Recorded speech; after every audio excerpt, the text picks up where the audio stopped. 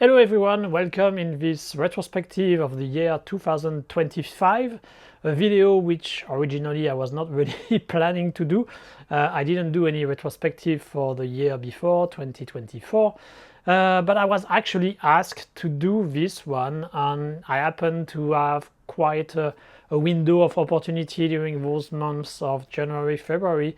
So I thought, okay, let's do it. At the end of the day, I'm not sure I should have, in the sense that it took me way too long. I'm not sure exactly how long this video will be when I will have finished, but in my estimation, it should be around 4 hours. So when you shoot for 4 hours, and well, when you actually have a video of 4 hours, it means you shoot more than 4 hours, and then you have to do as much in the editing, so it's basically a lot of time. So sorry for complaining about that. It's a choice anyway. I had this possibility to do it, so I went for it. So I hope at least you will find it interesting. It will be exactly the same structure and the same way I did the previous retrospective, so not 2024 but the years before, meaning that this retrospective of the year 2025 is based on the films I've seen. So it's not necessarily supposed to be representative of the general production in the world. It's just the films I've seen. Most of them will be from Asia, obviously, but I'm not going to limit myself to this region of the world, and I will also talk about other films I've seen, which for the most part come from Europe or the North America. Another reminder also, I will go from the worst films to the best films. I'm going to shoot this video in several instances, which means that I won't have any continuity. I will probably change clothes from time to time, maybe even the background will be different, but that's the way I can manage to do it. Otherwise, I just won't have the possibility if I have to really make sure that the continuity is perfectly right. So I hope you won't take it badly, or you won't find it annoying. Sorry, that's the constraints that I'm dealing with. A general word about this year 2025 when it comes to the quality of film production. Actually, in my opinion, 2025 was a pretty bad year. In general, when I do this kind of retrospective, there are always a few films which I think are major films, masterpieces sometimes, or just great film. And unfortunately, I cannot say that of any film I've seen which has been produced in the year 2025, and it really saddens me. It's possible that I've missed some of them. I mean, there may be some great films which have been produced and released in 2025 which I haven't seen, but I would say that given the amount of films I'm going to deal with in this video, which is a bit over 60 films, from just a statistical point of view, it should be not exactly representative, but it would give a rough idea of the general production. So even if I've missed maybe some very, very good films, I believe that it's kind of show or highlight the fact that this year, when it comes to film production, wasn't that great. I don't know exactly why. I don't know what happened. Even in the previous years, which some of them have been quite rough, there were usually some really, really good films being produced. So I'm not sure what happened in 2025 to make it that difficult. Of course, it saddens me, but hopefully there will be better films being produced the years to come, and we will see how it goes. Anyway, so let's start this retrospective with the worst film of the year 2025. And actually, in this category, I have two different films, which are the complete opposite, basically. So the first one is my special one, directed by Hayato Matsuda. So it's a Japanese film, and it's a film which we can qualify as a romantic comedy. The story is pretty simple. We have a young girl who is working as a the owner or waitress of a restaurant, and she dislikes idols. So you may be aware that in Japan and elsewhere, Korea and other places all around the world, there is this idol concept, which are basically good-looking girls for the most part, who also do a bit of singing and a few other activities, but which are basically very disposable. So they are the flavor of the time, they become very popular for a short span of time, and then they are replaced by other stars. So they are basically the Kleenex of of the stars, not the major ones which remain all over the years. They're just the one who are basically disposable. And of course there are also some men, but in general I believe the term was first used for female, and it tends to be used more to qualify female. But anyway, nowadays there are also quite a few men who are idols themselves. So in this case, this girl, she doesn't like idols. She really has a strong dislike, and she's really annoyed that people around her are so fond of idols. And that is until she meets one such idol, a man idol, and then of course a relationship will happen between the two. So said like this, it seems pretty harmless. It's a romantic comedy, it's a fairy tale, nothing really that bad. We have this kind of films being produced and being shown everywhere in the world all the time. Hallmark, to just name a few, are producing this kind of crap a lot. So no big harm in theory, but actually I found this My Special One very annoying, to the point of considering that it's one of the worst, if not the worst, film of 2025, for the simple reason that they are really creating this myth around the idols that they are really super good guys. If the idea here is just to show that they are human too, that they have emotions, why not? I have no problem with that. Obviously idols are humans, they do have emotions, and there is nothing wrong about showing that. But you have to be also aware that the whole image which we see of them in the media has been fabricated. It's a construction.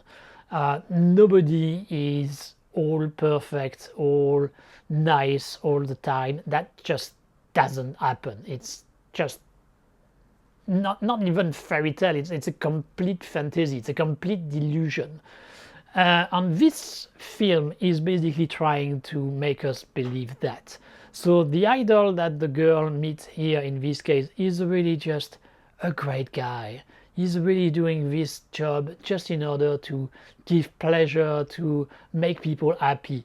And that's, once again, I'm ready to believe that some of them do want to achieve this kind of result, fine with it. But at the same time, let's not kid ourselves. They also do these kind of things for the fame, for the money, or other elements.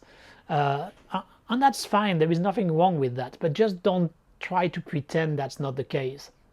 This guy, this idol being shown here, is basically a saint. And I cannot believe that. It's just such an obvious lie that it becomes extremely annoying. And so this depiction of this male idol is a big problem for me, but there is another problem which comes from the girl herself. Because the way she's described, she's basically, as I said, anti-idol. But she's not genuinely anti-idol. Very quickly and clearly you can see that she actually secretly likes them. It's just because she's ignored, she doesn't get something from the idols themselves, and so she's frustrated and annoyed. So she becomes anti-idol just because she doesn't get the attention that she would like to have. And I think that's, once again, complete crap. It seems to imply that you cannot be critical of idol, you cannot think and tell how it is. You just become a hater, and actually secretly you want to love them, you want to be part of their fan base. I think it's completely stupid. I really find it annoying. It actually makes me think of some of those Christian film made in the US stuff like God is Dead or this kind of crap, which always imply that if you don't believe in God, it's because you are revengeful, and actually you want to love to believe and to love God. It's just because you think he has forgotten you. So you are not genuine in your emotion or your belief. And that's basically the same thing here. She's not really against the idol. She's not really against this artificiality of things. I mean, there are many reasons which we can think that idols are crap. There are also reasons to remember that they are just a human being trying to do to make a living and trying to entertain people. Fine with it as well, but don't pretend like anybody who is critical of idols are just stupid haters who are not really true about what they are thinking. And I find it very annoying. So those two characters make no sense. They have no basis in reality at all. It's the most delusional fantasy I've ever seen, and I think it's harmful because it creates this kind of illusion. I mean, obviously in my case, I'm a 40 plus man. I'm not going to believe this kind of crap, but younger audience, I think they may really believe in this kind of thing. There is already too many people still believing in fairy tales and thinking that they will meet their Prince Charming or the other side of the spectrum, and that will be great, all these kind of things. I mean, we have to have a reality check on a lot of people, I believe, and these kind of things, these kind of films are actually pretty harmful, in my opinion. So I was extremely annoyed when I saw this film, and that's why I've put it amongst the worst of the year 2025. Having said that, it's actually ex aequo with another film, which is the complete opposite, as I said, to this one. And here I'm talking about Evil Unbound 731, a Chinese film directed by Chao Lin-chan. So, as you may guess from the title, it's about the infamous Unit 731, a unit which was set up by the Japanese army during the Sino-Japanese War, and which was supposed to study biology and create some kind of bioweapon, this kind of stuff. And they did a lot of horrible experiments on prisoners, mostly Chinese, some of them also Russian. It was really horrific, atrocious. You can basically think of it as the Japanese version of the experiments made by people like Dr. Josef Mengele, which we will talk a little bit later in this retrospective. And so obviously a very horrible page of history, which in a way was made worse by the fact that it was kind of put under the rug by the Japanese and American authority after the Second World War. But obviously the memory has remained in China for very good reasons and a few bad reasons. It's also a good way to instrumentalize some of the emotions that the Communist Party want to steer. But I mean, for the most part, you can't really blame them, because indeed those experiments were made, they were horrific, and we must remember both the victims who have suffered those horrific actions, but also the people who have perpetrated it, perpetrated them, so that it cannot be done again.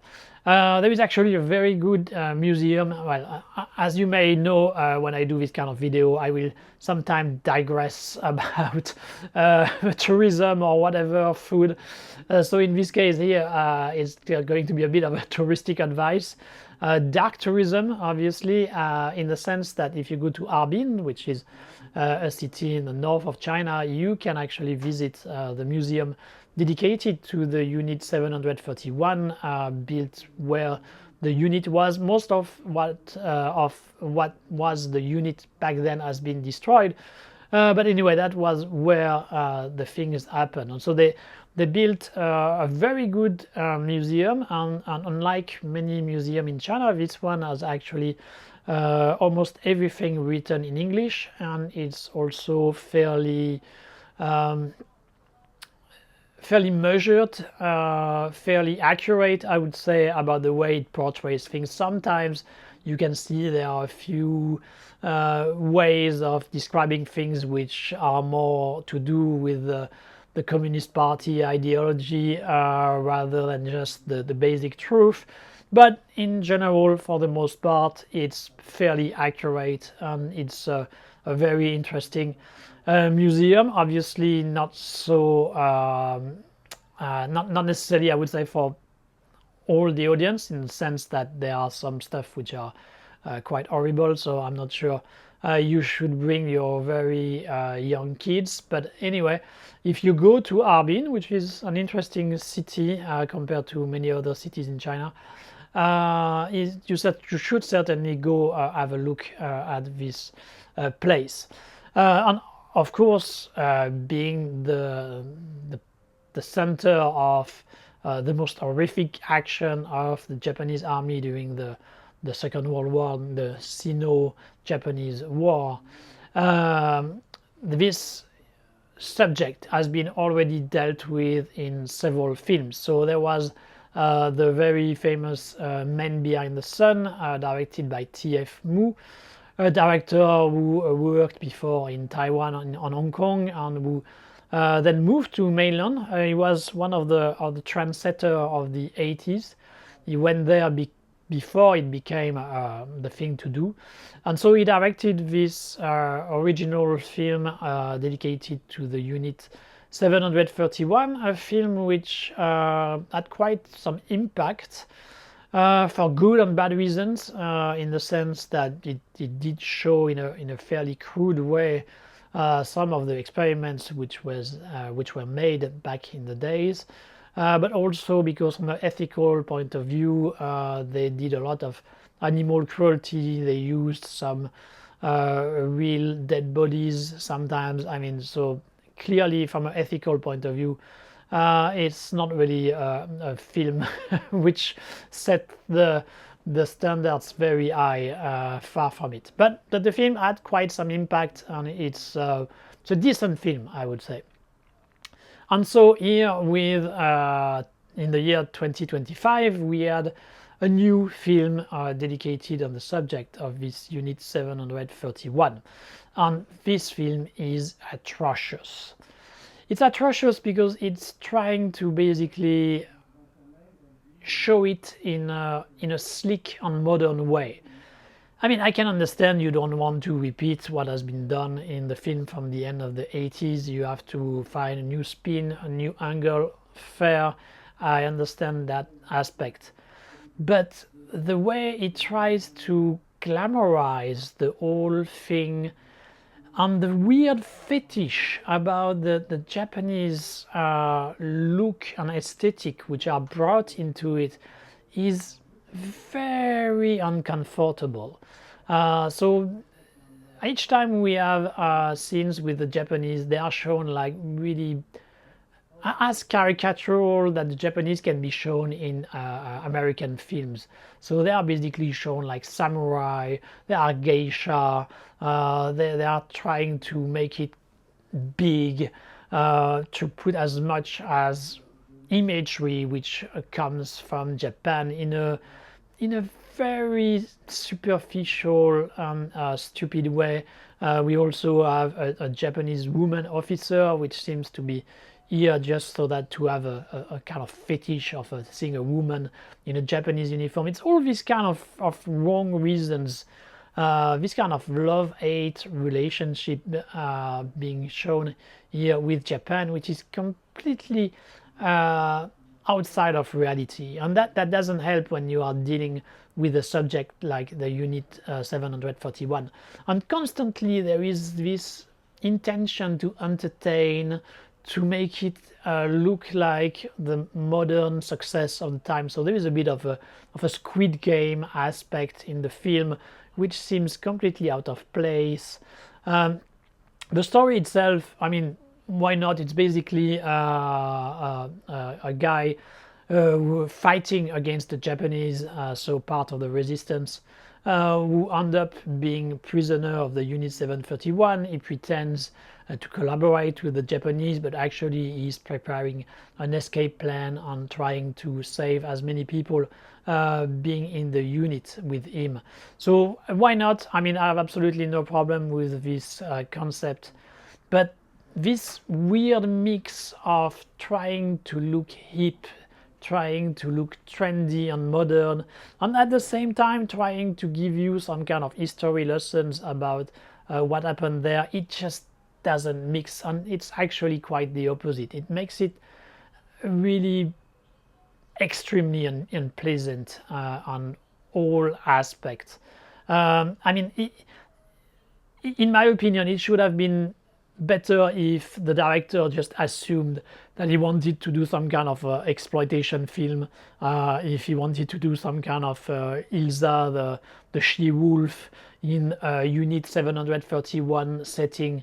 If you want to do something like this, then go ahead, do it, and just assume it. But don't try to be preachy to teach us about how bad it is, those experiments, but at the same time seeming to take so much pleasure in showing them. The direction is also in the same spirit, in the sense that he uses a lot of slow motion when the people are agonizing or they are being burned, these kind of things. He's trying to make it look cool and look good, but it's not right. That's not what you should do when you are dealing with such an horrific subject. And if you want to do, then just assume it. Don't do any historical lesson or whatever. Just assume you are doing it for the exploitation and the shock value, and don't try to pretend to be better than that.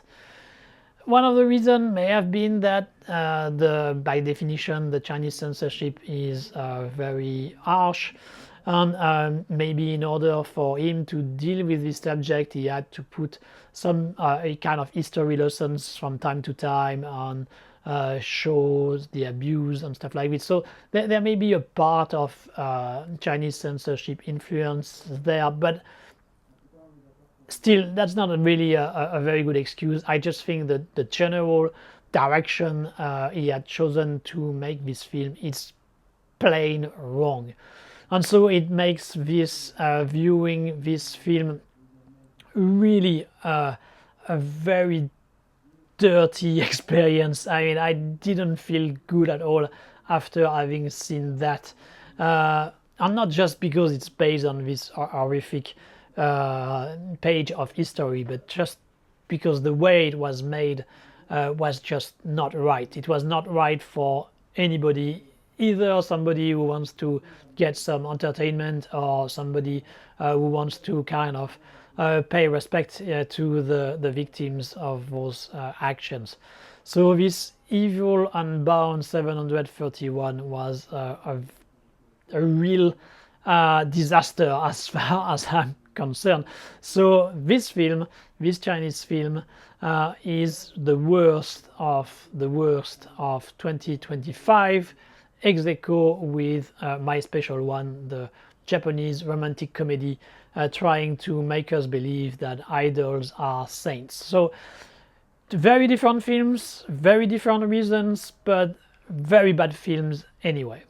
Then we will continue to discuss about bad films. They are not as bad as the two ones I just talked about, but they are basically films which suck, and that will be the case for Tunder Struck Cop, a Korean film directed by Kim Young-jun.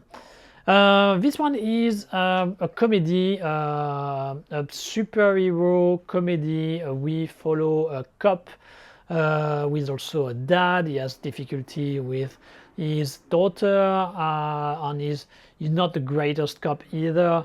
And one day he is struck by thunder, and he realized that he has developed some kind of superpowers.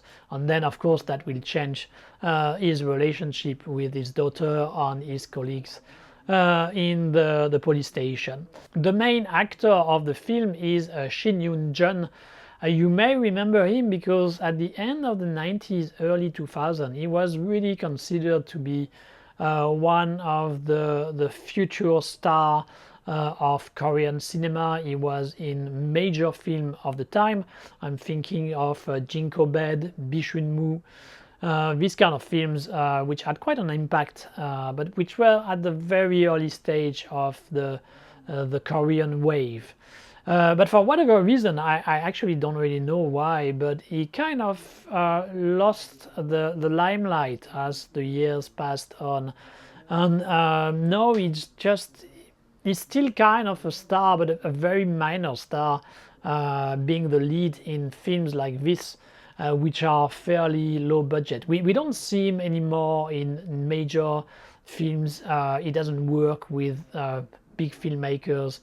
So he has become this kind of second-rate star, enough to be able to sell and to produce a film, but at a very small scale. On this film, this Tunder Struck Cop, is a very different animal compared to the two previous one I talked about, in the sense that the two others, they were extremely annoying and outrageous in the way they chose to discuss their themes. But with this film, the problem is just it's completely bland. There is basically nothing funny, nothing dramatic. I mean, when it comes to the comedy, it's a very situation comedy type, which has been seen many times. Sometimes it deals with sanitary things, pee poo, this kind of stuff. I mean, that's this level of comedy. The way they use the superpower is very low key. There is not much to do with it. The relationship with the daughter is as expected. Obviously, they are confrontational with each other, but then the daughter will realize her father is better than what she thinks. I mean, everything is predictable in this film. The only slight saving grace is the relationship of the father and his mother, because the actress is quite good. I believe it's actually the last film she did, and she passed away a little bit after. She's really the only thing which makes the film slightly watchable, but I mean, she's not in so many scenes, and still she doesn't have to work with a great script in the first place, so she can't really save the film. But if we have to kind of look for something which is decent, I mean, that would be her. For the rest, it's just the blandest film you can imagine, with no personality, extremely predictable on every aspect, and so as soon as you have seen it, you have already forgotten it. So not as harmful or as bad as the previous one, but still a film which is really not worth checking. Now I'm going to talk about a Hong Kong Chinese co-production. It's a film called Gilded Game, directed by Herman Yeo. Herman Yeo is a very famous Hong Kong director who has made a lot of great films, originally mostly seen as a Category 3 director because of films like Untold Story and Ebola Syndrome, but which later on showed that he had a much wider range, doing social drama, very good social drama, like True Woman for Sale, From the Queen to the Chief Executive.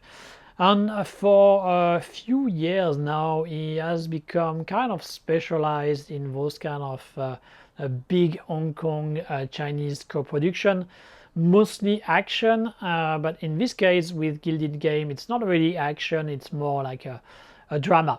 And this Gilded Game is basically Wall Street, the original Oliver Stone film from the 80s, adapted in Hong Kong setting.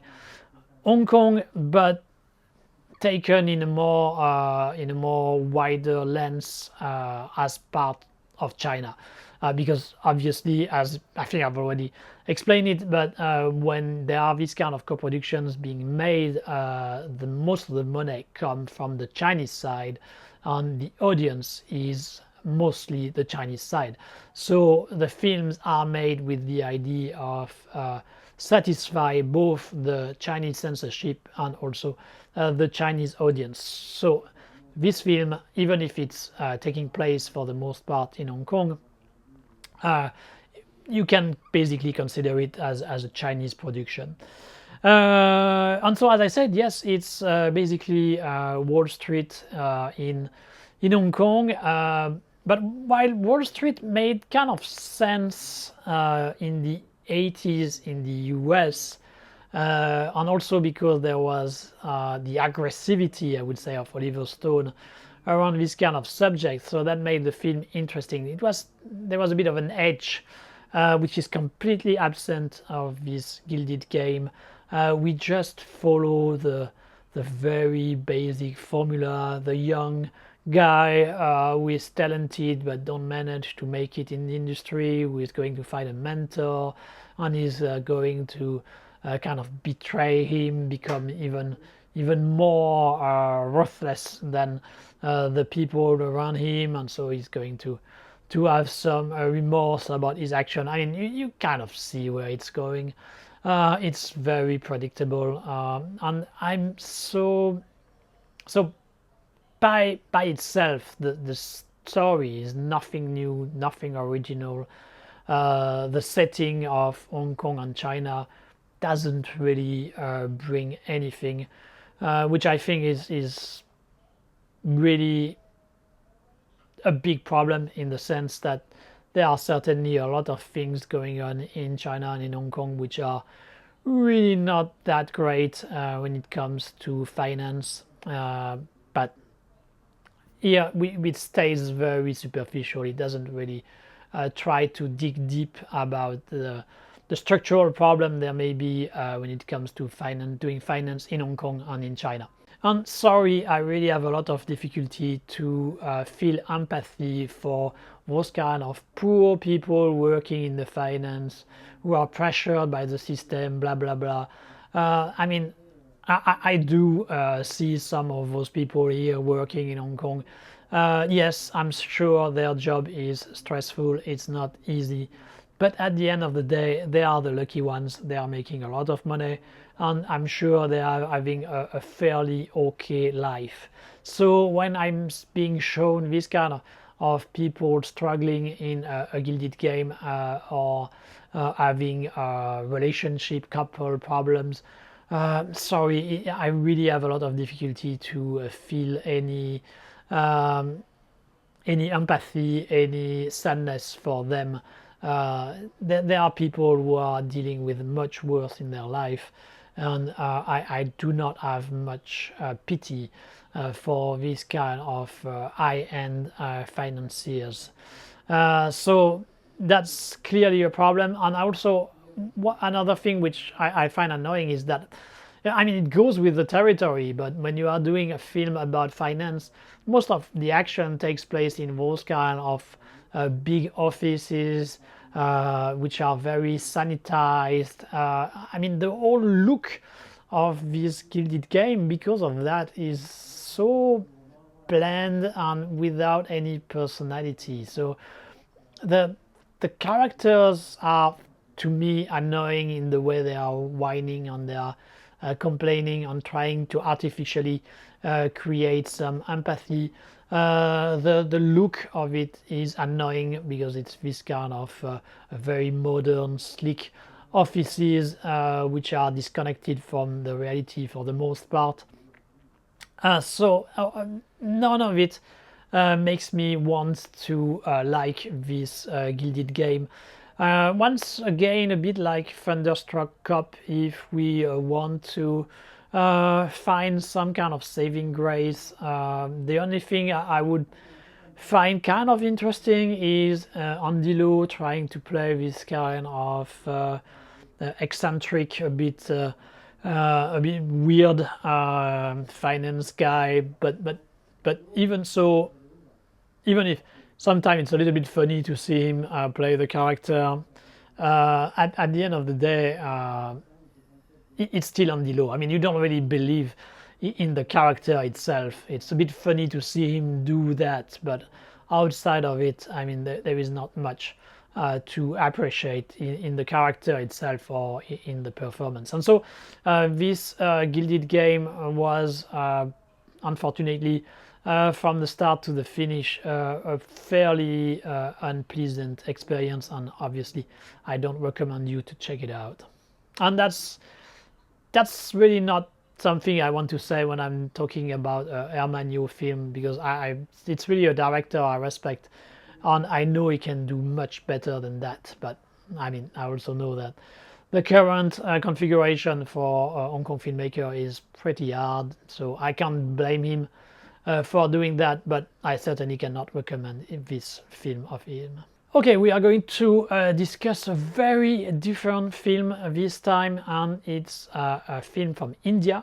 It's Baaghi 4, directed by Harsha. So the Baaghi series has basically become a vanity project for action star Tiger Shroff. Originally, the first Baaghi was a mix of romantic comedy mixed with action. And when it came to the first film, it actually worked pretty well. It wasn't a masterpiece, but it was a fairly entertaining film. But as the sequels came, it became more and more outrageous and bigger than life. The first film was kind of straightforward and grounded.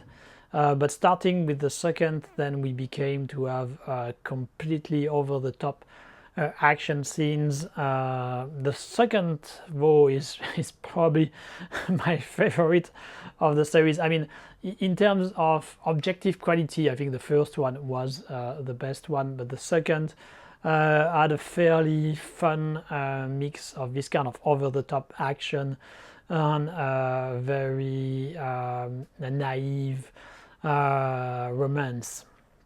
And the third, then it started to become really just nonsense on every aspect, with the comedy, which was very low, the action, which became almost superhero-like. It became a big mess. And the 4 is a continuation, in a way, of this orientation of the series in the nonsense category. I must say that there is no continuity from film to film. So the only common point, it's like Hong Kong sequels. It's just the same concept, mixing romance, comedy, and action. On the other unifying factor between those different films is the presence of Tiger Shroff as the main star. Tiger Shroff, who actually is an actor I kind of enjoy. I know many people are very critical of him for very good reasons. He doesn't seem like the greatest guy in real life. But I kind of enjoy seeing him on the screen. I do find it funny. He's not a great actor, but he's trying hard. Sometimes he's putting too much intensity in what should not be so intense. But that's part of the fun of it. So I like him half seriously and half for the bad reasons. But if there is one thing we cannot deny him, is that he has real athletic abilities. He is indeed pretty good at doing all kind of martial arts, gymnastics, and dance, of course, which is quite important when you are working in Indian cinema. So he does have some talent in this area. I think it has to be recognized. But certainly it's not this Baaghi 4 which is going to help him with his career, because, as I said, it's another big mess.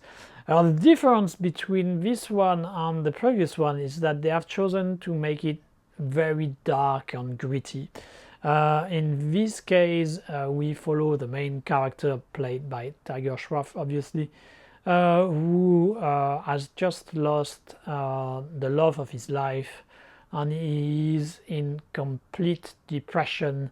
So you will see Tiger Shroff with a big beard, always drinking, but still remaining the chiseled and extremely muscle guy that he is even in this state.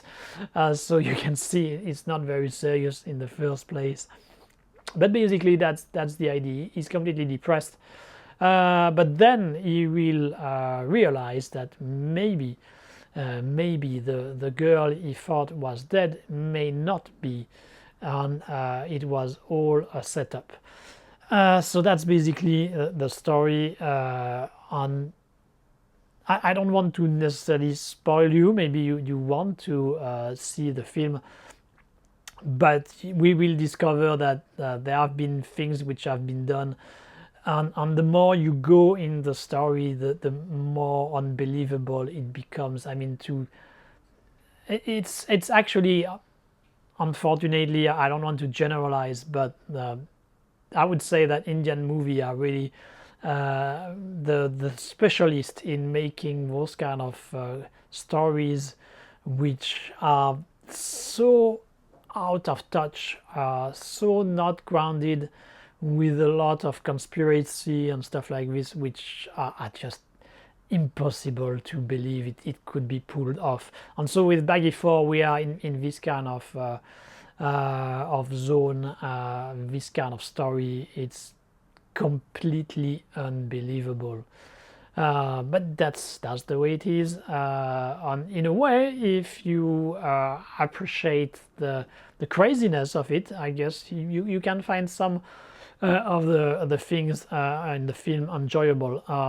One thing which must be said also is that despite this a crazy story, the director managed sometimes to create some fairly powerful images. Most of the films we are going to talk right now, which are in the bad film categories, they are more like a Gilded Game or Tunder Struck Cop, in the sense that after you have seen them, you have already forgotten them.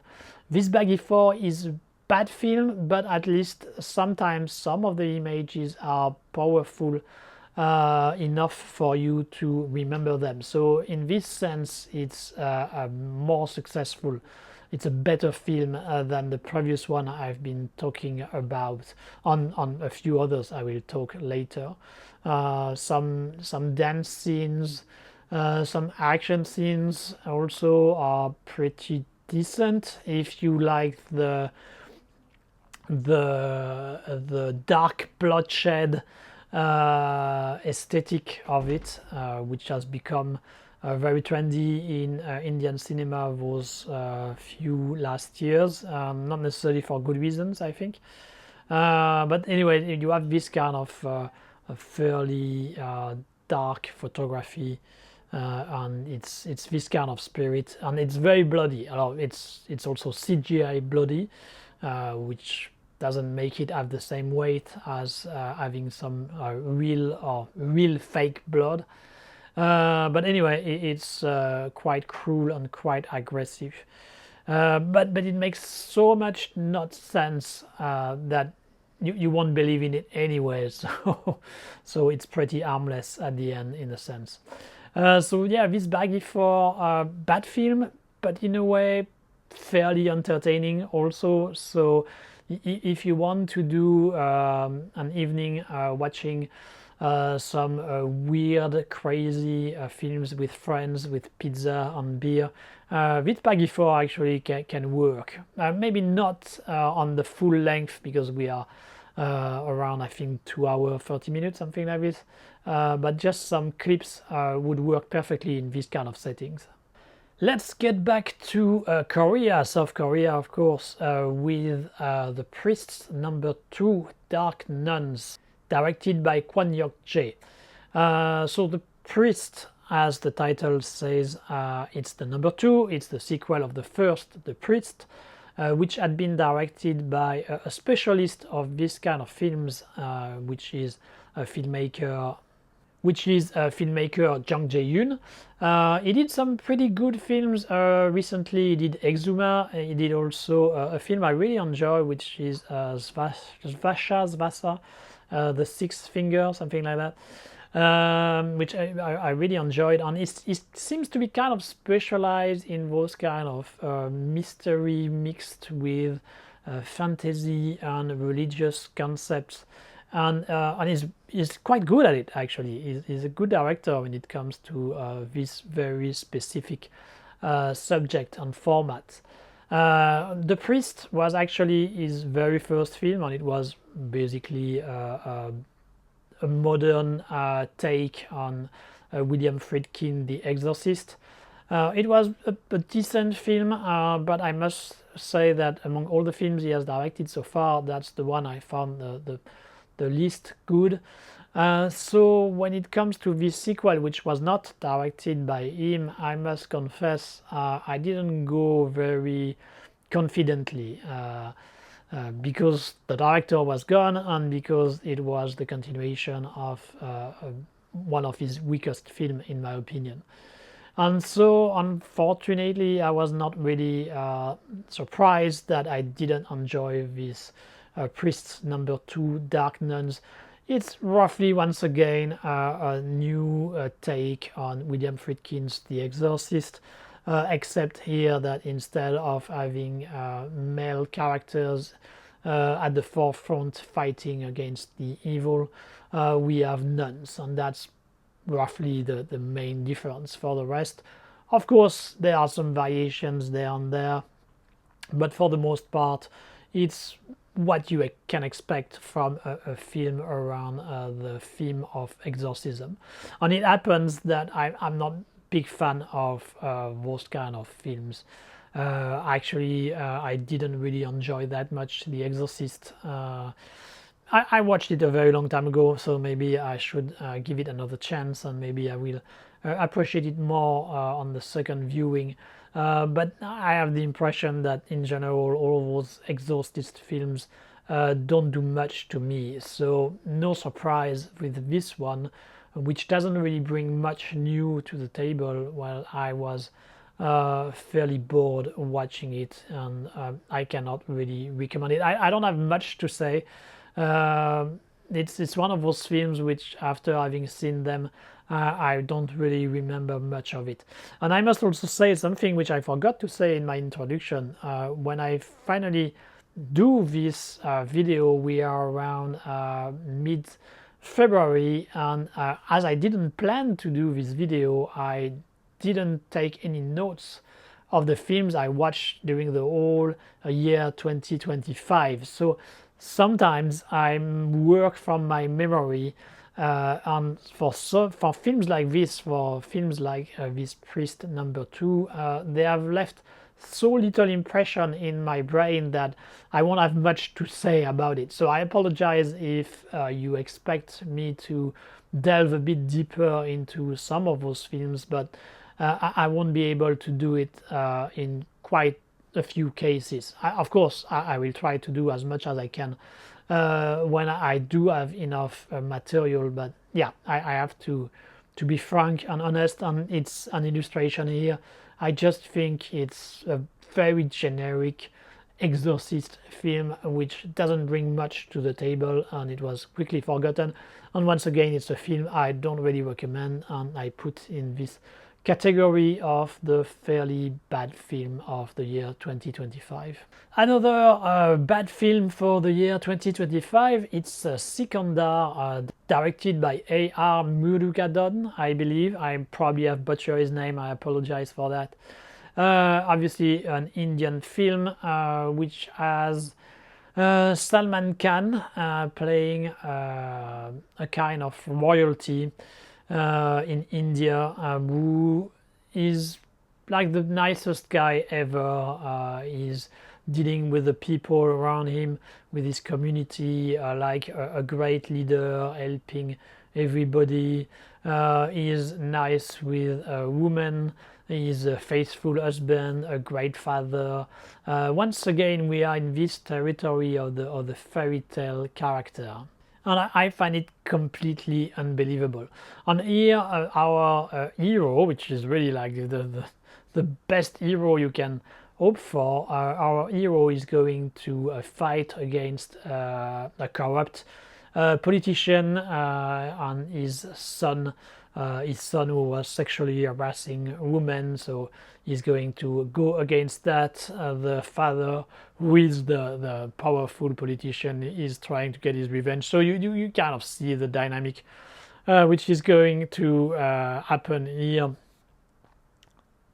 Once again, we are in this category of characters who are just completely unbelievable. They are so nice, so good with others that I cannot believe in it in any way. And Salman Khan seems to be on autopilot, so that doesn't help. The only part which I found a little bit funny is, of course, when there are some action. The director cannot resist to apply the usual Bollywood treatment, which means that the character Salman Khan is posing with the fan in his face, so that his hair are moving, slow motion. I mean, all the kind of things that they love to do, and his opponents are being thrown away like 20 meters away thanks to wires or whatever. So this kind of treatment, which is very Indian, very Bollywood, which is a bit funny, but outside of that, it's just a stupid film, which doesn't really picture any reality there. We are, as I said, back in the fairy tale world. It's not as stupid or as harmful as my special one, but still it's not really helping in any way.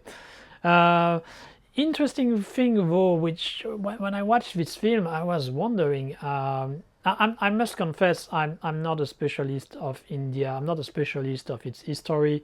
I'm not a specialist of what's going on in contemporary India. I have some basic knowledge of the country, of its cinema. I know there are different kind of cinemas, a lot of different language, religions and stuff. But otherwise, I'm really no specialist at all. But I'm starting to worry when I watch some of those Indian films, because I often see corrupt politicians. So I'm starting to wonder, is corruption in India such a big problem? So is it indeed representative of what's going on in India, or is it just a gimmick which is used because it's easy to do? But I don't know, seeing as many politicians who are corrupted, and also a lot of policemen corrupted in Indian film, I'm starting to worry about the state of India when it comes to politics and law enforcement. If it's representative, it's bad. If it's not representative, then it's probably bad too, because it's going to have an effect and an impact on the way people see at politics, and that's not going to help Indian democracy. So yeah, I'm a bit worried about seeing so many horrible politicians being shown in Indian film, but I'm not going to generalize too much. Maybe once I will have learned more about the situation of India and how representative it is, I will be able to give more interesting insight on the subject. Here it's just something which went through my mind when I watched the film, and as I don't have much good thing to say about the film, it's in a way more interesting to talk a bit about some of those side subjects. So please allow me this short digression, which hopefully I will transform in the future into something a bit deeper. Okay, we are back in Japan with a film which is, I'm not sure if, I don't think it's an adaptation, it's actually a continuation of a TV series. And the film is called Trillion Game, the movie. and it's directed by Yoshiaki Muro. Obviously, I haven't seen the original TV series, so I cannot really comment on it.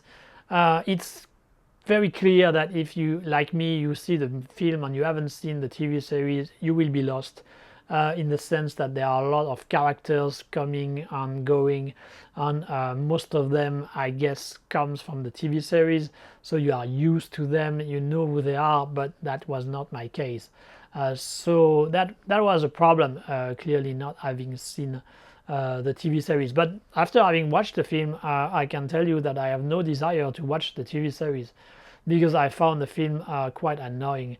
The story is basically two friends who are trying to they have made some kind of promise and they want to get I don't remember exactly the amount, maybe 3 billion of yen or whatever. I mean that's their goal in their life.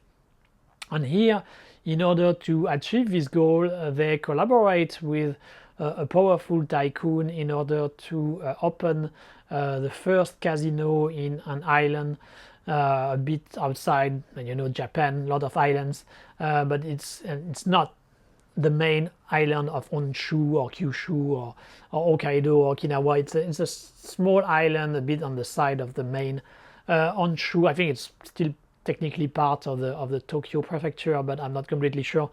But anyway, so they want to establish this casino in this small community, and so the half of the film is basically them trying to convince the small community that they are going to do it for good, for the good of the community, and not just for the hunger of making more money.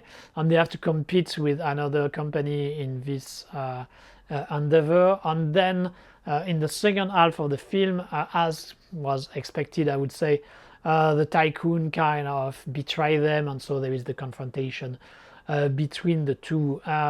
I just found the main characters very unlikable.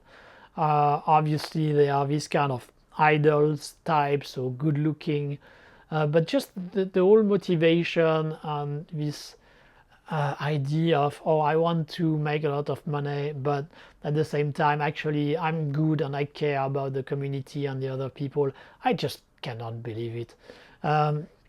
It's too artificial. I mean, those kind of people who would be like this, so good looking, ready to swindle, and who are so obsessed with money, clearly no, they are not going to be good. It's pretty obvious, and trying to convince me of the opposite is not going to work, or at least if you try to do, you should do better than what is done here in this film. So I found the character very unlikable, as I said, and at the same time the rest of the story is fairly predictable. It's those kind of characters films where the main always have one or two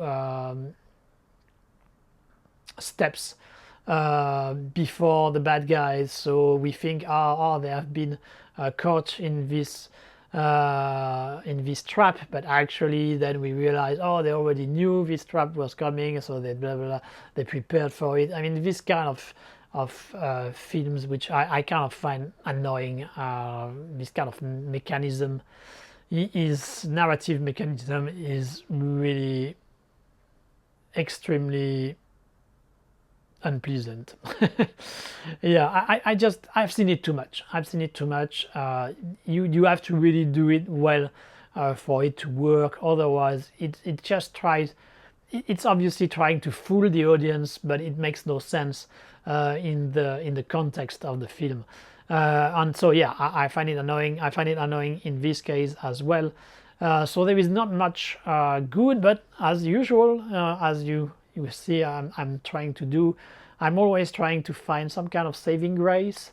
And here, the main thing I would save is the part of the bad tycoon, the tycoon who helps our hero and then go against them after, who is played by Ryo Ishibashi, who was a pretty popular actor in the 90s, 2000, and who was a regular of those kind of international co-production with Japan, because he speaks fairly decent English. And here he was playing this character with a lot of gusto, a lot of attitude. He had an interesting look to it also. So I was quite pleased to see him perform, and he was quite interesting and quite entertaining when he was on the screen, but that was not enough to save this film, which, as I said, may get a bit better value if you have watched the TV series. But anyway, I would not really recommend you wasting your time either watching the TV series or watching the film. There are much better things to do than watching this kind of crap. Okay, we change continent in this case, and we are going to Poland with a very weird film. It's a bad film, once again, but it's more in the bad category of films like Baaghi 4, in the sense that it's a bad film, but it will probably stick with you for a little while. And this film is Putin, directed by Patrick Vega. I'm not sure if it's a real name or if it's a pseudonym which has been used. As you can guess from the title, it's a biography about Vladimir Putin, the leader of Russia. Biography made in Poland, so you can easily imagine that it's not going to be a very fair and nuanced vision of what is Putin. So it's obviously a film against Putin, which I think is fair game. The guy is obviously horrible, and it would be such a great thing if he was finally off of Russia, him and his ideas. But anyway, when I watch a film, I want to have something which goes a bit deeper than just showing that he's a bad guy. On here, my impression is that the director seems to have taken all the things which are against Putin, and certainly there are quite a few, and he basically put them in the film, and he didn't really try to go a bit further than that. And I think that's a bit unfortunate, because there is certainly an interesting story which can be told by following the life and the rise and probably fall at some point of Vladimir Putin. But this film is just too one-sided to be really convincing, and it's also, I mean, one-sided is one thing. The problem I have with it is that it's really trying to go for the most sensational and the most decadent possible, to the extent that it becomes a parody. So here, for example, I'm thinking of the time when he was working with the mayor of Leningrad, and when there are interactions between the two, the mayor of Leningrad is being shown eating in a very dirty way. He's half drunk, half naked. It's really this kind of obviously decadent imagery, which I think is a bit too much. Fair, once again, I no problem. I understand that there were a lot of abuse and a lot of crazy things going on in Russia post-Soviet Union, but you don't need to overdo it to really show those kind of things. But that's basically what the director has decided to do. Another thing he has decided to do, which I found extremely annoying, is that at some point he sees, I don't really remember if he sees himself outside of a train, and some girl with kind of his mother or the friend of his mother, or if it's just some strangers. But anyway, those two characters that he saw when he was a kid are going to follow him during the whole rest of the film and the rest of his life. So they are basically like his conscience. And during the whole film, each time in some important scenes, they will be there in the scene and interacting with him, and of course the other people won't see them, and they are extremely annoying. I don't see what they bring. I was wondering if it was trying to do like those cartoons, you know, where you would have Angel Donald and evil Donald trying to compete in order to get his attention. But actually, it seems those emanations of his consciousness are even worse than him, and always pushing him to do even worse things. So I don't really get what he was trying to mean by that. It's a very weird product, a very weird film, and it's made even weirder by the fact that the main actor who plays Putin actually kind of looks like him. It's a pretty good choice when it comes to the casting, even though after checking, it seems like they also used AI at some point in order to increase the likeness of the actor to Putin. The result is actually quite convincing for the most part, even if sometimes there is a little bit of this uncanny valley effect sometimes. It's a very weird film. It's not a good film. It's an interesting attempt, but at the end it's disappointing, because indeed I think the subject is worth exploring and doing a fair assessment of Vladimir Putin, and showing all the horrible thing he has done is actually needed, but you have to do it in a more, I'm not sure I should say balanced, but a smarter way at the very least. But on the other hand, as I said, the fact that there is this likeness with the actor on the Putin real person, on some of the weirdness going on in the film, makes it fairly memorable. Not for good reasons, but still memorable, which is more than I can tell for compared to most of the films I've been discussing so far. Okay, let's talk now about a film which is a co-production between Japan and the US. It's a film called Lone Samurai, directed by Josh C. Waller. Lone Samurai, as the title implies, we follow a lone samurai. We are at the end of the 19th century, if I remember correctly, so that's during the time of the Satsuma Rebellion or something like this. So the moment that Japan became modernized under the Meiji rule, on the end of the samurai. So our main character is a samurai fighting in order to keep this old tradition, basically like the Last Samurai with Tom Cruise, which is well, I mean, once again, I'm going to digress, but which was an extremely conservative movement, actually, which was really not as romantic and as nice as depicted in the Edward Zwick film or some other films a bit like this one. But actually, all this background is not very useful or needed for this Lone Samurai, because it's just being given at the very beginning of the film.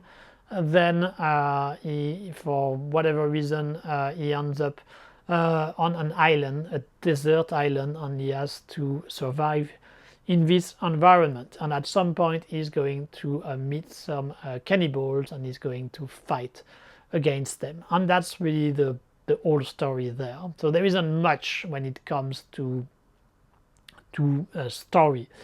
But I mean, you can do a good film with a basic story if the treatment is interesting. The problem with this Lone Samurai is that it stays completely in the cliche of this type of character. So we have here a perfect example of a samurai, Bushido, blah blah blah. There is no reflection or trying to go a bit further on what it means to be a samurai during that time, when it's a time of change, what it means to be with this kind of principle when you are no longer in your normal environment. And the film is exactly as I described to you, which means for half, if not a little bit more, we just see the guy surviving around in the island, like Robinson Crusoe, and then after it will be fight, fight, fight, fight. So it doesn't go very deep, and I find it a bit of a shame in the sense that there could have been something a bit more interesting there. I was hoping in a way that we would go, but it's not the same director, obviously, but something like the Feed Red Line or something like this. I mean, it would have been more interesting, in my opinion, if we saw a real development, a real evolution in the character of the samurai regarding his beliefs once he is in this environment where all these beliefs don't make any sense anymore, and he would have some kind of awakening or by the nature on his environment or something like this.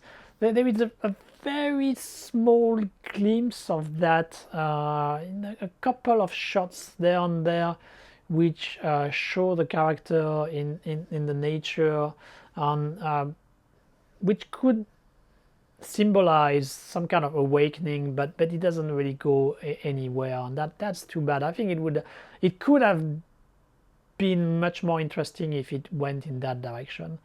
And then after, the rest is, as I said, action, action, action, which was made, I think, by the Indonesian crew.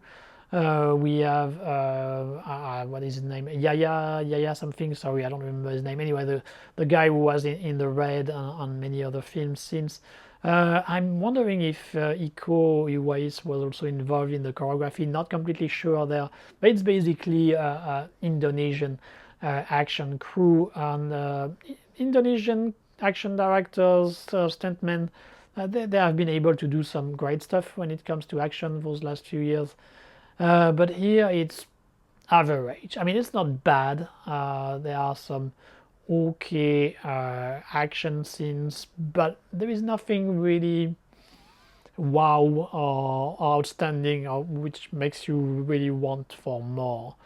So it's half decent, but not much. But at the end, I think the film was a disappointment. There was something quite attractive to the idea of this samurai stranded in a foreign land and how things would be.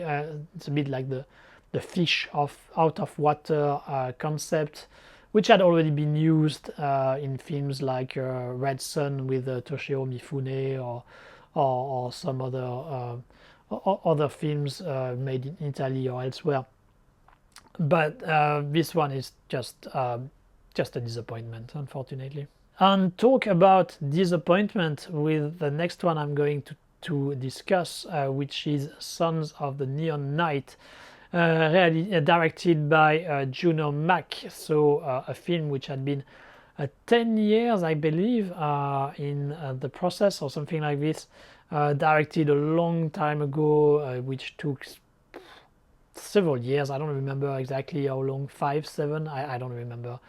But a very long time to edit, and which was finally shown last year in theaters. Unfortunately, what a disappointment it was. As far as I'm concerned, I saw the film in Cannes for its very premiere. Juno Mack was there, Louis Koo, Tony Leung, Carfai. But the film was shown at the midnight screening, which was a very bad idea, because you had obviously the whole day of work before, and then the film was 2 hours 30 minutes. It's not a good film to be shown at midnight, believe me. And for a simple reason, it's a big mess. It's a big mess. There is not much else which can be said. Once again, if I want to find some kind of saving grace, I would say that the film has some kind of visual flair. We have the opening scene, which takes place in Hong Kong, in a snowy Hong Kong, which happens never, because here it's never cold enough to reach the point where we have snow, but it makes for a striking visual and The rest of the film remains in this kind of very dark and moody atmosphere, which is kind of the signature move of Juno Mac. So it's not really surprising. It's interesting visually speaking, even if in my opinion there are maybe a bit too much CGI in order to achieve this effect. But anyway, it has some personality, it has some flair, so credit where credit is due. Unfortunately for the rest, the film is just impossible to understand. We basically follow 4 different characters. One is played by Takeshi Kaneshiro, one is played by Lo Ching-wan, one is played by Tony Leung-Kar-Fai, and the last one by Louis Koo. 2 of them are cops, one kind of good cop, the other one corrupt. Takeshi Kaneshiro is the main character in the sense that he's the heir of a company, a pharmaceutical company whose father is dead, and there is a competition between him and his brother to know who is going to take over. Interesting that I say Juno Mac and not Takeshi Kaneshiro, because we know that Juno Mac is also the son of a very rich guy, so it seems like there maybe have been some elements of biographical components here. But so we understand the general dynamic. So there is this kind of competition for power.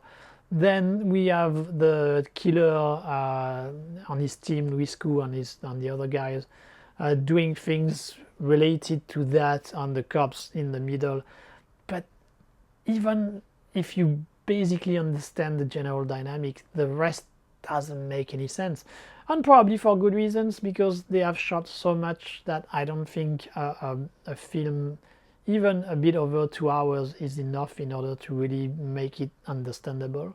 Maybe it would work better as a miniseries or another kind of format, I'm not sure, but as a 2-hour 30-minute film it just doesn't work.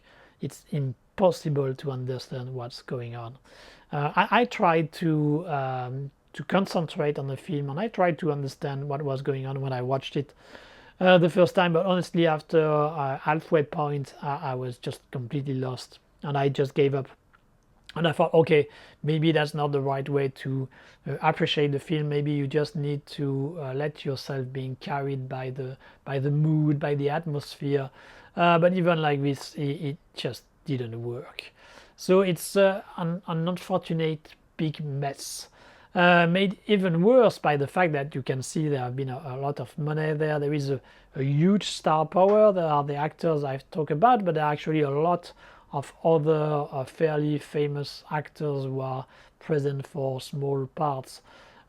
So big disappointment for this Sons of Neon Night, a film that I wanted to like, but despite my best effort, I just could not. It's unfortunately a real disaster. Okay, now we have left finally all the bad films of 2025, at least the one I saw for this retrospective, and we enter the territory of average films. So films which are not as bad as the previous ones, but which are not really great either, but still slightly more watchable. So in this category we will start with the Korean film Holy Night Demon Hunter, directed by Lim Dae-hee. And it's a film with the Korean Bud Spencer, Ma Dong-seok, Don-lee in its English version. Ma Dong-seok, big star in South Korea, an actor I personally quite appreciate. I love the duo Terence Hill, Bud Spencer, so seeing this Korean version of Bud Spencer always pleased me, and he has the same capacity to give big slaps or punch to his opponent, and it's always a pleasure to see him do that. I'm a simple audience. I have simple pleasure on just seeing Bud Spencer slap people, or Ma Dong-seok do the same is enough to please me. So I kind of got what I expected or what I wanted with this Holy Night Demon Hunter. which I believe has been produced by his own company. That's been a few years now that Ma Dong-seok is very involved in the production of his films, and I'm not sure actually that's for the better, because while he does deliver what people like me expect, that is seeing him give big punch or big slaps to people, it never goes much further than that, and that's a bit unfortunate, because when you look at his career, once he finished doing a supporting part and when he started to have leading parts, he was doing films which were a bit more ambitious from an artistic point of view. He worked with some fairly high-profile directors or people who seem like upcoming talents. But since he has been involved so much in the production of his films, he has worked with yes men who just do what I guess he asked them to do, and not much further. So from an ambition point of view, an artistic point of view, his output with recent years has been a little bit disappointing. And in this case with Holy Night Demon Hunter, it's basically him who is leading a team of exorcists, people fighting against different kind of supernatural demons, and in this case, so they are going to confront demons, and they are going to use a mix of supernatural powers and his fist in order to destroy the evil. So it's a very basic plot, very basic story, nothing much to look further there. But as I said, you got what you wanted. You see him throw people around, fighting them, punching them, slapping them. So I can't be completely unsatisfied by the film. I got the minimum I was expecting, but I just wish that he would try to go a little bit further than that. If, like me, you like Ma Dong-seok, you will still have a fairly good time watching it, but really it will still be a bit easily forgotten, and there is nothing more to see and to expect from a film like Holy Night Demon Hunter. We stay in South Korea with another action film called Mantis, directed by Lee Tae-sung.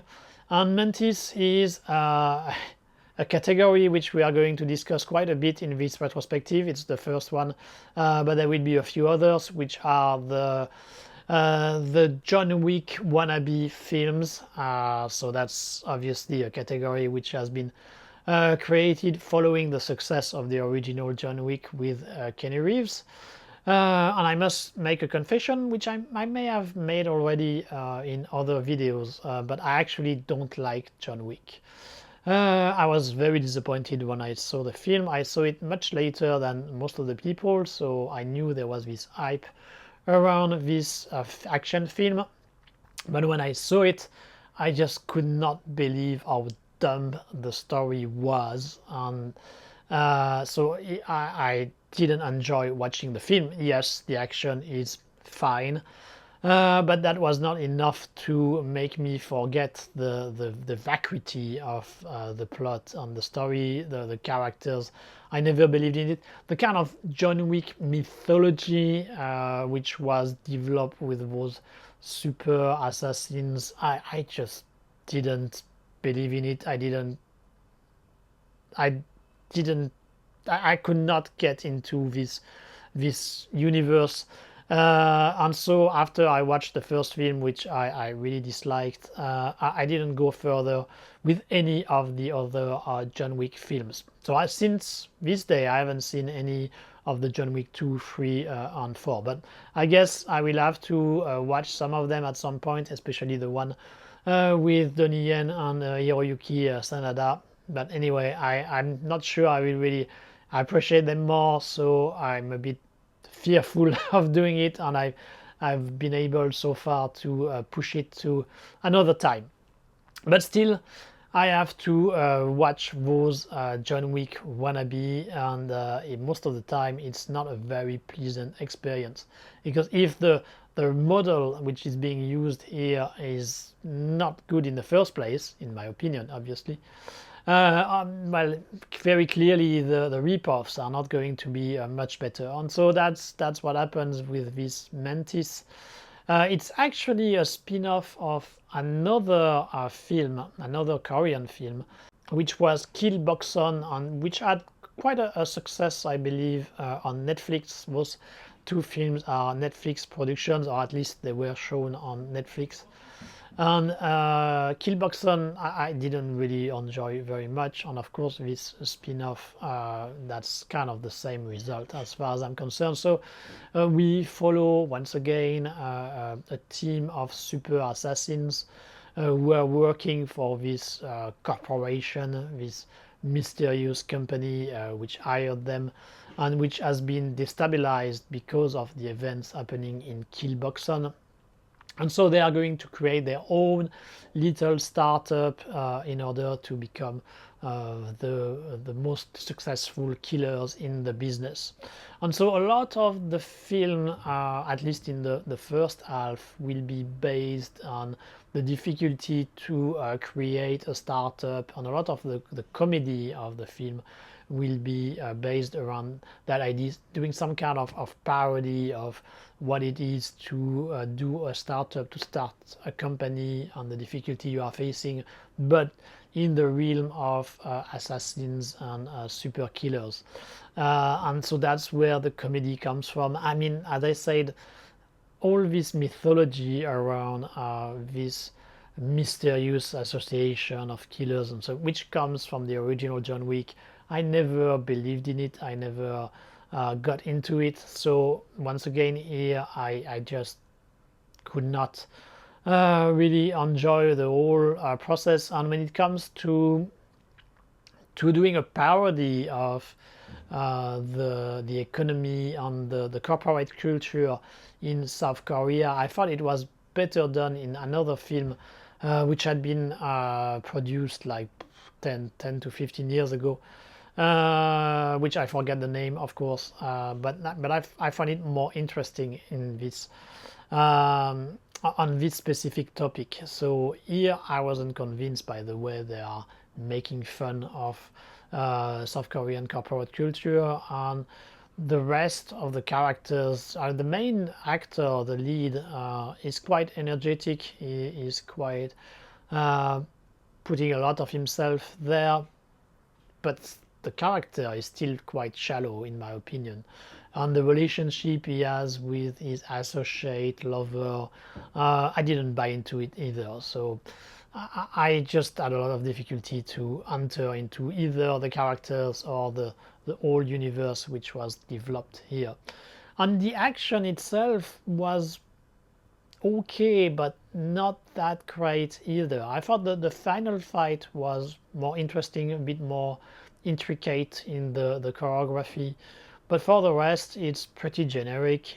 It's exactly in the footsteps of the John Wick style, which makes sense given that it is some kind of rip-off, but with no extra touch, not any edge or something trying to do a bit more than the original John Wick reference. And so that was a bit disappointing to me, especially the main character is called Mantis because he's supposed to have a fighting style which would kind of reference the animal, and so I was expecting a bit of Mantis style kung fu or something, which would have been interesting because I think it's a great style for cinema, but not much except for a few poses there and there. There was really not much going on this front, and so once again that was kind of a disappointment, but disappointment expected because, as I said, the whole premise didn't really work for me. If you are into John Wick, I guess you may enjoy this Mantis much more than me. Let's go to the US now with a Smashing Machine directed by Benny Safdie. So Smashing Machine, a biopic which is focused on Mark Kerr. Mark Kerr was one of the early champions of mixed martial arts. Actually, it's somebody I kind of like, because when I discovered this world of fighting K1 MMA in the early 2000s, I kind of watched those shows chronologically. So I caught up a bit later, when those shows were starting to be popular. That was in the early 90s, if my memory is correct. And it took me a while to get interested into them, but in the early 2000s, then I started to get interested in them, and then I tried to watch them chronologically. So even if I was late to the party, I was able to see how Mark Kerr exploded on the MMA scene. And I remember I was extremely impressed by the guy. And I mean, I think it's hard not to be impressed, because the guy is a colossus, is a titan. When he appeared in his early matches, I mean, you were thinking, wow, this guy is unstoppable. He is unbeatable. He looks so strong, so fearless. So he made a very strong impression. And when he moved to from UFC, from smaller promotion than UFC, then to Pride, I was quite happy to see him move to Pride, because Pride for me was the heyday of martial arts. Nothing better has been done so far, and I really dislike the way the UFC has done the whole mixed martial art thing. But anyway, that's another story. But so Mark Kerr, very impressive character, very impressive personality when it comes to mixed martial arts, whose decline, whose fall from grace was even more impressive, in the sense that, at least for me, I didn't see it coming. And seeing this unbeatable titan suddenly becomes beatable during some of his Pride match, that was quite impressive. And then later, of course, I saw the original Smashing Machine documentary, which was directed, I believe, by John Hyams, the son of Peter Hyams. And I thought the documentary was very good. It really gave an insight into his head and the difficulties he was facing around that time. And I thought that was a very honest and very interesting depiction of the climate and the psychology of a fighter back in the days. So I really liked the original Smashing Machine documentary, and I really advise you to watch it, especially if you like mixed martial arts. But even if you don't, it's still a very touching human story. So I was wondering what this this film version of the story of Mark Kerr would end up being. And I must say it's quite a disappointment, because it seems like Benny Safdie really just tried to recreate the documentary, but in a film form. So there is really nothing new to learn there, no special perspective or point of view, as it just copies what the documentary did. It's very disappointing. I mean, why would you bother watch a film version if it's just a badly, not so badly, but less well reenacted version of the original story? It's too bad, because indeed Dwayne Johnson is doing a good job playing Mark Kerr. You see that he has really worked in order to try to look like the part, and to be true to his psychology, even if it remains a little bit superficial, but still there is an attempt.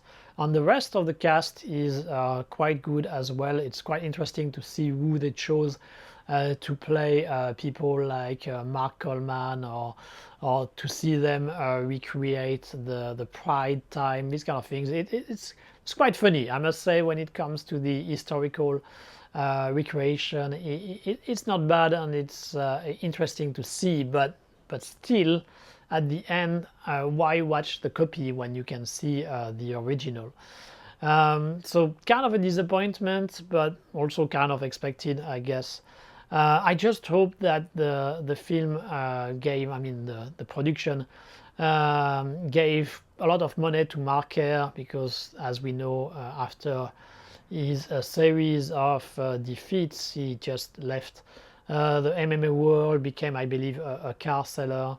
And I really hope for the best, because both guys, and in this case himself, they really gave it all during this time. I mean, they gave part of their life and their health for our entertainment, and I think especially during that time they were not necessarily rewarded fairly. So I hope that by having this film produced, the production gave a lot of money to Marker, and he can live happily for the rest of his life. If that's really what happened, then at least this film has a purpose and had a reason to exist. So that's all I hope.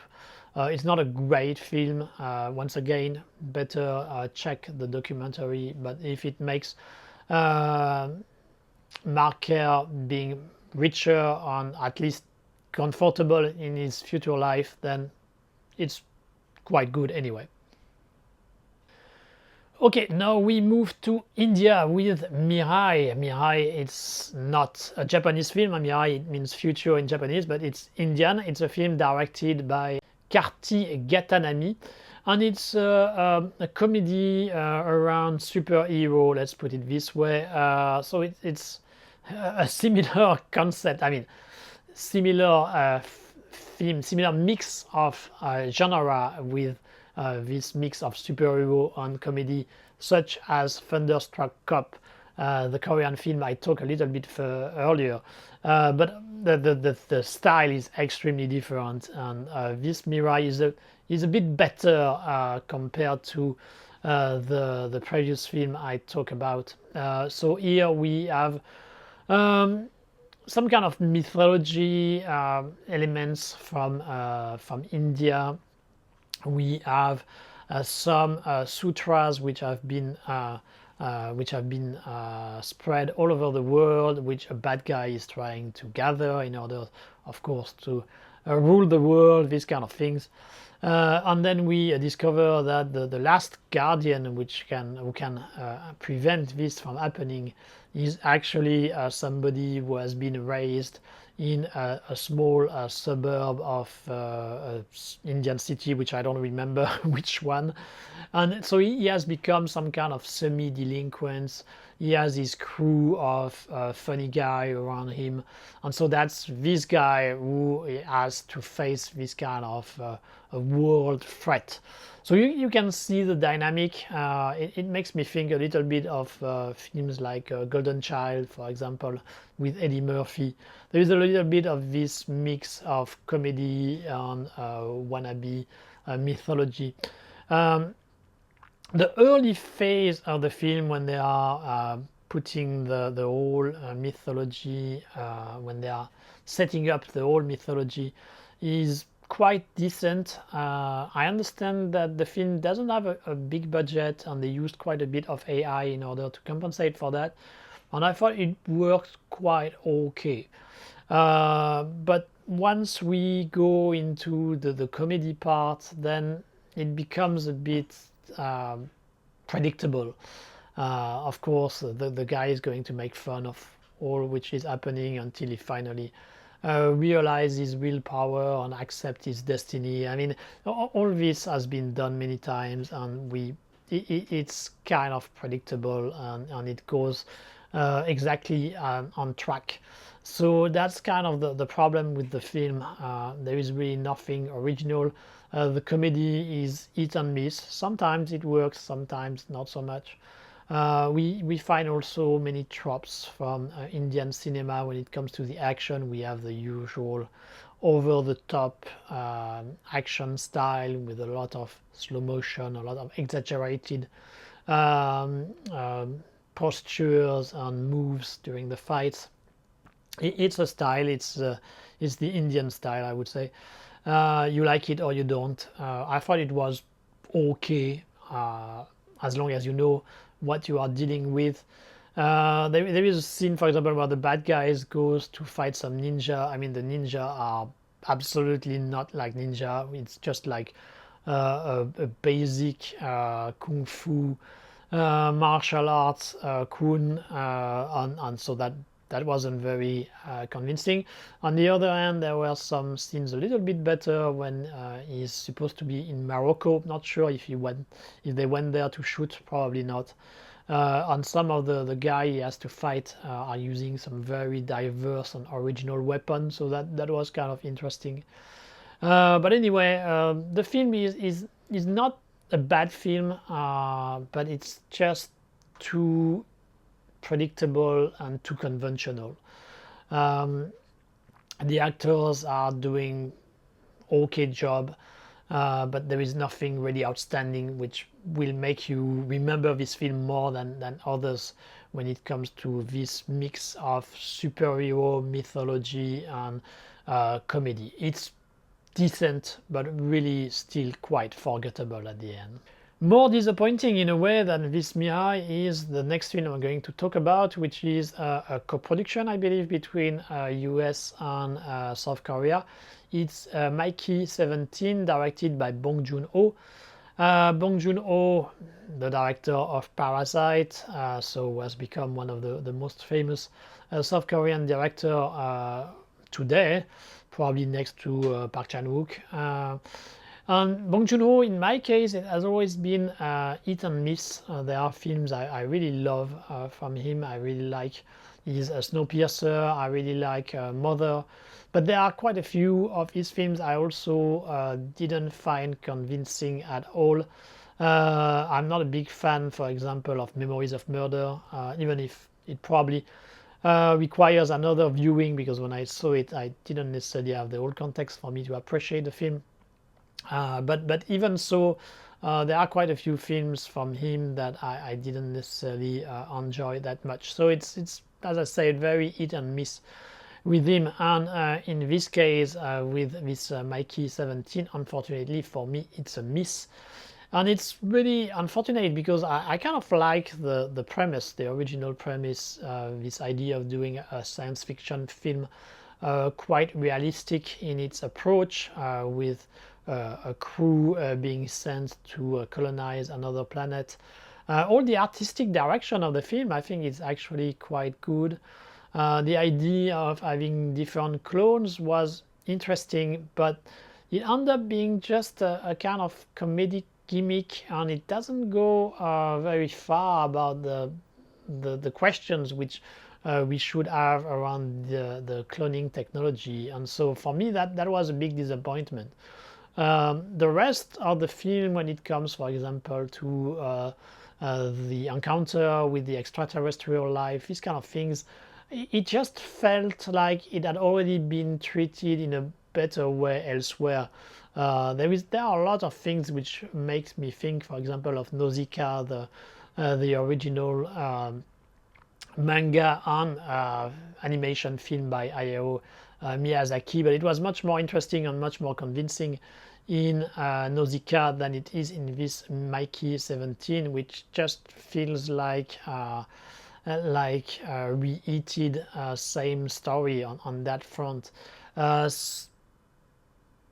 The same can be said in a way of the main bad guy, this wannabe Trump, which is played by Mark Ruffalo. Well, I have to put some credit to Bong Joon-ho there to try to update this kind of character with what happens in the world, and to kind of show the evil of Trump. I mean, is perfectly fine with me.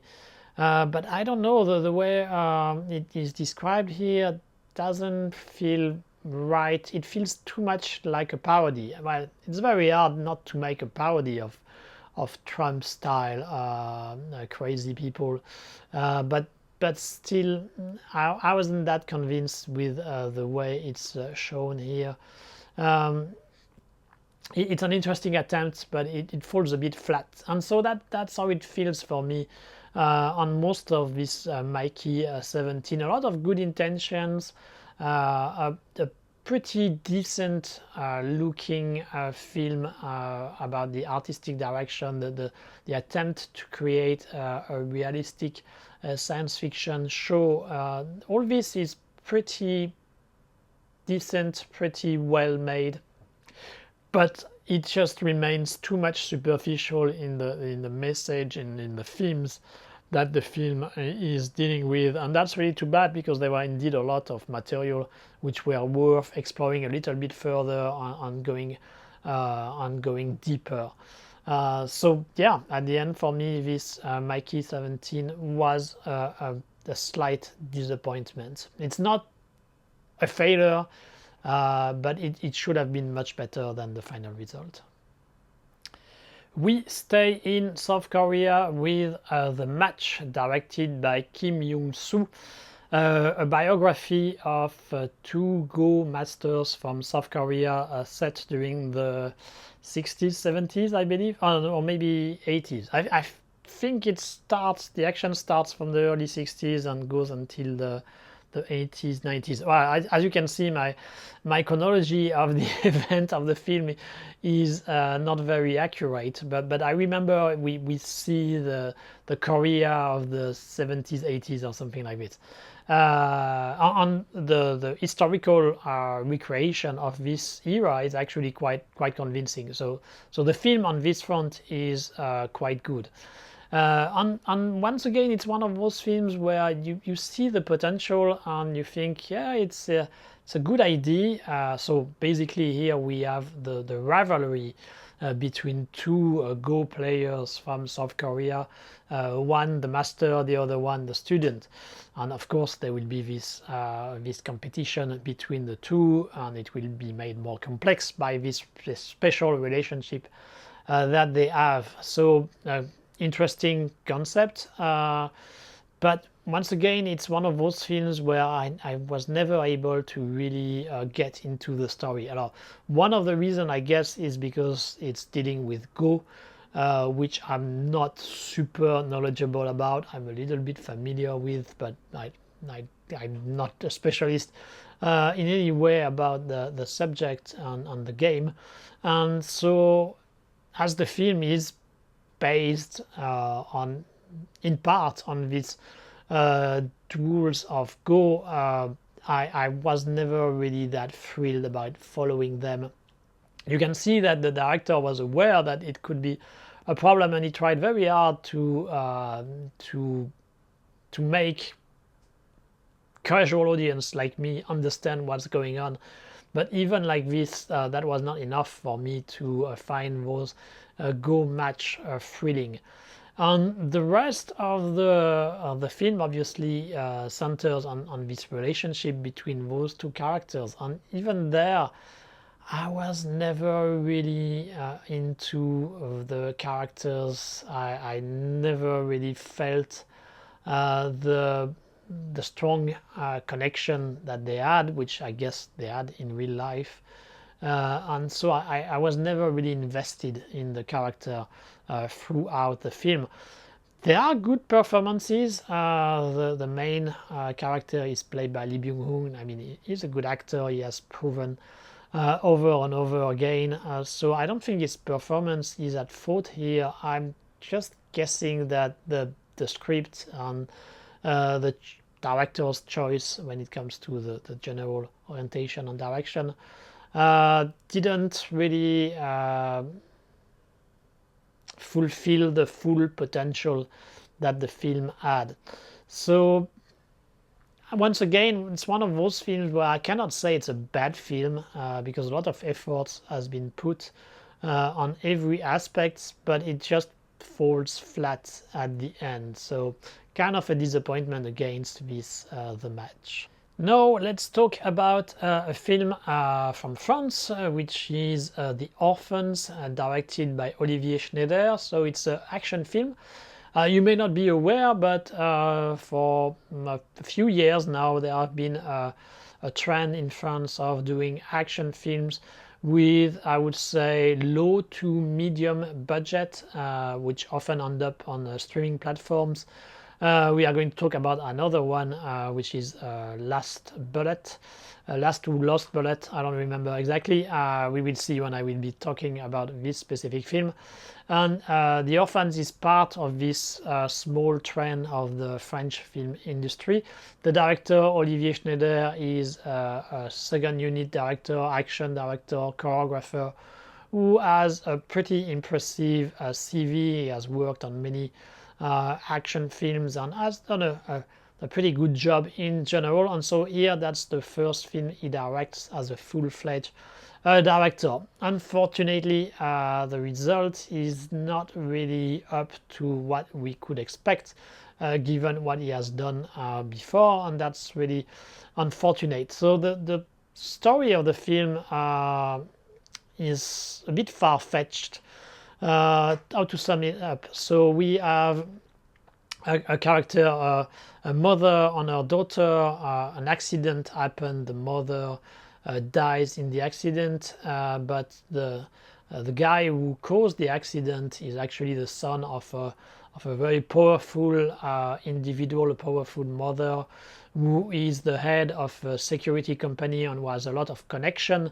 So she's kind of able to avoid any problem for the son, but the daughter wants to avenge her mother, and in a convoluted story, the guy who is responsible for the accident do end up dying, but not exactly the way we were expected it to happen. And so the mother who is alive wants to avenge her son, and then she sends her goons to get her revenge.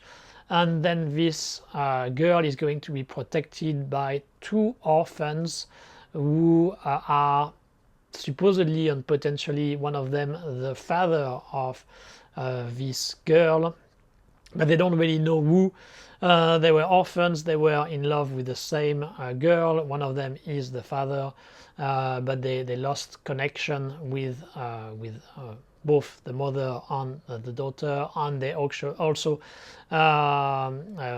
moved apart from each other. They were the best friend before, obviously, and so they are going to be reunited during these events. Well, it's a bit of a complicated story for not much at the end, because unfortunately the aspect about the paternity is not, there is an attempt to deal with it, but it remains very superficial.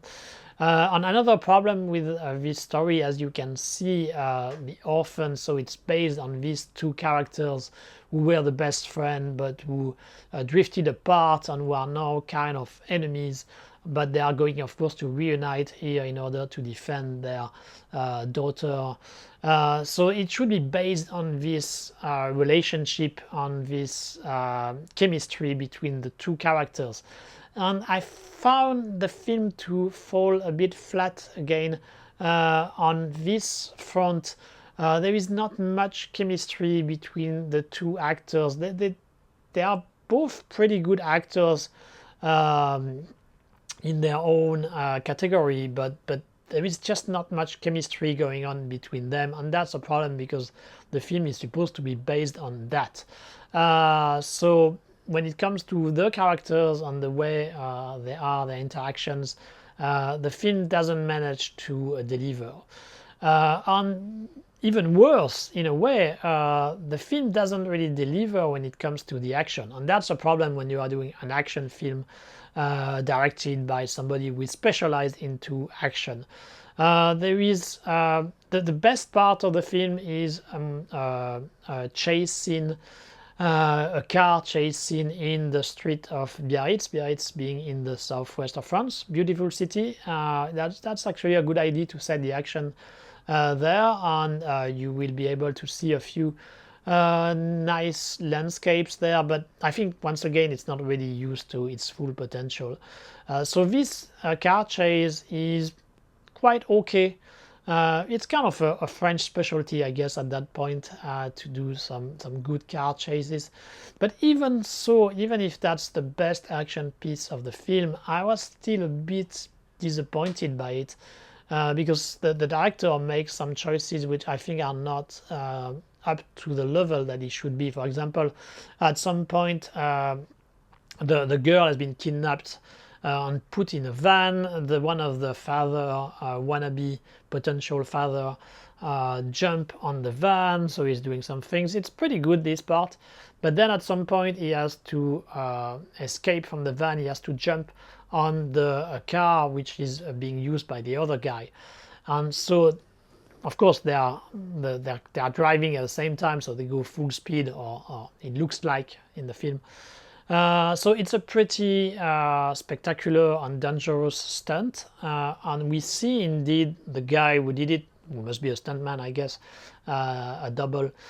So he does jump on the other car, and it looks pretty dangerous. It looks pretty good, but for whatever reason, Olivier Schneider chose to cut at the end of the jump, so we don't see him really land on the car. He does another shot in order to show that part, and I don't really understand why, because obviously in order to make the stunt the most spectacular and the most impressive, it would work much better in one shot. That's how you got the best stunts, if you really see the action from the beginning to the end. If you cut in the middle, obviously that's a cheat, which you can understand when you are dealing with some productions who are not able to really deliver this kind of action scenes, or who have a lower budget, or for whatever reason. But when you are doing an action film and you are specialized in this area, then I don't understand why you cut there. Maybe that was not the original intention of Olivier Schneider. Maybe it was the result of problems and lack of money. I don't know, but all I can say is that the result is a little bit disappointing. And the rest of the action is not that great. We have a gunfight which is okay in an abandoned house which is being repaired. It's decent, but nothing really that outstanding. And then at the very end we have a fist fight between the main bad guy, the main right-hand man of the mother I talk about, who has to fight our two heroes, and this fight is extremely disappointing. Well, first because the guy has not really been put in a way which makes him look threatening. Maybe he's a very good stuntman, maybe he's a very good martial artist, I don't know, but he just doesn't look the part, so that doesn't help, and the director has done nothing in order to make him look more impressive. And then the fight itself is very basic. There is really not much in terms of choreography. It's extremely disappointing, and that's basically how the film ends. So that's not a good thing. You don't want your film to end on a disappointment. So yeah, this Orphans, which could have been much better, should have been much better, is really a disappointment. It's not a complete disaster, fortunately, but still, we should have had much more than the final result. Another disappointment, but a disappointment which was kind of expected, it's Naked Gun, directed by Akiva Schaffer, so American remake or update on the famous series which was originally conceived by the trio of the Zaz, Zucker, Abrams, Zucker, with Leslie Nielsen as its star. The original Naked Gun series are absolutely hilarious films.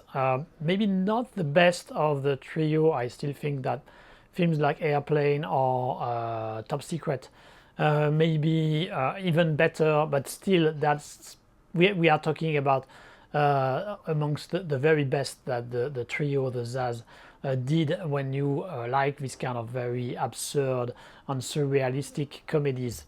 And so here they try to do a new version, so they use the same concept, the same formula of trying to do a comedy, making fun of cop films, and going into very exaggerated and referential humor. But of course, as Leslie Nielsen has passed away, they changed the main actor, and so they used Liam Neeson. Liam Neeson is obviously a very good actor himself, but he was not really tried and tested in this kind of completely over-the-top comedy. The result, I think, is not really to the level of the original, but it's kind of expected, because when they are trying to do this kind of remake using this kind of beloved titles, cult films, usually the final result is quite disappointing, and so this one is no exception. As I said, Liam Neeson is really trying his best, is doing okay, but there is not this this added value that Leslie Nielsen was able to bring in the character. Leslie Nielsen, it was a very weird mix of extreme seriousness and a little bit of craziness behind in his eyes or something, on this very extremely different orientations in him made him a perfect match for the general atmosphere and mindset of the Zaz when it came to comedy. He was really the perfect match for those films. There is not such a genius in Liam Neeson when he's playing the character. He's doing his best.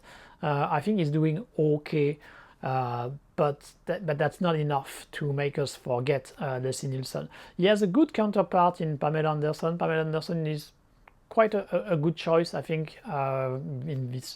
In the recent years, she has tried to show a different side of herself, and she has deliberately made fun of her previous career and her image, and I think that works pretty well, and she's a good match here for Liam Neeson. But the actors are not really the main problem of this Naked Gun 2025. The problem is just the way the scriptwriters have dealt with the comedy, and the way the director has dealt with the comedy. So they basically try to reuse the same formula, the same kind of humor, and sometimes even the exact same bits from the original Naked Gun series, and it looks less inspired and less smart than the original material, than the original films. Another thing which is a problem, I think, in this case is that the original Naked Gun series was making fun of all the codes, all the tropes from those kind of cop films from the past and during the time they were made, so during the 80s, early 90s. And so it worked because there were all these kind of references. But here, for whatever reasons, they don't really try to use those kind of modern references to really do an update by incorporated other success on the kind of cliche which has become common nowadays. I don't know, they could have used, and especially having Liam Neeson making fun and parodies of Taken or I don't know, the Jason Bourne or whatever, of many the John Wick. Obviously John Wick would have been a very good candidate for this kind of treatment, but they don't really do that, and that means that the film feels a little bit disconnected from the current period, and so forth. A film which tried to modernize a cult film from the 80s, that's a bit of a shame. And so yeah, the general comedy is most of it is failing. There are, of course, as you know, the Zaz style, it's really like a machine gun of gags. You have a lot of things happening in the background. You have a lot of absurd things, visual, but also playing with words sometimes. I mean, it never stops. The rhythm is very fast, very high. So they try to do the same thing, obviously, in this Naked Gun 2025, and so sometimes some of those gags work, but I would say the ratio is pretty low, maybe 2 out of 10, which will get you a smile or a laugh, but most of them are misses in my opinion.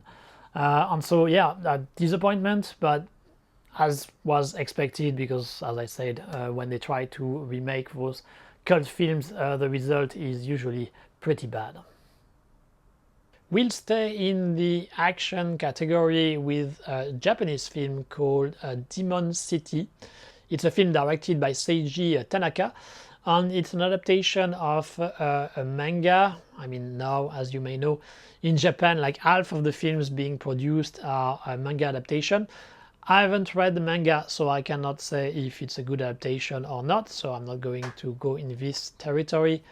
The story is, once again, I want to say, a little bit John Wicky, if I can put it this way. So we have a super killer who is, in this case, betrayed by his associate after what was supposed to be one last case, one last kill. He ends up in a coma, his family is killed, and then after many years in coma, he finally wakes up from it, and of course he's going to want to take revenge on his former associates. So very basic story, nothing special there. The main gimmick of the film, I would say, is that the bad guys, the guys who have killed his family, all wear some very aggressive masks, which looks like Oni, like demons, and it makes for quite a striking appearance, I must say. But the rest of the story is just basically that, a revenge story with a little bit of character development, because we will discover that actually, spoiler there, one member of the family hasn't been killed. But this aspect, which potentially could bring a lot more humanity to the main character, is not that much developed in the film. Maybe it is more in the manga, I don't know. There is also one very weird thing which has always bothered me during the watch of Demon City. It's that, so the guy, as I said, is in coma for a very long time. He finally awakens from it, and then almost immediately he still has his reflex, he still has his ability as a killer, and he goes on a rampage. But it seems so weird. I mean, after having been in the coma for so long, okay, he wakes up fine, but still from a physical point of view, there should be some difficulties. He should not be able to be as efficient as he was before, and that's never explained in the film, and it has kept bothering me when I was watching it. I guess there may be some explanation, some kind of supernatural explanation, but that's not what the film decided to do. There is just no explanation at all about why he finally awakened and why he's able to keep those kind of very almost supernatural abilities. So that's kind of a problem. You just have to accept it. They try to fit this idea of a guy who is half dead, half alive, in the fighting style that he has. So the fighting style that he used in the film made me think of Reborn, a film which had been made a few years before with Tak Sakaguchi. And he had this kind of very weird fighting style, trying to be like water or something like this, very flexible, very adaptable. That was an interesting attempt to do something different when it comes to action. Not completely successful in my opinion, but that was interesting. And I have the impression that they tried to do something a bit similar here with this Demon City, but as the context, as the background for it is very unclear to me. I just didn't really know how to take it. I didn't know if he was doing that because of his coma, because he was actually not completely alive and like a zombie, or was it actually his fighting style that he had before being killed? I mean, all this is unclear, and for me that was a bit problematic, and prevented me to really enjoy the performance there. The action by itself has some pretty good moments. There have been a lot of care being put in the action scenes, and that's something which we will talk further, but that's something which Japanese cinema has quite developed those last few years. I mean, they have really tried very hard to go beyond the natural style of Japanese action film, and to incorporate different influence from Hong Kong, from Indonesia, from the US, and to try to develop their own style. And that's very interesting, and actually it's quite successful, I would say. In general, they have managed to make some pretty good action film those last few years. And so this Demon City is in the same direction of trying to do something a bit different and trying to create a new style. It's half successful, half falling, I think, half failing in this regard. But it's as much to do with the work of the choreographer as it is the work of the director on the way the story is told, in my opinion. So I wasn't completely convinced by this Demon City. If you really just want action, I guess you will be able to end up fairly satisfied. But if you want a bit more than just action on a real story, real character development, I don't think this Demon City managed to deliver. We go back again to South Korea with a film called Murder Report. Not sure which one is the accurate title, but anyway, that's the film we are going to talk about. Not sure which one is the accurate title, but anyway, that's the film we are going to talk about, and it's directed by Cho Young-jun. Murder Report, it's almost like a theater play because most of the action takes place in an hotel room. So we have a journalist who is contacted by a serial killer who tells the journalist that he's going to kill somebody, and he wants to be interviewed by this girl just before doing this murder. So that's the concept. Fairly intriguing, fairly interesting, and actually the film itself, the way it deals with its story and the character, is pretty good, I must say. As I said, it's almost like a theater play. Most of the action takes place in only one place, so it can easily get stalled and a bit boring, but the story managed to bring enough new elements for you to be interested. There are a few flashbacks in order to change a little bit the setting, and the rhythm is fairly okay, with a total length around 90 to 100 minutes. So the whole story itself and the rhythm of the film is pretty well dealt with. So why am I putting this film in the category of the average film? Well, the main problem I have with this Murder Report is the character of the serial killer. It's the complete cliche of this kind of characters that we have had for decades now.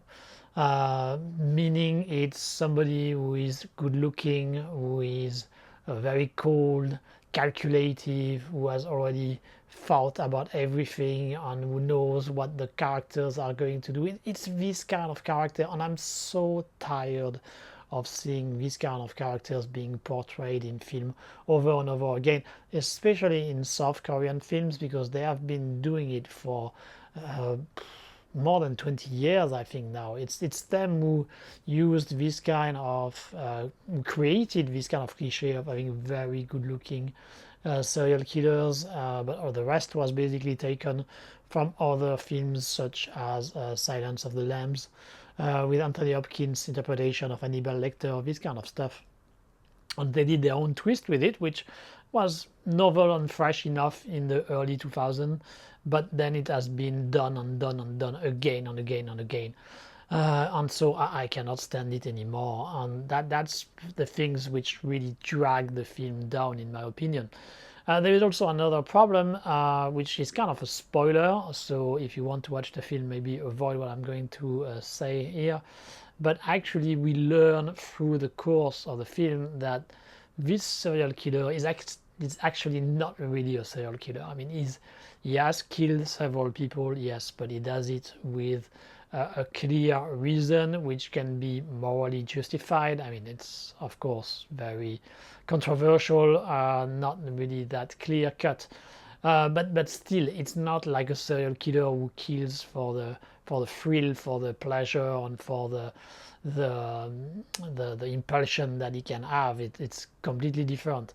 So it means there is actually no reason for this character to act like this, to act like a pseudo serial killer that he pretends to be. I mean, if it was part of an act, maybe it could be, but actually, once you know the whole thing, it doesn't make sense for him to be like this. He could just be more frank and more open about some of his intentions and why he does that. So the whole thing about this serial killer thing is just bullshit, and so you just feel like you have been taken for a fool on this whole thing. The serial killer act is annoying in the first place, and then it's actually not that justified by the story. So that's why, unfortunately, despite Murder Report having some interesting elements there and there, on being quite competently directed and acted in general, I just found the film a little bit annoying and not such a pleasant experience, and that's too bad. I mean, there was potential for something better there, but anyway, missed it there. Now we are going to talk about a Detective Chinatown 1900, which is a complicated case. It's a Chinese film, obviously. That was one of the big success of Chinese New Year 2025, and it's directed by Chen Qiseng and Daimo. So Detective Chinatown, a very popular commercial series in China. I think Detective Chinatown 1900 is supposed to be the 4th installment of the series. I'm not completely sure, 3rd or 4th. I've seen like 2 of them, the first 2, but to be honest, I don't have much memory of it. They are a big success in China, but I've never thought that they were a really great film in the first place. And this one doesn't really change my opinion on the general series. But the concept is actually quite interesting because, as the title implies, most of the action is taking place in the US. I'm not sure they actually say in which city. It seems to be something like San Francisco, but I'm not completely sure. In 1900, so that was a time where the presence of Asian immigrants in the US was very complicated, very controversial, with many racist laws which had been taken. I don't remember exactly when the Chinese Exclusion Act was taken. There were a few other such racist immigration laws being taken. So I don't remember how accurate that is historically speaking, but basically the film is using that as its main background, and more than a background, as the the impetus behind the story and the events happening in the film. And I think that's actually a pretty smart move. It's a good idea to use this historical part of the US to put it in resonance with what is happening in the US right now. I mean, for people who tend to believe that the US has always been this a melting pot, welcoming of all immigrants and stuff like this, it must be very hard to understand what's going on right now over there. But if you know better about the history of the US, if you know how prominent racism, religious integrism, in this case mostly of the Christian type, so all those elements have been so important in the formation of the US, and that discrimination, racism, and all these different bad things were extremely present in the US. I mean, once you understand that it's a big part of their history, then there is no really any surprise about what has been going on for a few years, and you realize that this whole melting pot thing is actually a fairly melting pot egalitarian society is actually fairly recent, and so it does make sense. So I think actually using that as a subject is interesting. The story itself follows a series of murder, and we have taking place in this Chinatown, and we have two characters who are investigating to know who is responsible for those actions. One is a Chinese con man who pretends to be some kind of new Sherlock Holmes, and his associate is a Chinese orphan who has been rescued by an Indian tribe and whose adoptive father has been one of the victims.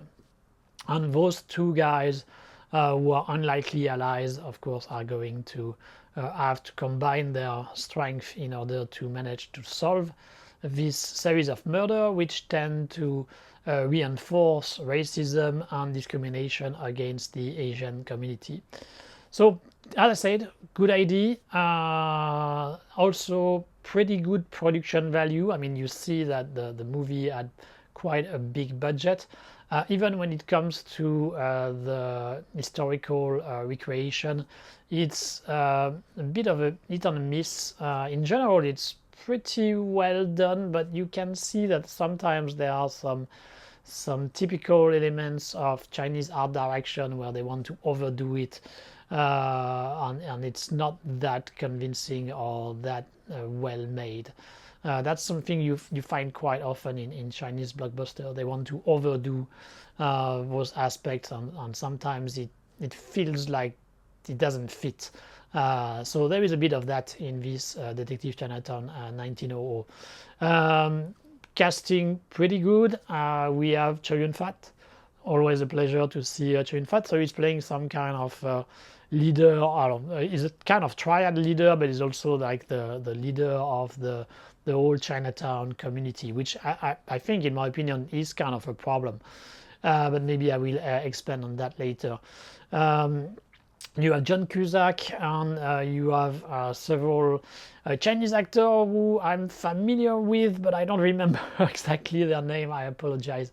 I should have written them down, but they are quite famous also. The one playing the Indian orphan, the Chinese orphan being raised by Indian, is the one who is doing most of the joke. And there are some which are quite good, I must say. It's also interesting to see him when he's using some kind of shamanic power, and then you will see him becoming with big muscles all over his body, and then some kind of superpowers. That creates some pretty funny and well-directed action scenes. There are a few good ideas also when it comes to creating action set pieces. I think, for example, of an action scene taking place in a theater during a magic show, and you have some envoys from the Qing dynasty who actually seems to be almost directly taken from Project A2 from Jackie Chan. It's almost the same kind of characters. And so they are battling with our heroes and a few other characters, and of course sometimes they end up appearing in the magic show, and so there are a lot of interactions between the fight itself, the magic show, and it makes for a pretty good action piece. So I mean, once again, with all the nice thing that I've said about the film, why do I put it in the average category? My main problem is that while the intent is good, the way it deals with it is actually kind of reverse racism. So the intention, it seems, is to denounce the way the US is racist, and I think that's fair game based on the history of the US, on what some of the things happening those last few years. But the problem is that by doing so, the film seems to also fall into the same trap and end up being quite racist in the way that it's describing others. So the way, for example, the Irish community is being shown here is very simplistic. I mean, they are like those very racist people all together, and there is no gray or a bit middle ground there. The same with the Indians, which are really just full of exoticism. We would say like Orientalism, but that's like the reverse Orientalism in this case. So these kind of things, and the film seems to fall into exactly the same problem that what is trying to criticize. And that's a real issue. But it's not really surprising, because actually nowadays places like China have embraced those kind of ethno-nationalism concept, and have become even more centered on this idea of race and the kind of problem which come with it, which is obviously racism. And that's not even a kind of question which is being asked in China those days. And so I think that's a real issue. But it's not really surprising that when they want to deal with this kind of subject, they end up themselves being as guilty of what they are actually denouncing. So that's the big problem of the film. Then there is also a matter of length. It's a film which is like 2 hours 30 minutes, I believe. I mean, it's way too long for what it's trying to tell, so it's a problem. And as I also mentioned, I have a problem with the character of Chow Yun-fat, who is supposed to be a gangster, but then it's also being shown as this patriotic guy, as this upstanding individual who are trying to help others. And it seems like all his actions, all his illegal actions, are justified because he's still ready to help basically Chinese people. It's once again very simplistic and very one-sided. And also, last thing which makes it not such a pleasant experience for me, this Detective Chinatown 1900, it's also the way it's structured with the last part of the film, which goes too far, in my opinion, in the classical nationalist trope. So at some point, we learn of the revolution by Sun Yat-sen and the Qing dynasty, which has fallen, and then suddenly the Qing dynasty character become extremely patriotic, and there are quite a few stuff like this which are a bit too much. Some speeches, a long, very long speech, way too long speech by Chow Yun-fat near the end also, which goes into the same kind of direction. It's really annoying, and you feel like you are being just fed basic propaganda, which is not necessarily what you want to see here. So once again, I mean, it's one of those films, I've said it for quite a few of the other films I've been treating just before, good concepts, good ideas, but the execution is lacking and it fails to really fulfill its full potential. Okay, so we stay in China, but not exactly China, because we are going to talk about a Hong Kong film. And here I'm talking about a real Hong Kong film in the sense that it's not a co-production with China. And it's a film called Valley of the Shadow of Death, directed by Antonio Tan and Sen Lam. So it's a first film for this duo of directors. I had the chance to see the film during its opening at the Hong Kong International Film Festival last year. The story is about a young man who has killed his former girlfriend and is just being released from jail, and so he has to kind of rebuild his life. And for that, he finds a way by embracing religion, and then he finds some kind of mentor in the person of a priest, not Catholic, a Christian priest. But this priest is actually the father of the daughter of the girl that he has killed. And of course, that's going to create a very complicated relation, because he is supposed, as a priest, to forgive him and to lead him to become a better person. But at the same time, of course, he is very much frustrated and eaten inside by the memory of his daughter. So as you can see from this concept, it's clearly a heavy drama. It's not a funny film in any way or form. And if there is one thing which is quite successful here, is that we really understand the pain of the characters. We really understand how difficult it is for the character of Anthony Wong, who plays the priest, to find how to deal with this very painful and complicated situation. The performance of Anthony Wong in the film is really great. He managed to show the different facets of the character, and it's a joy to watch.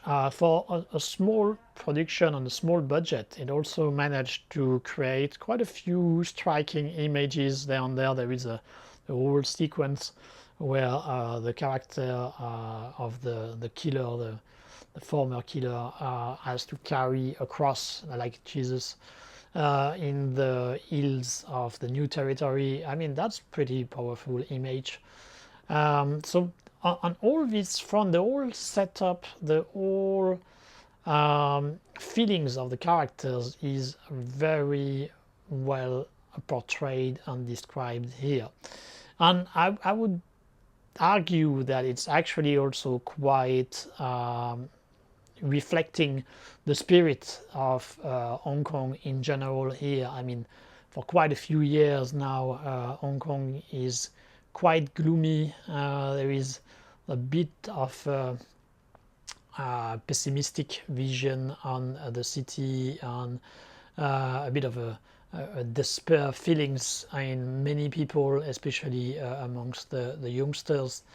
And that is despite some of the official declaration, which tend to picture a more rosy state of things. So on that front, I think this film is actually very representative of the spirit of Hong Kong, and quite a few other films those last few years. I've been dealing with this kind of subjects also, the guilt, mental handicap or stress, this kind of issues, which, as I said, are kind of indicative of the mindset of people in Hong Kong those days. But here comes the but. While the film is very good at setting up the situation and showing the conflict of the character, it doesn't manage to bring any solution or any proposition. So basically, once the film ends, is when you would hope and think that that's where the story should continue. So it's like the problem have been very well presented, but then there is nothing. So it's like an equation. I mean, everything has been put very well. It's 4 plus 5 divided by, I mean, everything is very clear about what is the issue, what you have to solve, but then at the end there is no solution, there is nothing which is being proposed, and so it's very frustrating. I guess it may have been the intent of the directors, but I don't think that was necessarily the best way to do. I think they should have continued the story a little bit further to see how those characters deal with this situation after, and not just in the early stage. So I think it should have been changed a little bit in the story in order to make it a bit longer and to try to propose different ways of dealing with this kind of situation. Here it just stopped too soon, in my opinion, and so that makes for a slightly frustrating viewing experience. To continue on films which I consider average for this year 2025, we have also the new Choi arc, the Legend of the Condor Heroes, the Guidance, but I've already made a specifically dedicated video to this film, so if you are interested to know what I think about it, then it's just easier that you check this video rather than me repeating the same thing, especially as I haven't really changed my opinion on the film. I discussed with a few people who were a little bit more positive than me toward the film, and I understand some of their arguments. I don't necessarily disagree, but I still find the experience quite frustrating, and it should have been a much better film in my opinion. But anyway, check the video. So instead we are going to discuss about an Indian film which is called Chhaava and which is directed by Laxman Uttekar, I believe. I probably have butchered his name and may have even written it badly, so my apologies to him. So this film is a biopic of a historical figure from India. I think I've already said it in a previous video, but it hasn't really changed since. My knowledge of India remains quite limited. I have some general idea, I have some general notions. I know it's a very complicated state with different ethnic groups and background and languages. I mean, it's a very diverse mosaic, different kind of industries also doing films over there. Okay, so I have roughly the general idea, but I certainly cannot talk very deep about the history of India. So from what I understand, this character was a kind of hero, being, as that was the case during some of those past events, being an Indian fighting against Muslim invaders who, I'm not sure exactly where they came from, probably Iran or Afghanistan. I'm not completely sure. Back then that was probably not even under those names. Anyway, that's basically the idea. So this kind of hero set in 16th century, something like this. Once again, don't take my word for it. If you are interested in the subject, make your own research. It will be certainly more accurate than me. But anyway, it's this kind of historical figure, hero from another time fighting against Muslim invaders, basically. And well, as I'm doing with all these films that I consider average, I'm going to start with the positive, and the whole artistic direction is absolutely beautiful in this film. The palace, the landscapes, the costume, it's really magnificent. The photography is also really good. It really helped to highlight those different elements, and really that's a joy to watch. It's nothing really new. We know that Indian Indian films have great technical Indian crew, and then their films have great technical abilities. They have great director of photography, great artistic directors. So no surprise there. This film is part of the usual high quality, very good looking Indian films. Okay, so that's the positive. Now let's go to the negative. The character of this Chhaava is really shown here as, once again, some kind of perfect superhero. So the guy is just basically invincible on the battlefield. At some point he fights a lion himself, and of course he beats the lion. When he's on the in a battle, he is like killing people like in Dynasty Warriors or one of those video games. It's a bit funny, but when you are dealing with something which is supposed to be historical and you want to kind of show the historical value of that, probably make some kind of parallel with the current situation of the world, which becomes a bit more problematic there. This kind of superhero approach is not necessarily the best way to do it.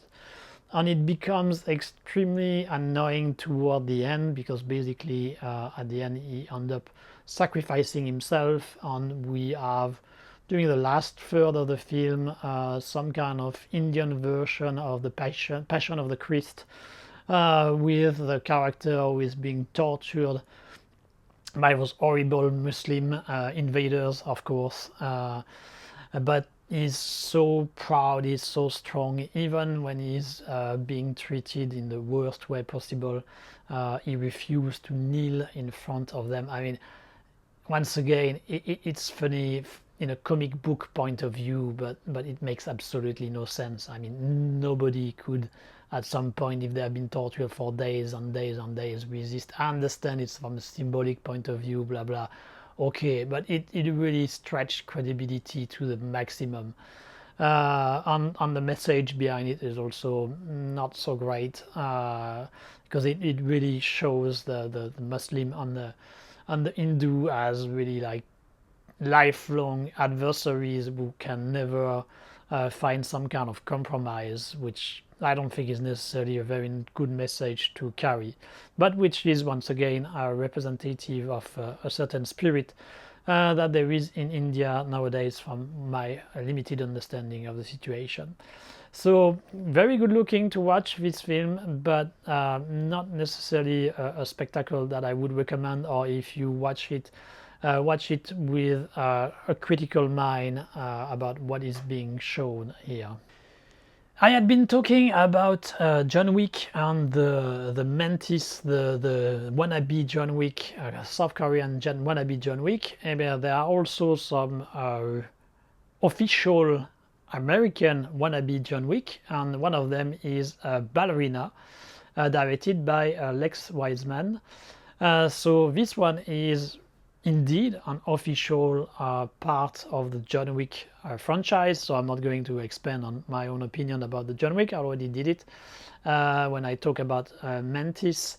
So why, while I do not like the John Wick series, why did I bother to watch this Ballerina? Well, I do not like the John Wick films, but I like Girl with Guns films, and I mostly like them from Hong Kong, but I'm open. I'm an open-minded guy. I'm also interested to see what other places in the world can do when they are dealing with this girl with gun subgenre. And I also kind of like Ana de Armas. I think she made quite a very strong impression in the James Bond in which she appeared, which was No Time to Die, I believe. She was really the saving grace of this film. So I was a bit curious to see what she could do in this kind of universe, because her little part in this fake James Bond, the Daniel Craig series. I don't like the Daniel Craig James Bond as well. You are going to think I like absolutely nothing, but that's not true. There are many things I like. But anyway, so I was a bit curious to see how she would be in this kind of girl with guns subgenre. So I did watch Ballerina, and I end up actually with a similar feeling as when I saw the first John Wick. Not as bad because I didn't have much expectations. So I did find the story pretty basic, if not stupid, but not stupid to the point that I feel like I'm being insulted, like in John Wick. It's just very run out of the mill kind of story, which has been told many times. It's extremely simple. So nothing much to say about that. Then of course you have the whole John Wick world, which, as I already said, is not my cup of tea. So I look at it in never really being into it one way or another. So what are we left with? So we are left with the action, and the action is quite okay. But not consistent. So sometimes there are some good stuff down there, but I think while the choreographer did a pretty good job, I have the impression that sometimes the editing or the direction is not necessarily the best it could have been. But there are some good ideas from time to time in order to bring some novel elements to it. I'm thinking, for example, of the use of the flamethrower, works pretty well. It could have probably been a bit better if there was the full control of the action by some kind of action director, in my opinion, but it kind of does the job. It's decent if you want to watch an action film and you are not asking for anything else. Having said that, I thought Nana de Armas' part was a bit disappointing, maybe in part because of her own performance, but also for the most part because they tried to make her this kind of driven by revenge assassin, which I'm not sure that was the best choice. I guess it goes hand in hand with this John Wick universe, but I would have preferred if they had kept the same spirit that she showed in the James Bond. If she had been somebody a bit more funny, it seemed to fit better with her style and with her personality rather than the brooding, very serious acting, which was a little bit annoying quite quickly. So I thought if they just, in a way, it's a bit more daring to try to do something different, a bit less when you see that it's actually part of the John Wick ethos. But I think they should have just kept it simple. Just basically use the same character as she was playing in James Bond, create a different story, create a different thing, but keep the same kind of character, and I think it would have worked better. And of course, have some action directors being a bit more in charge of the action scenes and not use people like Wiseman, who has never really been great at dealing with action. At the end, it's decent. I mean, watchable, but there is really no reason to watch it a second time or to bother too much to dig it. We will stay in the US for a film which is called Running Man, so directed by Edgar Wright. US and UK in a sense, because Edgar Wright is originally a UK director. Edgar Wright is one of the great new directors that have appeared, well, not so new anymore, but which has appeared for quite a few years now, and who has been able to create something original and new in his direction and editing. It's really on the editing that he has shown a real talent in creating something on having his own rhythm, which is able to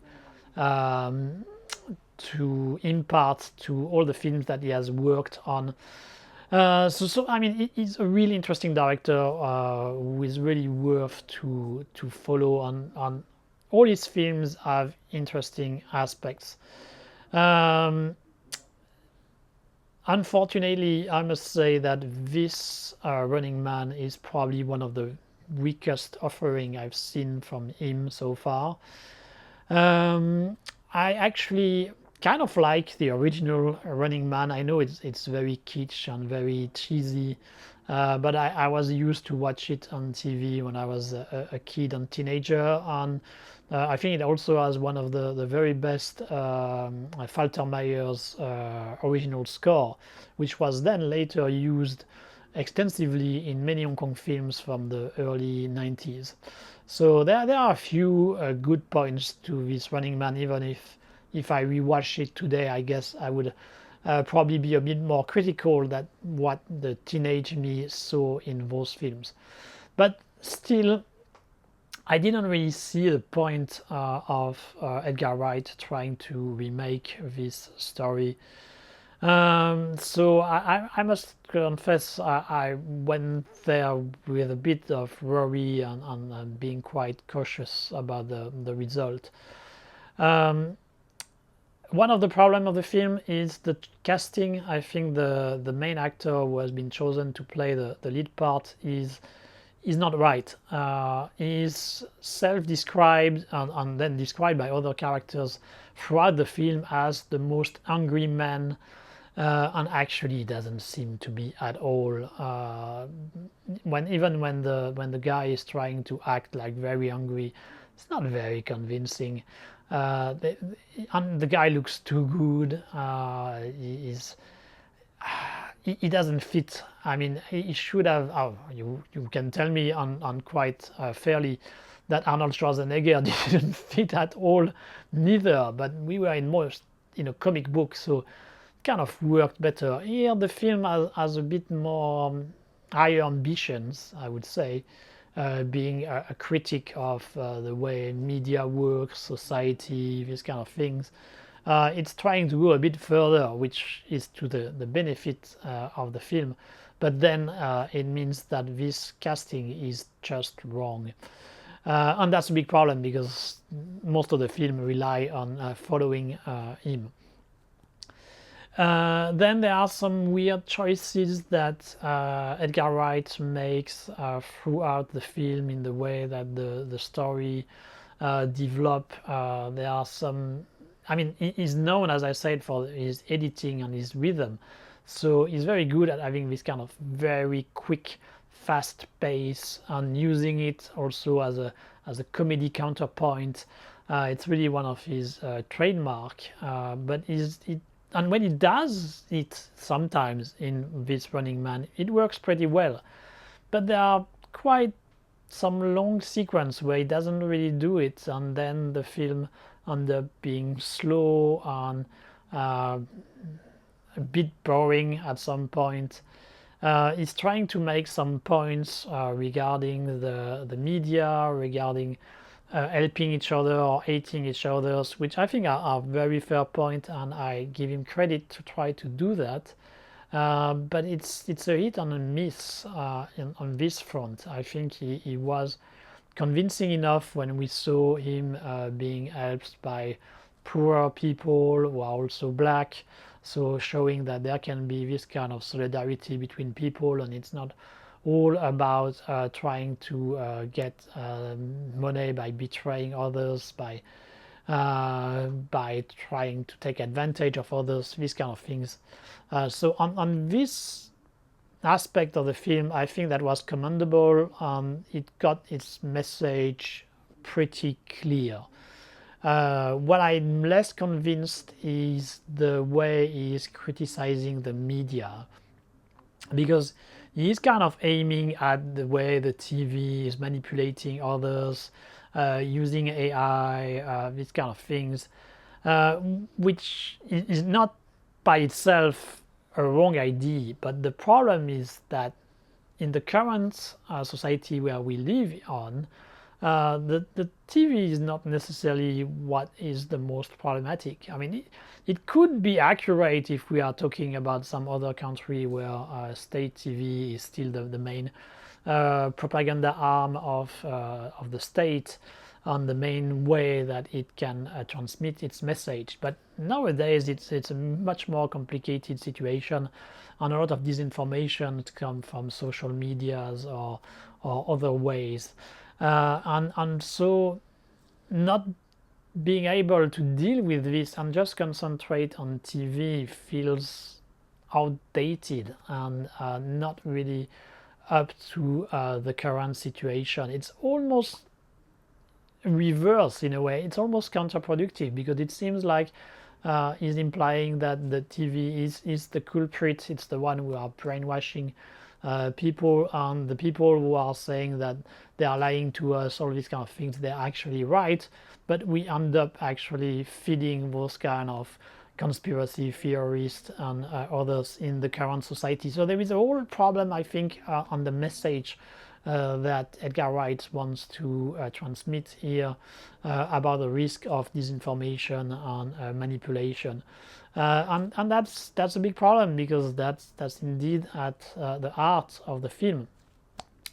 And so mixed bag. I still think, given that Edgar Wright is behind the camera and that he is a very talented director, it's a film which is worth watching.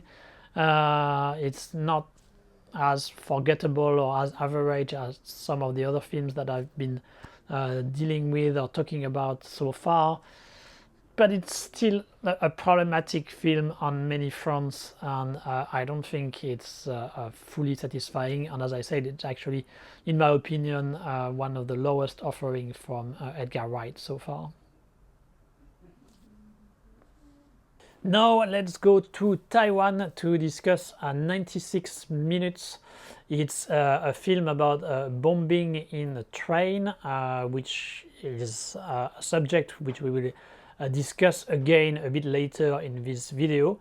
This one is about a team of cops who are facing a dangerous terrorist who has already put a bomb in some kind of mall in Taiwan, which led to a lot of casualty and death. And this team of cops, who were unable to prevent this bombing to happen, must face again another threat from the same guy, but this time in a train.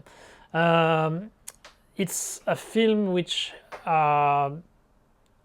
do a pretty good job when it comes to setting up the action and the whole context to introduce the characters. It's pretty efficient.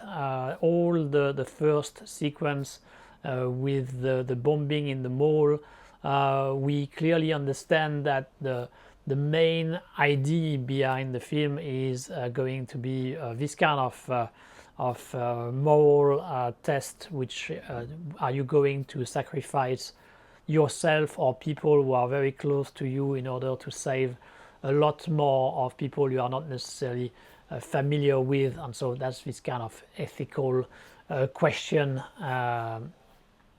Do you accept to save one person and sacrifice a lot, or on the contrary, will you choose the opposite choice? So that's this kind of question, and we see that the characters who are faced with this kind of issues are really traumatized by having to choose to make this choice, and what it brings to their own psyche.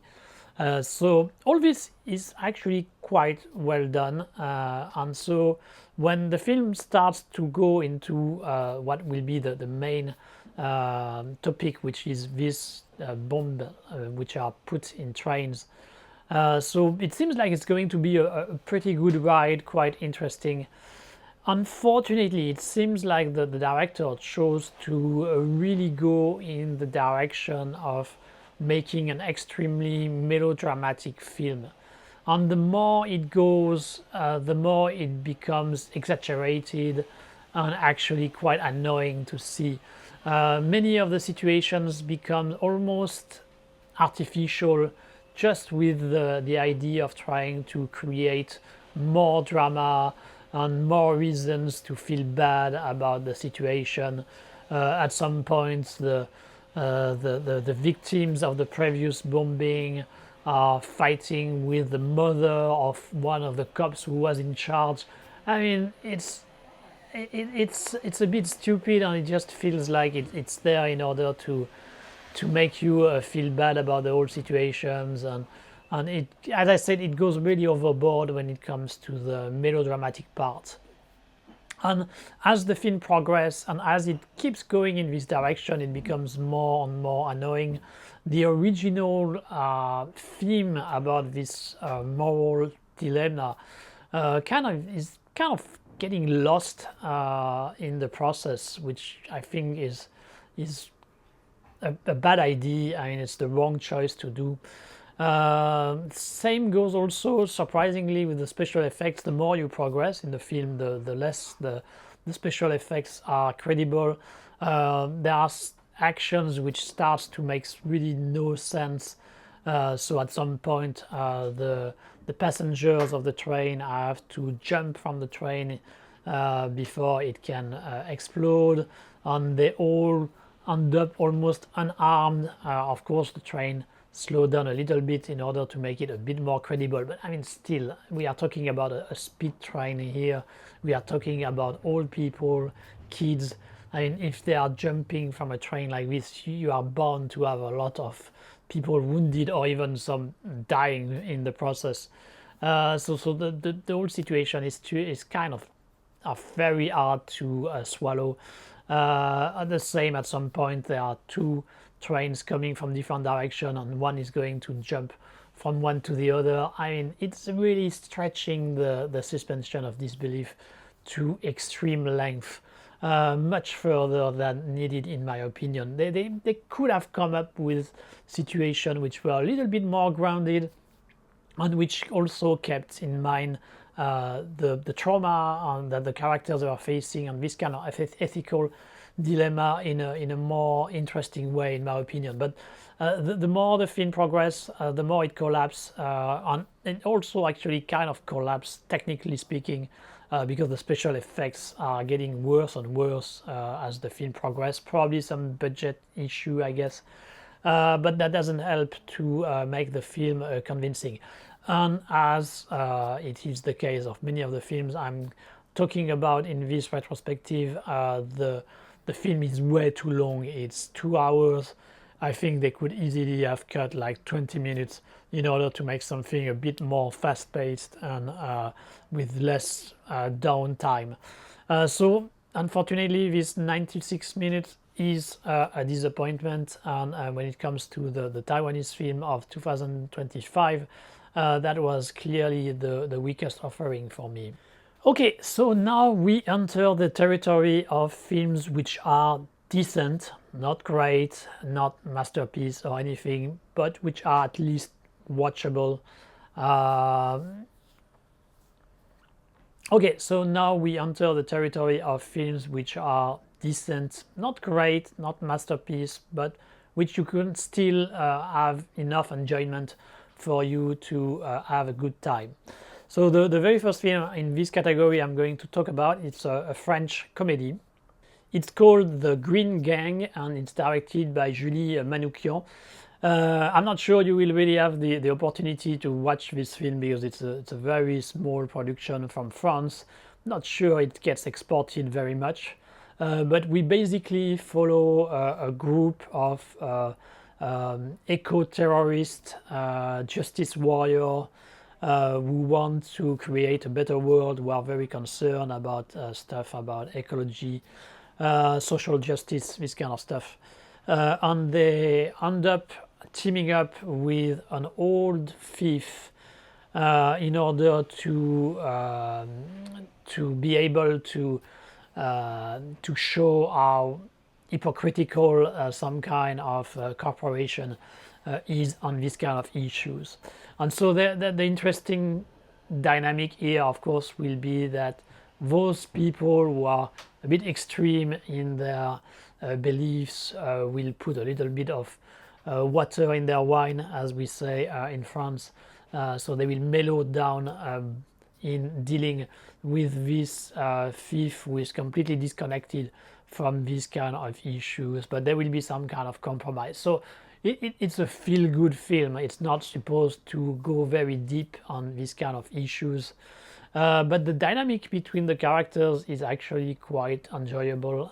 The acting is pretty good. The film is fast-paced. That's not a film which overextend like many of the others I've talked about, and I will keep talking about. I think it's around 90 minutes or even less. I think it's around 80 minutes actually. In a way, it's perfect. It doesn't need to be much more than that.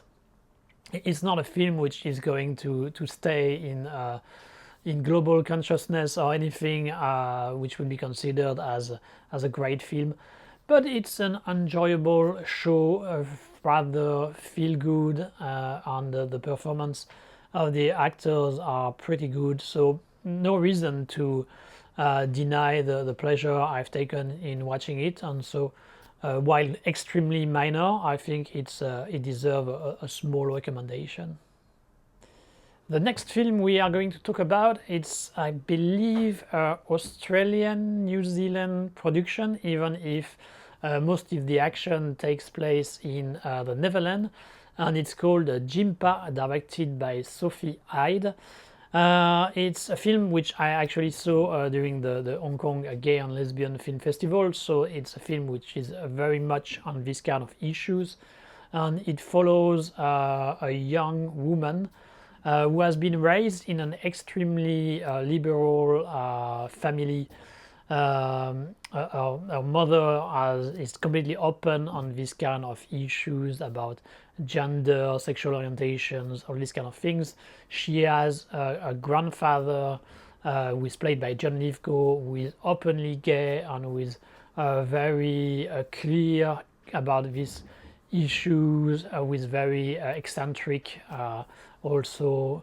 And so she's going to stay with him for a while in the Netherlands, and so she will also face, because she's quite young, her own interrogation, her own issues about what should be her own sexual orientations and this kind of thing. So I mean, obviously it's very much a film based on this kind of topics. And it's an interesting film in the sense that it's full of good intentions, and it really shows an environment where those issues are respected, and I find it very refreshing. I mean, there is no problem for the main character about choosing one direction or another.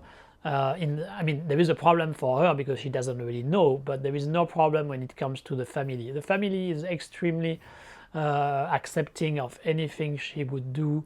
They are supportive in every aspect, and I find it very nice actually to see such open mind portrait of this kind of situation.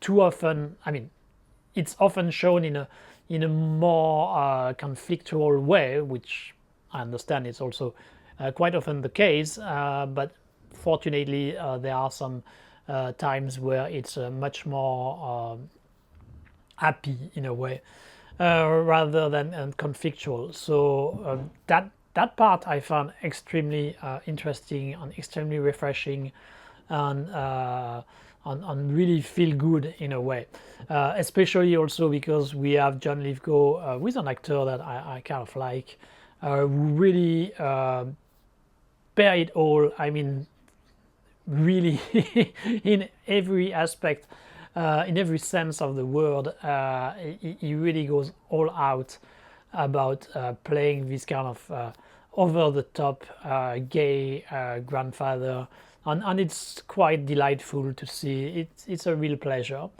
So for all these reasons, I think it's a really good film. Now, I don't rank it higher because, as far as I'm concerned, I must confess that it's all these issues have never really been issues for myself. I'm sadly heterosexual, and I didn't have much problem, much confusion about these kind of things. And around me, I do not have many people, friends, who have been dealing with these kind of issues. So that means that the whole thing which are shown, the whole situations which are shown in the film are a bit foreign for me, and so that was a bit difficult for me to really be able to relate to those kind of situations. So and because of that, I never really fully entered into the film and became emotionally attached to some of these characters and issues. So good film, but obviously you will enjoy it even more if you are more directly concerned about those kind of subjects than it is my case. Okay, we move to India with a war film called Sky Force. It's directed by two directors, Abhishek Kapoor and Sandeep Kuladi. And it's basically the Indian answer to Top Gun. Since the second Top Gun has been released in the US, there have been copies which appeared in national cinema there and there. There have been a Chinese version, basically, which was okay as far as I can remember. The most interesting part of this Chinese version were the terrorists, the foreign terrorists, which were completely stupid and extremely caricatural. And that made the film almost a comedy to me. This Sky Force is better than the Chinese version, in my opinion.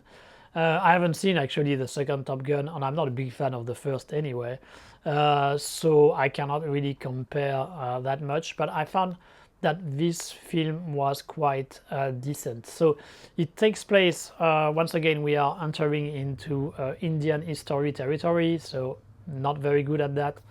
But it takes place during another moment of tension between Pakistan and India. I think it's supposed to be in the 50s or early 60s, something like this. So quite in the past. And there are raids which are being made by the Air Force of the respective countries. And so, of course, here we are following the Indian group, who are the best pilots.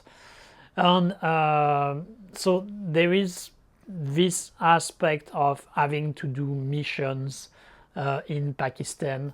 But the film is smart enough that it doesn't just rely on this mission war style. And there is a bit of investigation aspect also, because at some point one of the Indian pilots kind of disappear.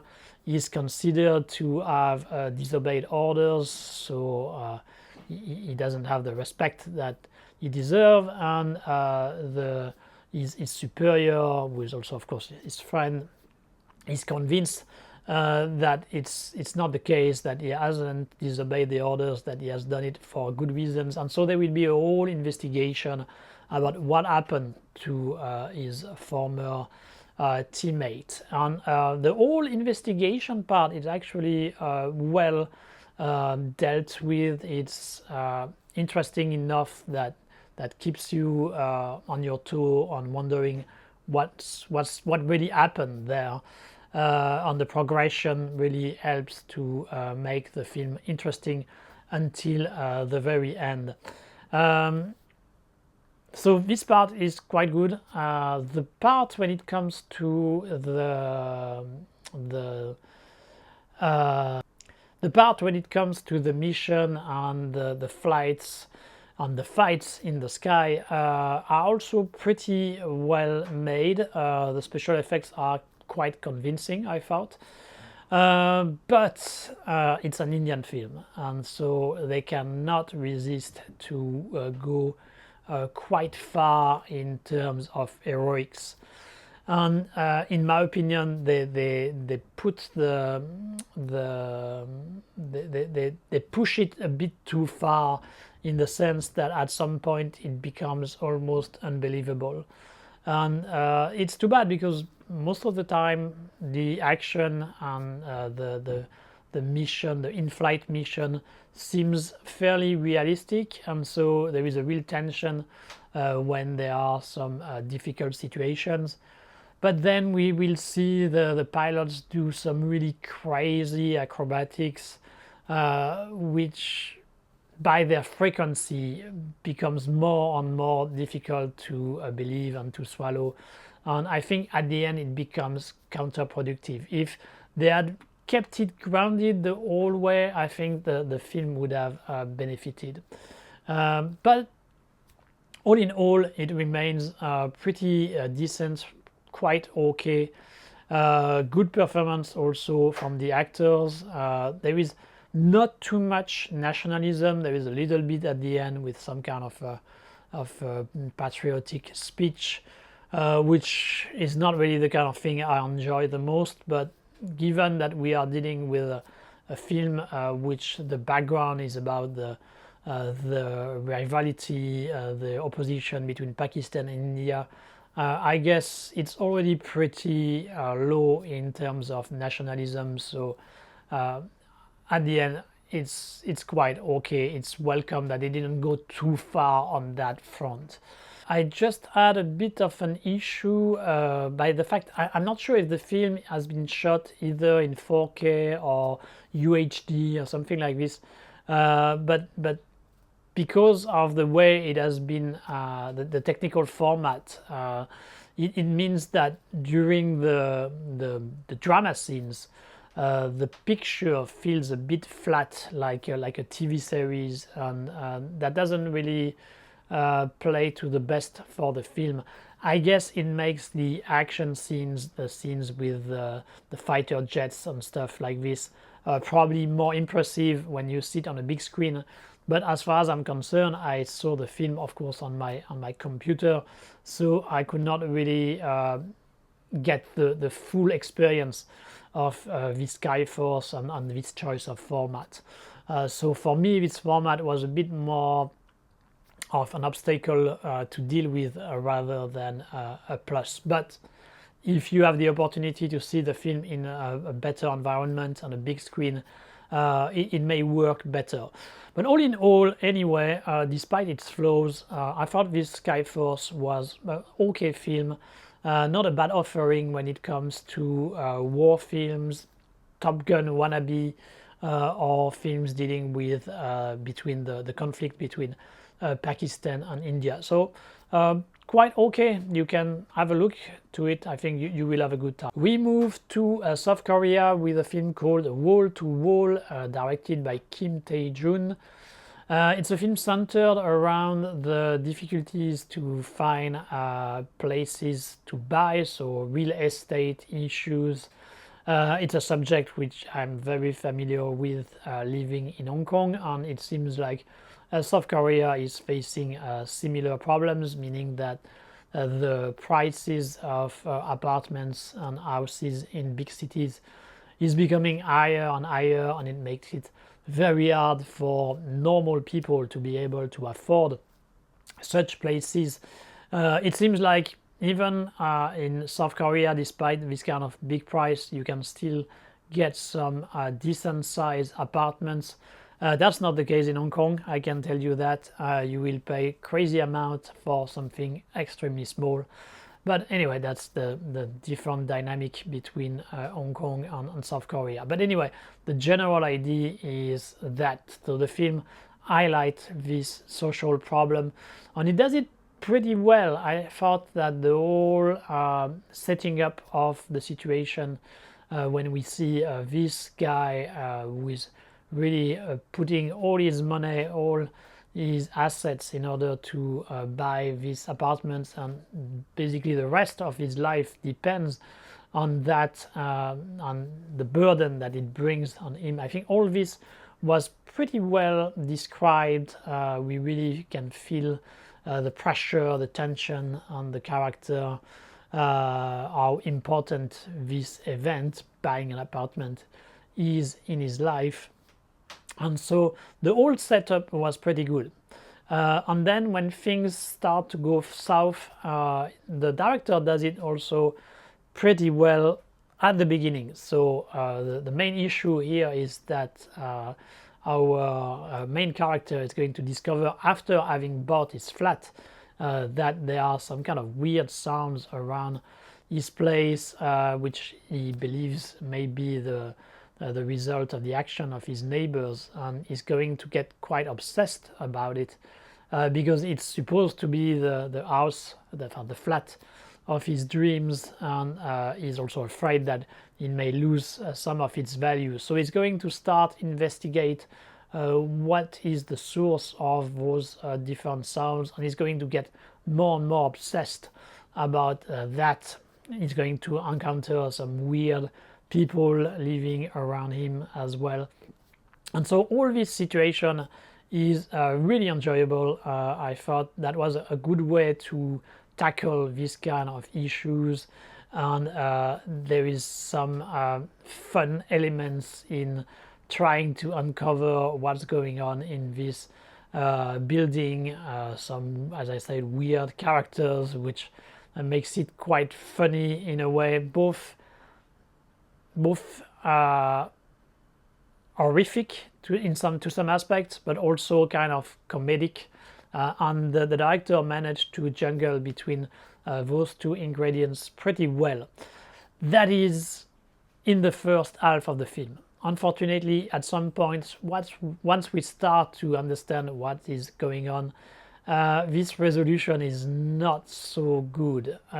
In a way, I think it would have been more efficient and more interesting to really play only on the obsession, on the pressure that the guy is dealing with, and basically show him get slowly into some kind of madness because of all these reasons, because of all this pressure, and not necessarily be the result of some kind of weird conspiracy, which it is the case in the film. And so when it takes this direction, I didn't find it that convincing or satisfying, and the film ended up a little bit of a disappointment. But I still think it's decent enough because of its first half, that it warrants a viewing, and that's why I put it in this category of good films. It could have been better, but still there are enough good ingredients and good ideas to make it a worthy viewing. We are going to stay in Korea with the series of South Korean film, and the second one I'm going to talk about is Hitman 2, directed by Choi Won-sub.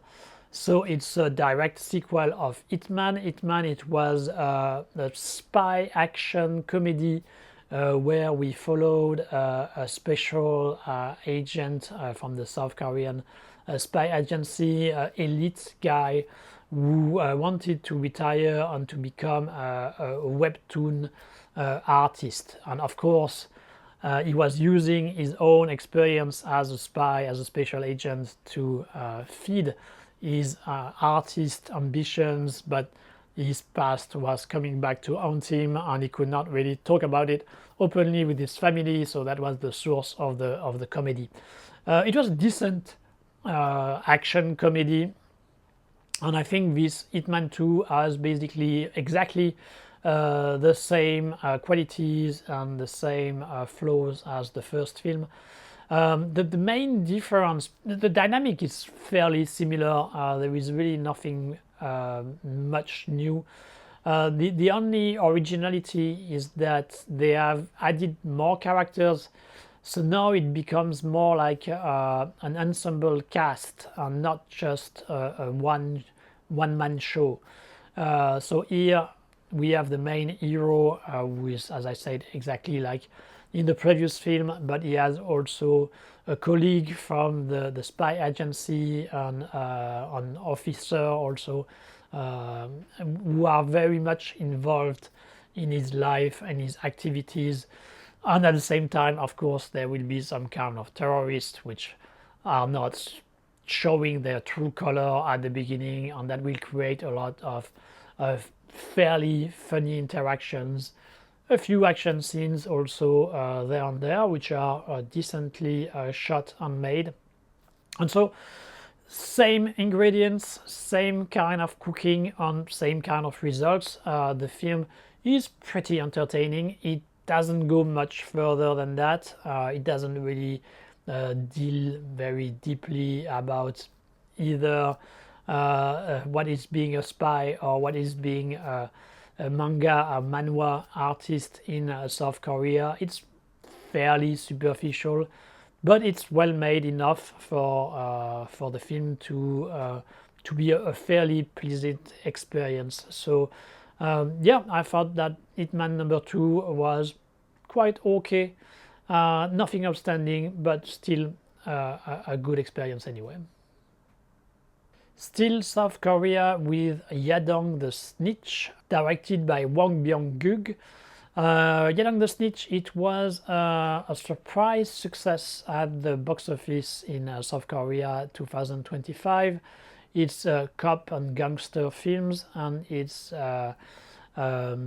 focusing on a character who has been accused of drug use and was sent to prison, and he ended up striking a deal with the main prosecutor to give him information. So he becomes semi-undercover, working for the government, and this deal is going to be very successful for the prosecutor, and for himself he's going to be freed from prison much earlier thanks to that. And so this alliance between the two characters is going to continue for a while, and thanks to that the prosecutor is going to get higher and higher in the hierarchy of the South Korean Department of Justice, and our snitch is going to get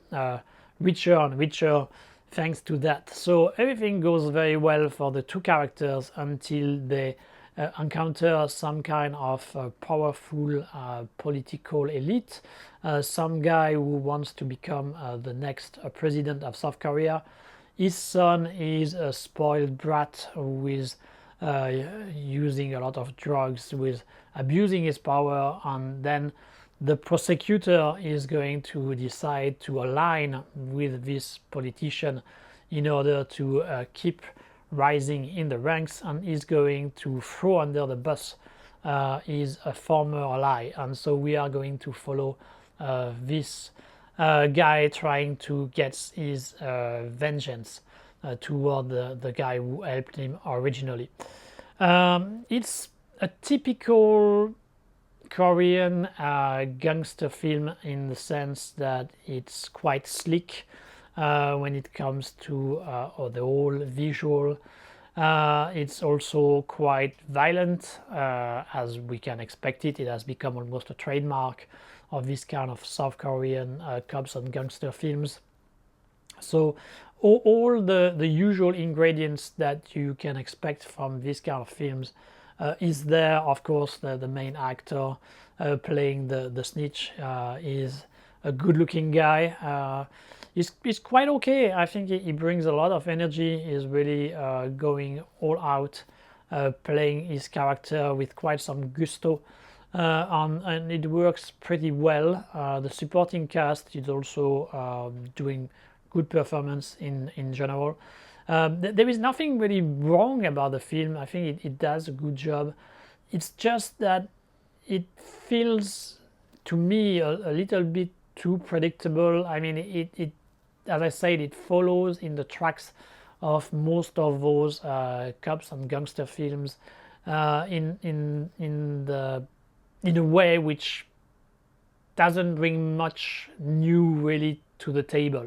So it does it well enough that it's quite entertaining, but I was hoping for a little bit more, and so there was a little bit of disappointment for me, especially given that the film was a big success at the box office. So you always expect that it's going to be a little bit better than the average.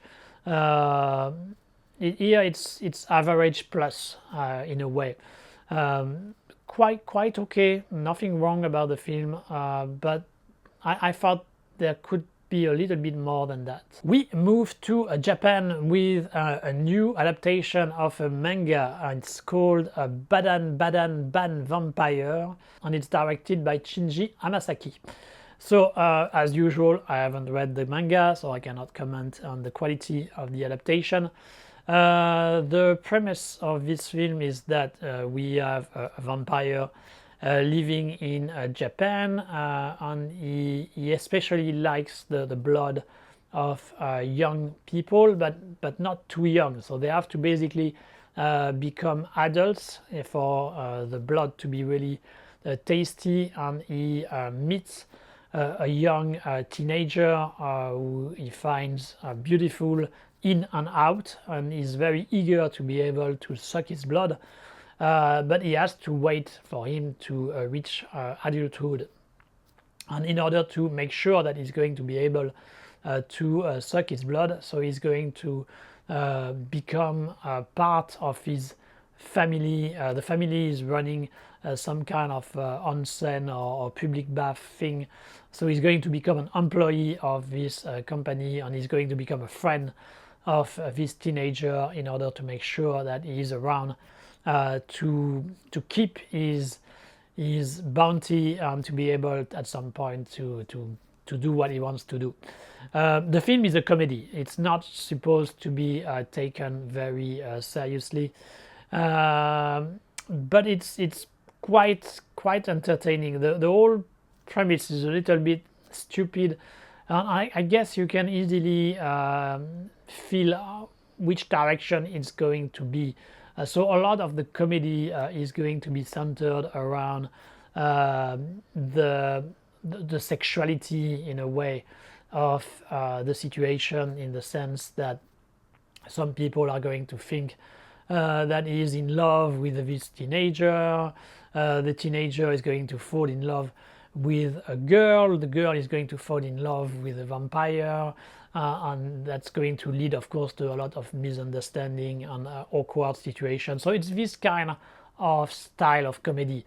There is a lot also of homosexual innuendo, which are played for laugh.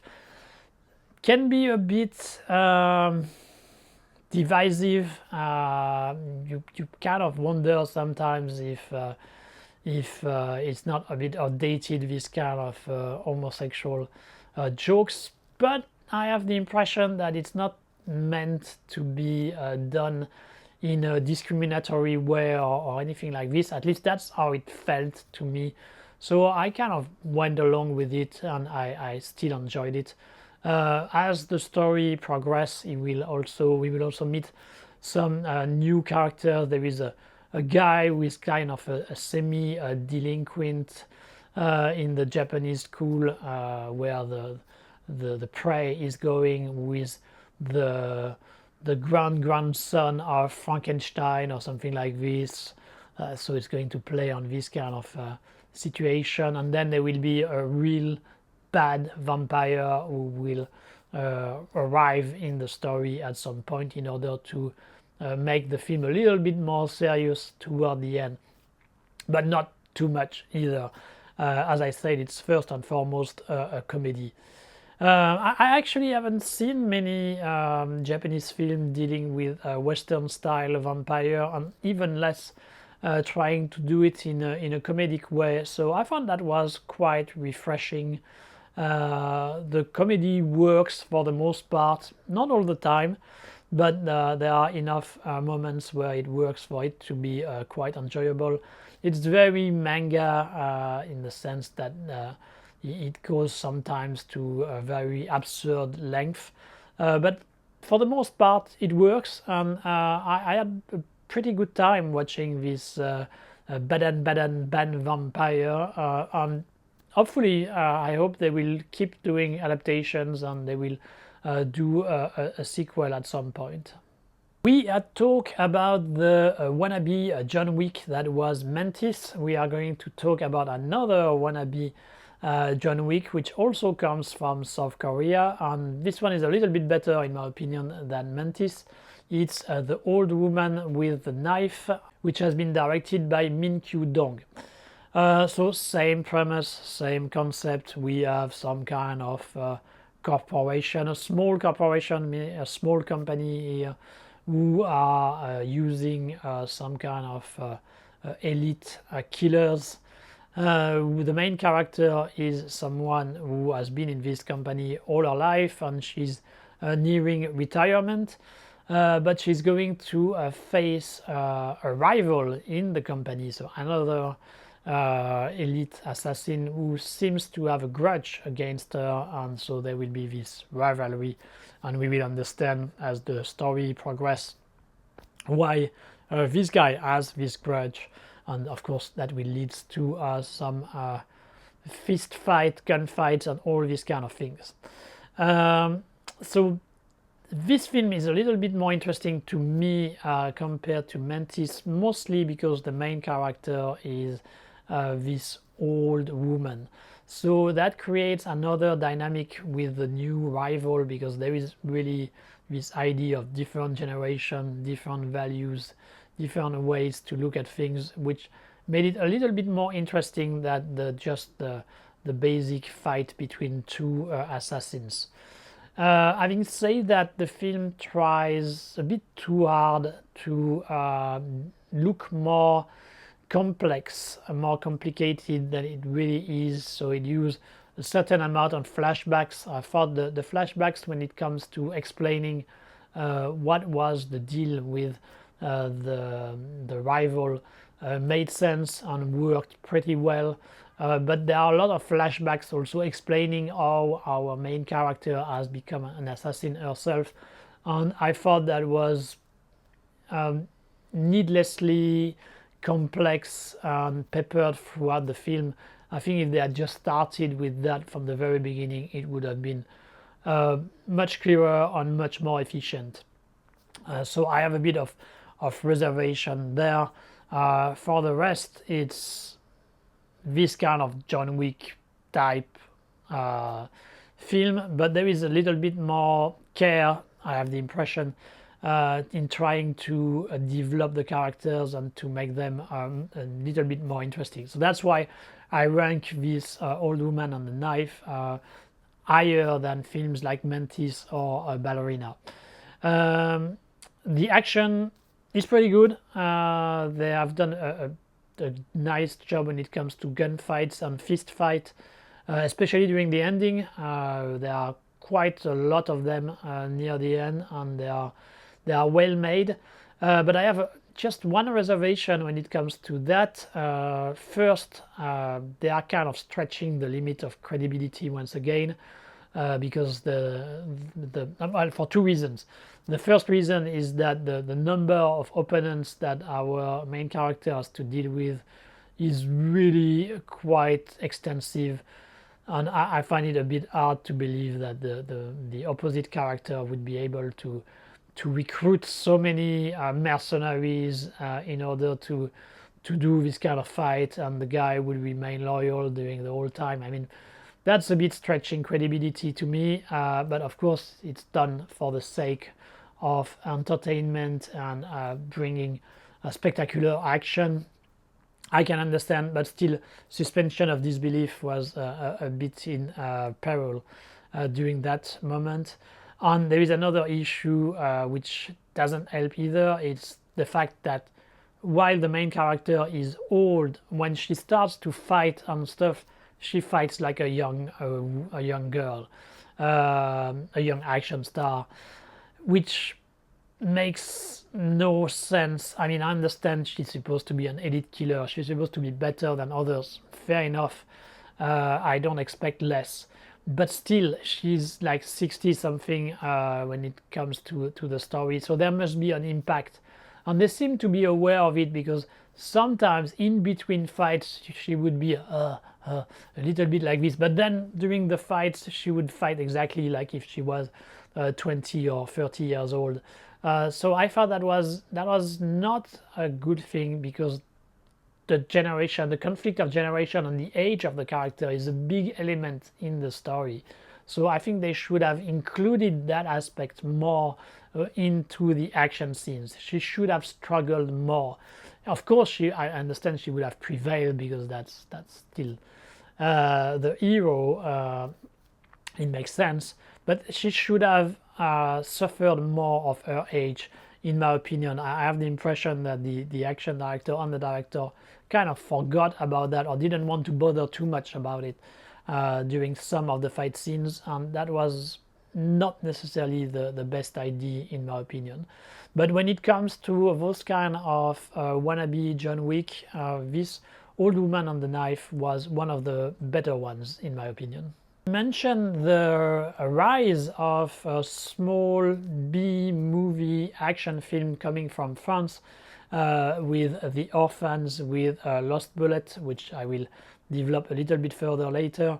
So I'm going to talk about another of this kind of B-movie coming from France right now, and it's a movie called KO, directed by Antoine Blossier, and the main selling point of this film is that it's I believe it's the first leading part of a famous MMA fighter, Cyril Gane. So Cyril Gane is a heavyweight right now, currently in the UFC. He's one of the top of the division, and he is, as far as I know, making his debut in this film.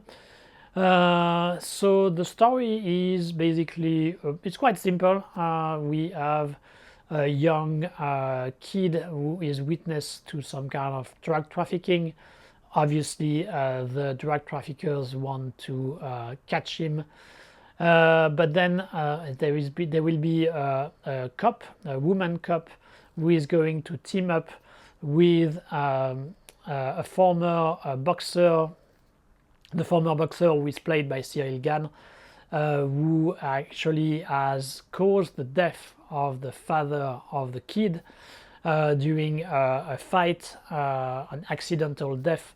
And for this reason, of course, he feels like he has a responsibility toward the kid. So those two characters are going to team up in order to find him and to protect him from the drug traffickers. Fairly simple story, but in a way, when you are doing this kind of B action film, it's probably better to just go for something simple rather than trying something a bit more complicated like The Orphans, which I talked a little bit earlier. The good thing about the film is, first, I thought that the dynamic between Cyril Gane and the woman cop worked pretty well. They are very different in their personality. The cop is very easily excited, very emotional, very hot-headed, while on the other hand, Cyril Gane is much more cool, cold to some extent, and is really thinking before doing anything. And so that creates an interesting, it's nothing very original or very new, but when it's done well enough, it works, and it creates some funny interactions between the two. And I guess this character that Cyril Gane is playing is probably pretty close to what he is in real life, and that's for the best, because he's at this point is certainly not the greatest actor, so it's probably better that he plays basically himself.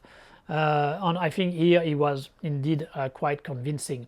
He's also quite convincing during the action scenes, which is not so much a given, because sometimes those kind of real martial artists, those kind of real fighters, they don't necessarily adapt that well to the necessity of film action for film. But I thought he did a good job. First, we have to admit that he has some kind of physical presence just by the fact that he is so big, so muscular. Just having him in the shot sometimes is enough to show some kind of threat. Just by him being there, you can see, oh, it's going to get heated very quickly at some point. and that's quite interesting. It's a bit like the mechanism in a way of Bruce Lee in The Big Boss, where you are expecting that at some point he's going to get hungry and it's going to be a bloodbath. So there is a little bit this dynamic also with Cyril Gane here. And we have two main highlights when it comes to the action. There are not so many action scenes, maybe 3, 4, something like this. But they are quite well made, quite entertaining. And the film is not very long either, so I guess when you are dealing with a 90-minute film, around 3 to 4 fight scene is enough. That's basically what Sammo was doing in the 80s. And for me, the highlight of those action scenes is the middle action scene, which takes place in a club. I especially like action scenes taking place in clubs, even if unfortunately I think they are not. The environment is not used as much as it should by most of the directors. But here, of course, we will have our heroes fighting against some kind of bouncers, and the choreography is quite good. It's very grounded, quite realistic. It's really about the pain, the power of the hits.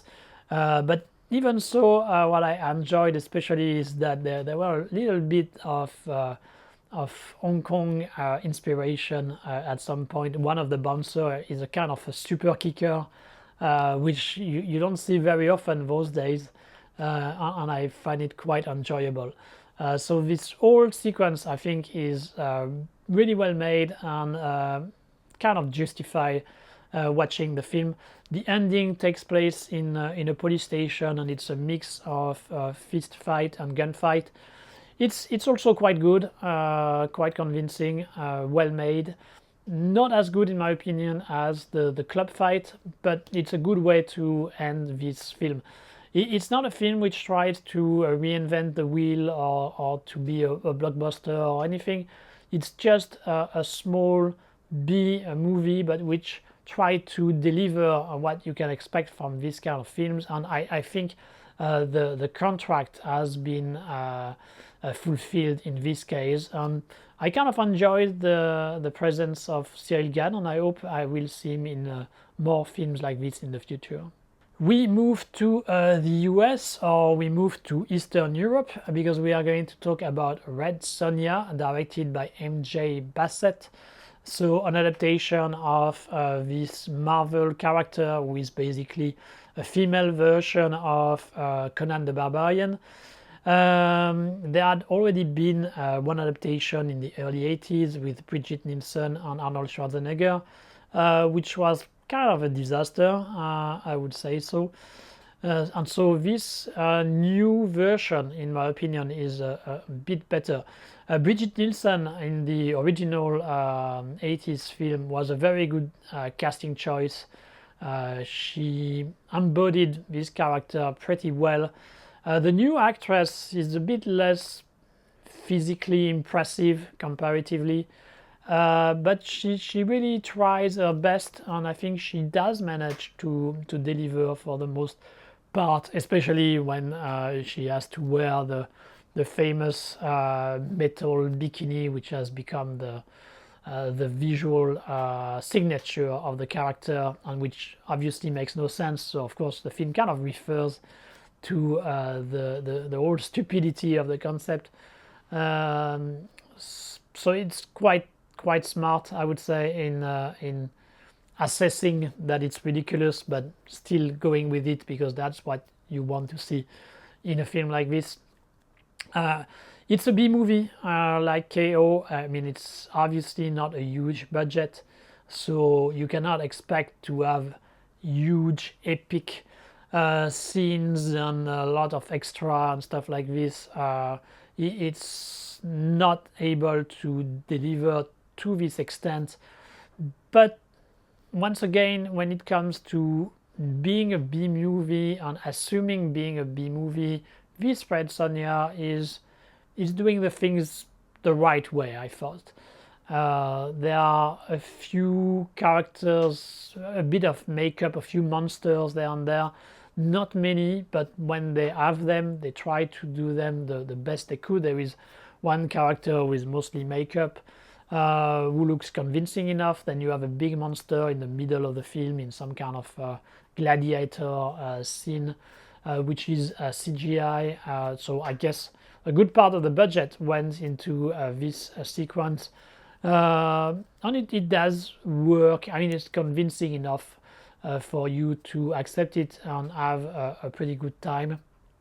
There is also an interesting idea in the way that the bad guy is described, with this opposition between nature, magic, and something a bit more like science.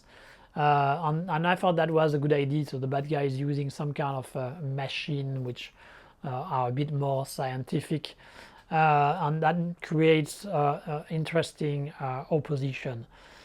It's nothing that ambitious, but it assumes what it is, as I said, which is a B-movie adaptation of a comic book, trying to channel the spirit of Conan the Barbarian, and I think it managed to do that pretty well. Don't expect too much, but it's still a fairly enjoyable entertainment. Okay, let's talk about The Shadow's Edge, directed by Larry Young, the film which has been heralded as the big comeback of Jackie Chan. I have the impression that every year we have this kind of announcement that, oh, it's the comeback of Jackie Chan.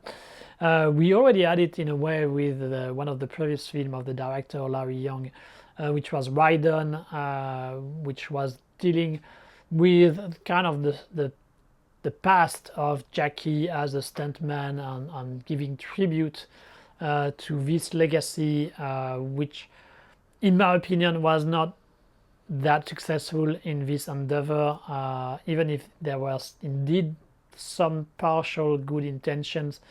But this Raiden, I didn't really enjoy it. Personally, I have quite a few griefs toward the way he's using the film to absolve himself of some of his actions in real life. Anyway, that's another issue. But basically, we know that Jackie Chan's career has been on the down, has been going downhill for quite some time. In my case, I kind of gave up on him since Chinese Zodiac. That was the film I was hoping he would really be able to do a real comeback there. And when I saw the result, I thought, okay, that's not going to happen anymore. So is this Shadow's Edge a real comeback? In my opinion, no.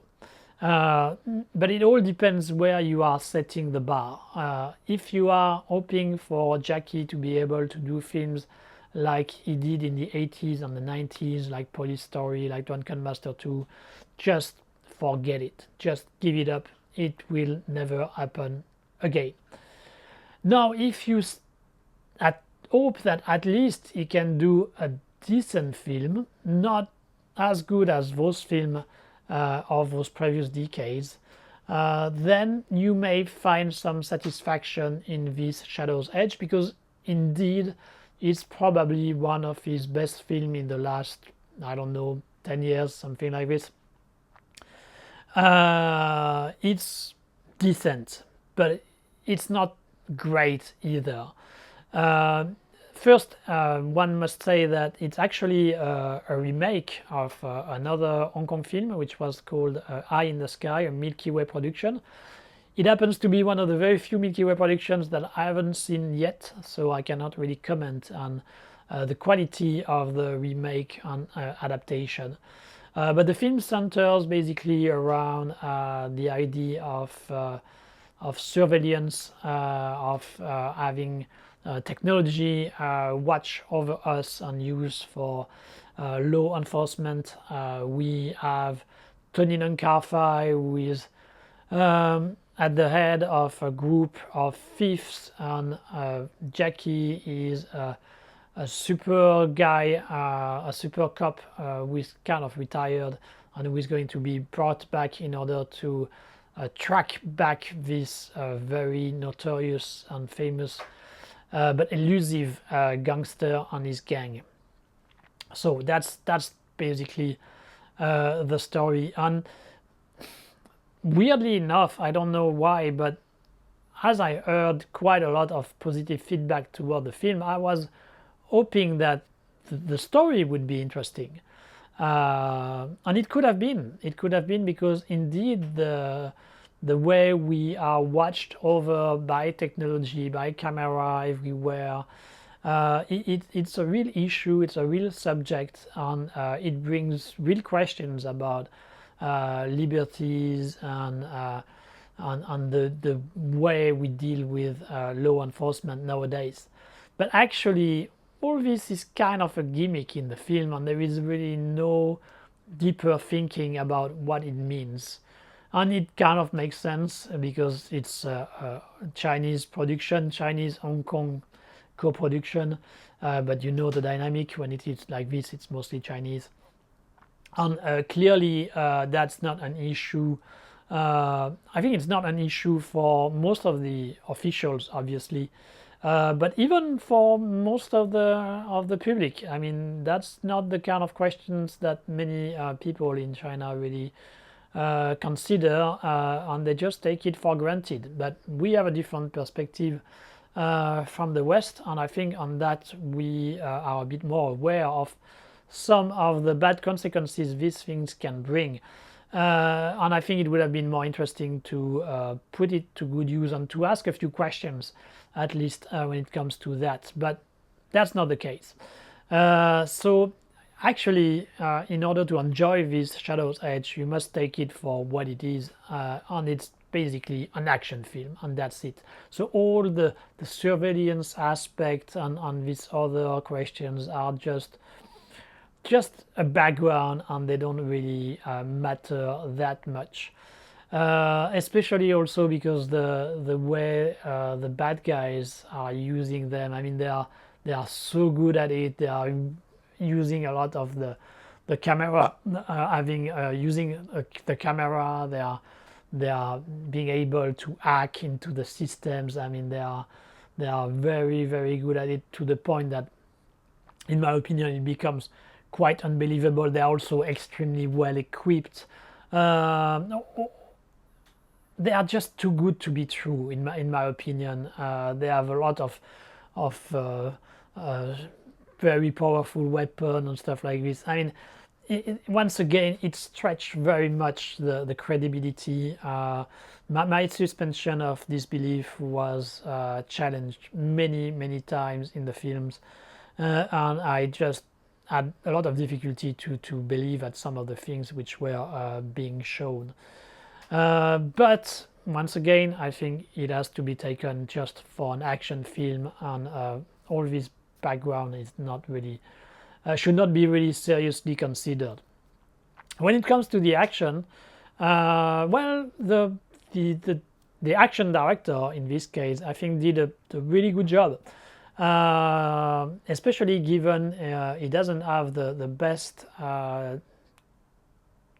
assets to deal with, in the sense that obviously Jackie is a very old man now. He's more than 60 something. He's not able to do what he could do before, and his main opponent is Tony Leung, who is a great actor, but he's not an action actor either, and he's old as well. So it's not easy to do convincing action scenes when you are dealing with those kind of people. I thought he found a good balance in showing enough the action that you can really enjoy the moves, but at the same time making the cuts, making the editing fairly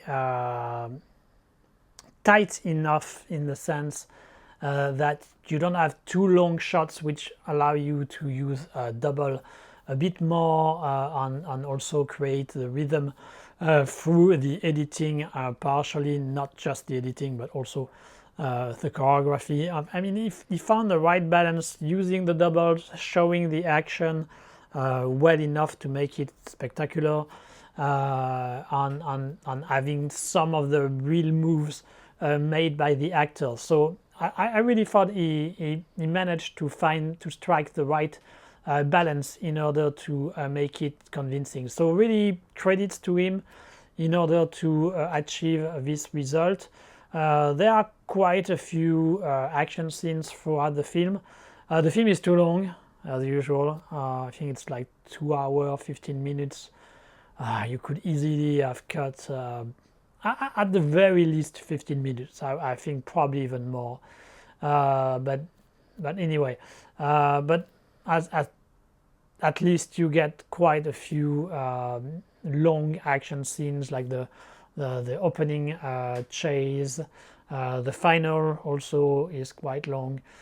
So at least you got for your money. The action scenes are numerous enough and with enough good quality for you to have a good time. One of the good points also of this Shadow's Edge is to choose to set the action in Macau. Macau has been used quite a few times by Hong Kong filmmakers in the past, but not so much by Chinese filmmakers. So it's interesting to use this as the main background. Because Macau is more than just a city of casino, it's more than just the Chinese Las Vegas.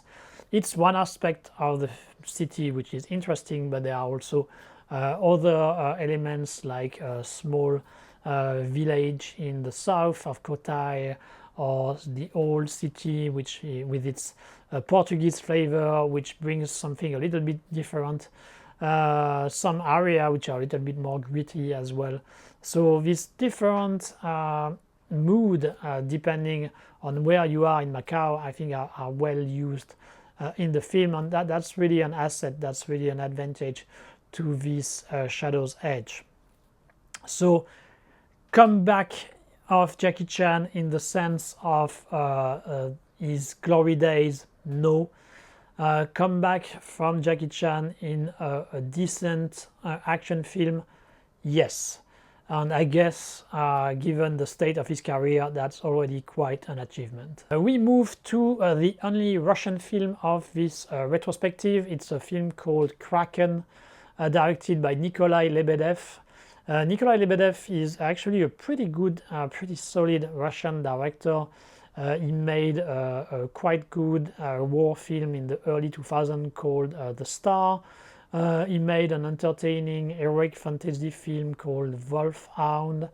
Then in 2016, I believe, he made a disaster movie around a plane, a civil plane, having to face different threats, and he made it quite exciting. It was called The Crew. So he comes back in 2025 with this Kraken, which is basically a mix of a submarine film and a kaiju giant monster film. So the concept is quite similar to James Cameron's The Abyss. We have a submarine which has suddenly disappeared in the Arctic, a Russian submarine. And so another Russian submarine is sent to the rescue, and when they are going to reach the place where the original submarine disappeared, they will realize that there is actually a giant monster lurking around. It's not the best film from Nikolai Lebedev, let's put it directly, but it's still fairly decent, fairly okay film, because he has this expertise, he has these skills when it comes to directing and to creating tension. So we are in a similar situation as film like 96 Minutes or Wall to Wall, in the sense that the first half of the film is pretty good. He really managed to introduce the character, to present the situation. The opening with the first evocation of the monster is quite interesting. Then when we are in the submarine, there is this kind of tension that comes with films set in submarines, with some rivalry in the crew. Then we have some thrilling set pieces, fairly simple situation, but handled very well. Like for example, when the submarine has to go through under some kind of icebergs, and of course there are some obstacles on the way. All this brings quite a lot of tension, and Lebedev is really able to handle it pretty well. The mood is interesting. This kind of submarine mood works pretty well. So the whole first half is really nice, and that is basically until the monster really starts to show himself more fully. If you had problems to believe that a shark could hit an helicopter when you watched Jaws 2, be ready for something even more exaggerated here, because this monster basically destroys all oil rig. So we are really talking here about a giant monster, which in a way is kind of this sequence with the oil rig is kind of the big action piece of the film. So very good beginning of the film, but then for whatever reasons, when we enter into the second half, things get a little bit sour. I'm not sure exactly why. It's just some choices which have been made by Lebedev and his scriptwriters, which I don't think were necessarily the best one for the films. For example, in the opening and throughout the first half, there were two scientists which were stranded on the Arctic, so they are rescued by the Russian submarine. But then it actually leads to nowhere. So they become kind of guests into the submarine, the Russian submarine. But there is not much going on. They don't really bring anything new to the story. I mean, if they were not there, it would be exactly the same. So what's the point? Also, Lebedev chooses to concentrate more on the rescue of the other submarine, and the giant monster kind of disappears. Of course, he comes back at the very end, but it's more like it feels like an afterthought, just like, oh, we have to solve this thing we showed originally, and that's it. But it becomes really accessory, and I thought that was a bit disappointing, because the whole setup was pretty well handled, and you kind of wanted to see a direct confrontation between this monster and the submarine, and it doesn't exactly happen like this, so it's a bit frustrating and disappointing. Also, there are choices when it comes to the monster which I'm not completely sold on. Of course, when it comes to the early time in the film, we don't really see much, so a lot is left to your imagination. But as the story progresses, then you see more, and you realize that this Kraken is basically just a giant octopus.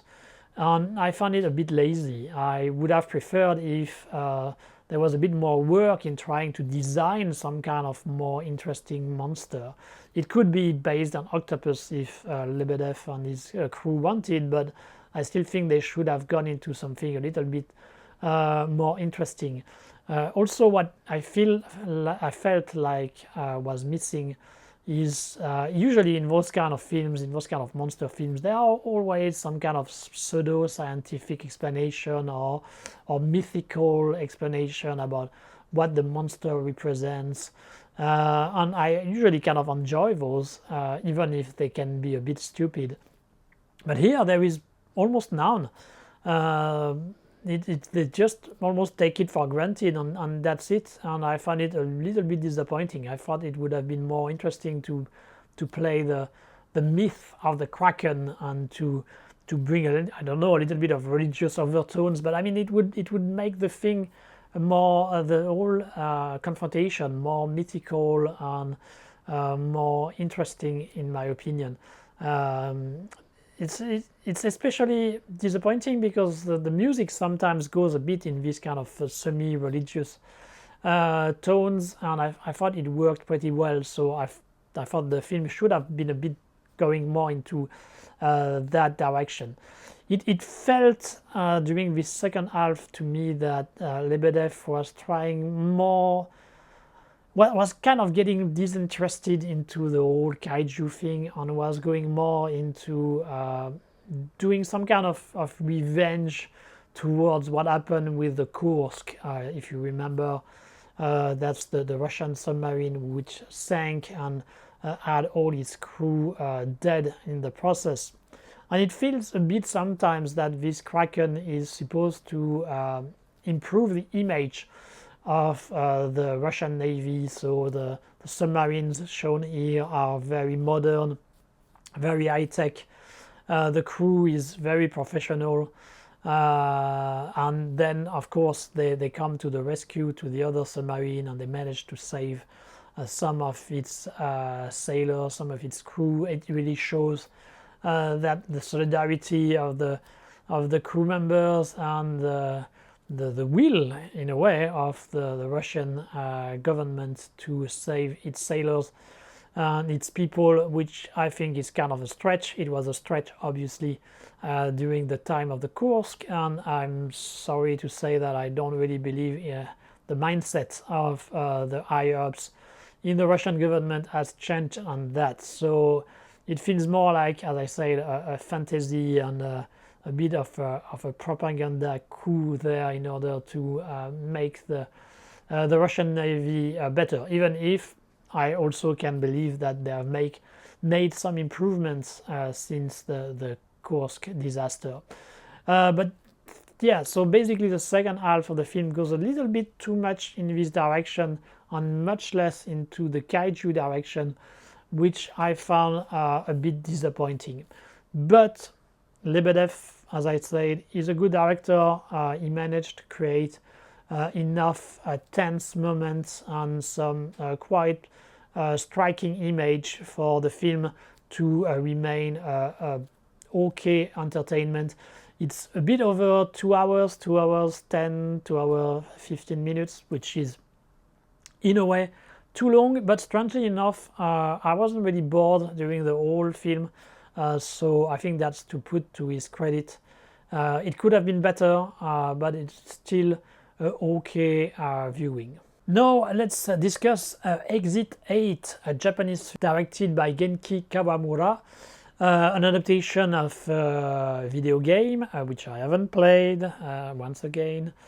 The video game was basically your character being stuck in the corridor of a metro station in Japan, and you had to kind of escape from this environment. So the film adaptation is roughly the same story. As I said, I don't know how it was for the video game. I thought in this case, this concept was interesting and it made for a fairly fun experiment, but it's too much for a full feature film. If they had kept it as a short film or as a medium length film, I think it would have worked much better. Here they have to make it more than 90 minutes, and while the concept is a bit funny at some point, it gets also quite easily repetitive. So the early stage, when you are wondering what is going on there, when you see some weird change, some small details which are not exactly right, it's quite interesting, quite exciting, and you feel some kind of diffuse threat and the horror of the situation.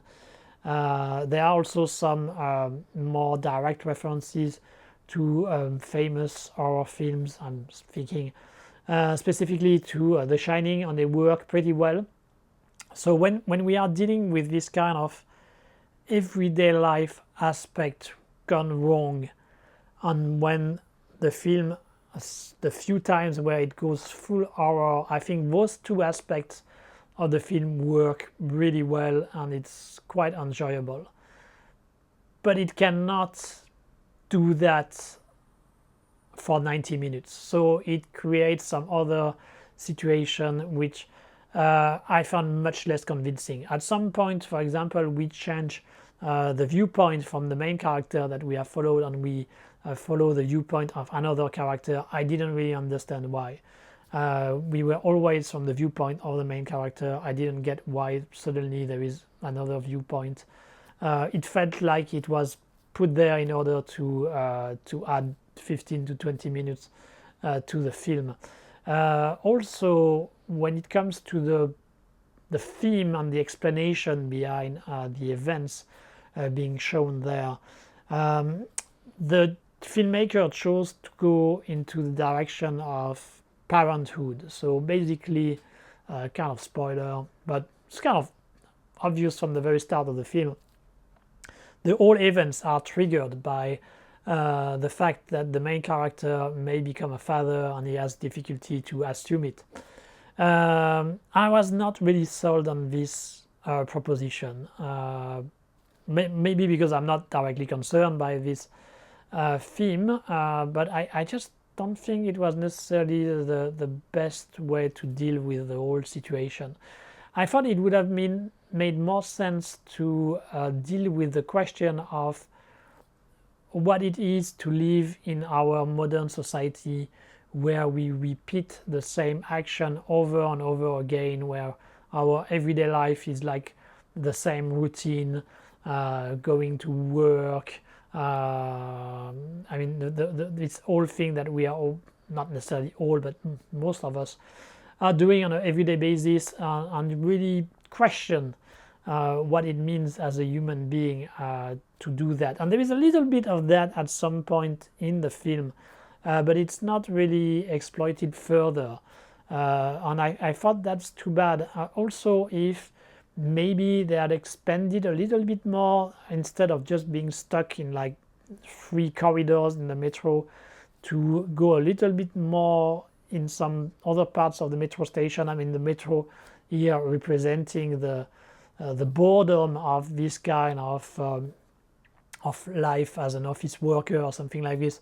I think it could have been more interesting, on in line with the spirit of what was being shown here. But that's not the choice that the director made.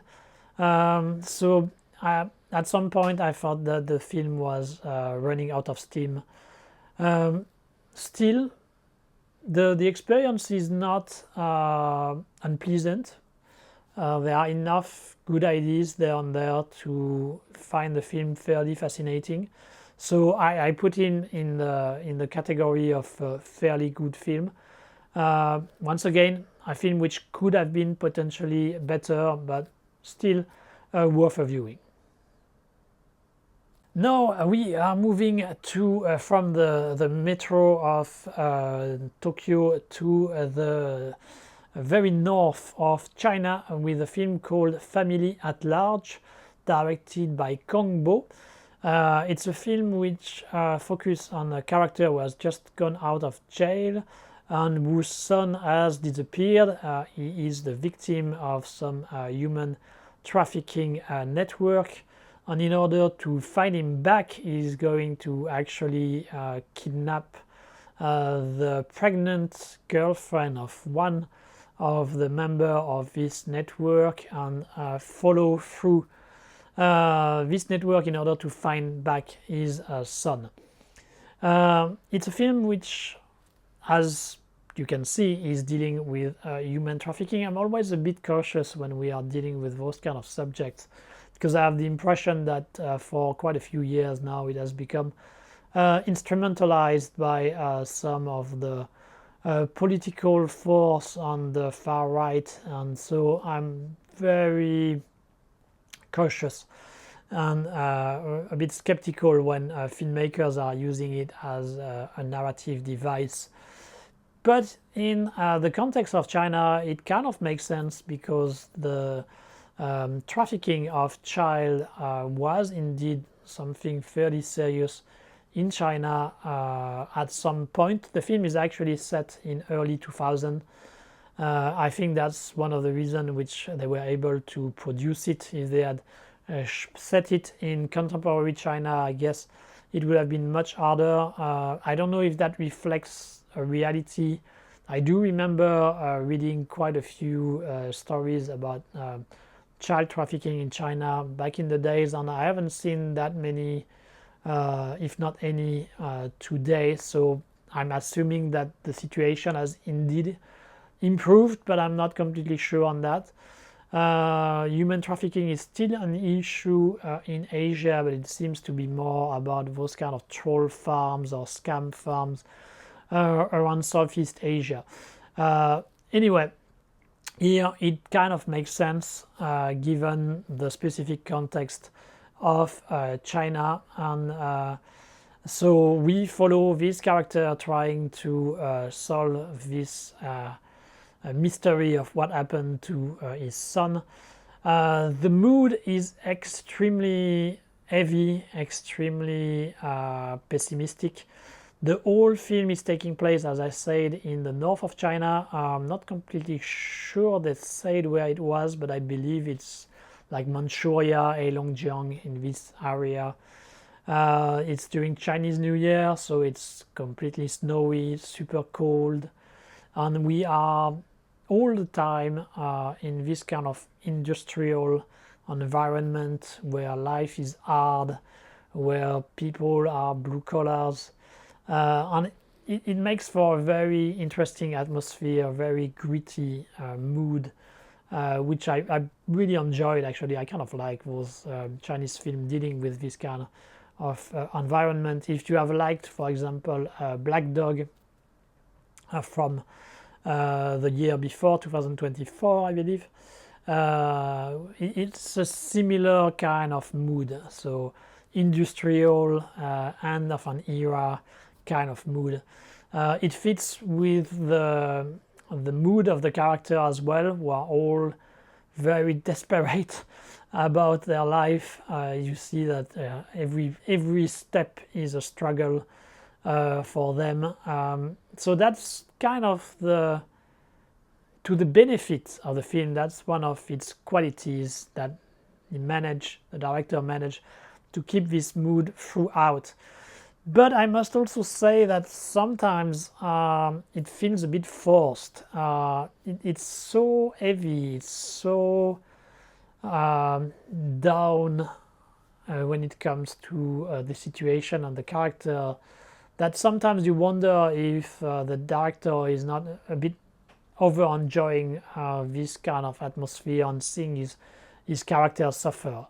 I think a little bit more light, a little bit more everyday positive feelings would have helped to make the film a bit more relatable and enjoyable. The characters also lack a bit of shape. They seem a bit like function. The only one which is really developed and the most interesting is the pregnant woman who finds herself in the middle of this traffic, who really asks for nothing, and with a complete innocent victim in that. I thought the actress did great. The character was relatable. You could really feel for her, and there was some real emotional attachment. But it works much less with the other characters, who are a bit one-sided and don't manage to bring the full humanity of the characters, unfortunately. So that's kind of the flow of the film. It's not really much into action. There is a little bit of it, but that's not the main thing. The main thing is really trying to develop the character, which, as I said, is a mixed success here, or mixed failure, depending how you look at it. And it's really more about the mood. On that front, on the mood front, the director is very successful. So it's not a fun film to watch. It's not an easy film to watch. But I think it has enough qualities to show that the Chinese cinema is able to produce good films, despite all the obstacles that they have to deal with the main one being obviously the Chinese censorship. Let's talk about the biggest success of India at the box office in 2025. It's a film called Dhurandhar, and it's directed by Aditya Dar. So as I said, big success in India in 2025.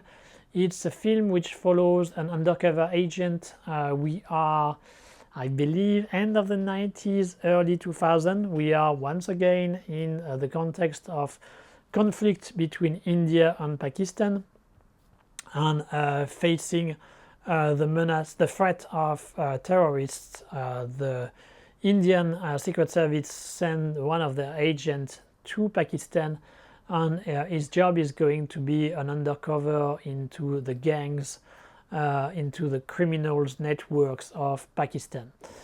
And for me that's already kind of a problem, this premise, because I don't really understand, and it's not cleared during the course of the film, why they choose, in order to fight against terrorism, they choose to send an agent undercover into some kind of gangsters.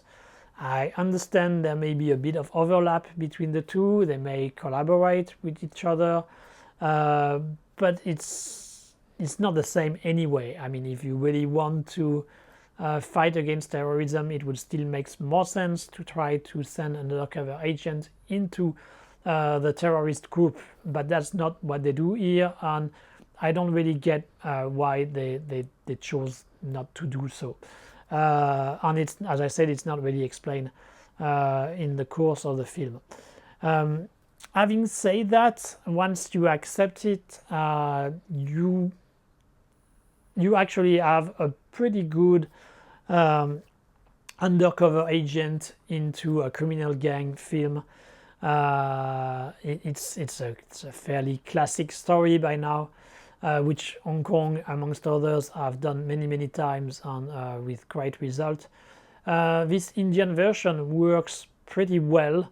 There is a good dynamic, a good relationship between the agent being sent and the biggest criminals. I found the actor playing the main criminal really good, really convincing. His face made me think a bit of some kind of mix between, I don't know, James Woods and Lance Henriksen, Indian version, obviously. Mikio Narita, a bit of Mikio Narita also in those Yakuza films. So I really enjoyed his performance, and I thought all the interactions they had were quite exciting, quite interesting. There are also some pretty good action scenes there and there, some tense moments where we don't know if the cover has been blown up. The political background also brings some quite touching scenes. There is a scene where some terrorist attacks happen in India, which are based on real terrorist attacks. And you see the Pakistani characters being happy about these events, and our agent, of course, being part of the gang, he has to react the same way, but you can see that he's actually, of course, saddened by the whole situation. So I think the actor and the director managed to catch this spirit pretty well, all the tragedy of the situation. That was quite well made. But at the same time, there are lots of issues, small issues with the film, in my opinion. I already talked about the premise, which for me is a bit weird. But then there are also the issue of the main actor, who is Ranveer Singh, and Ranveer Singh, so he's the guy playing the undercover. The problem is that he's too much of a star. I mean, he's quite big. He has a real presence and a real charisma, which is great for a star, an Indian star. But that's a bit of a problem to make for a convincing guy who would start from the very bottom to enter into this gang and get higher in the hierarchy. That there was something which wasn't convincing in it. I think he has too much of a star quality to make it really believable. So that was one issue. Then there is also the elephant in the room in a way, and that's an issue which comes back very much now with Indian cinema, and especially when they are dealing with Muslim and Pakistan, is what is the message there?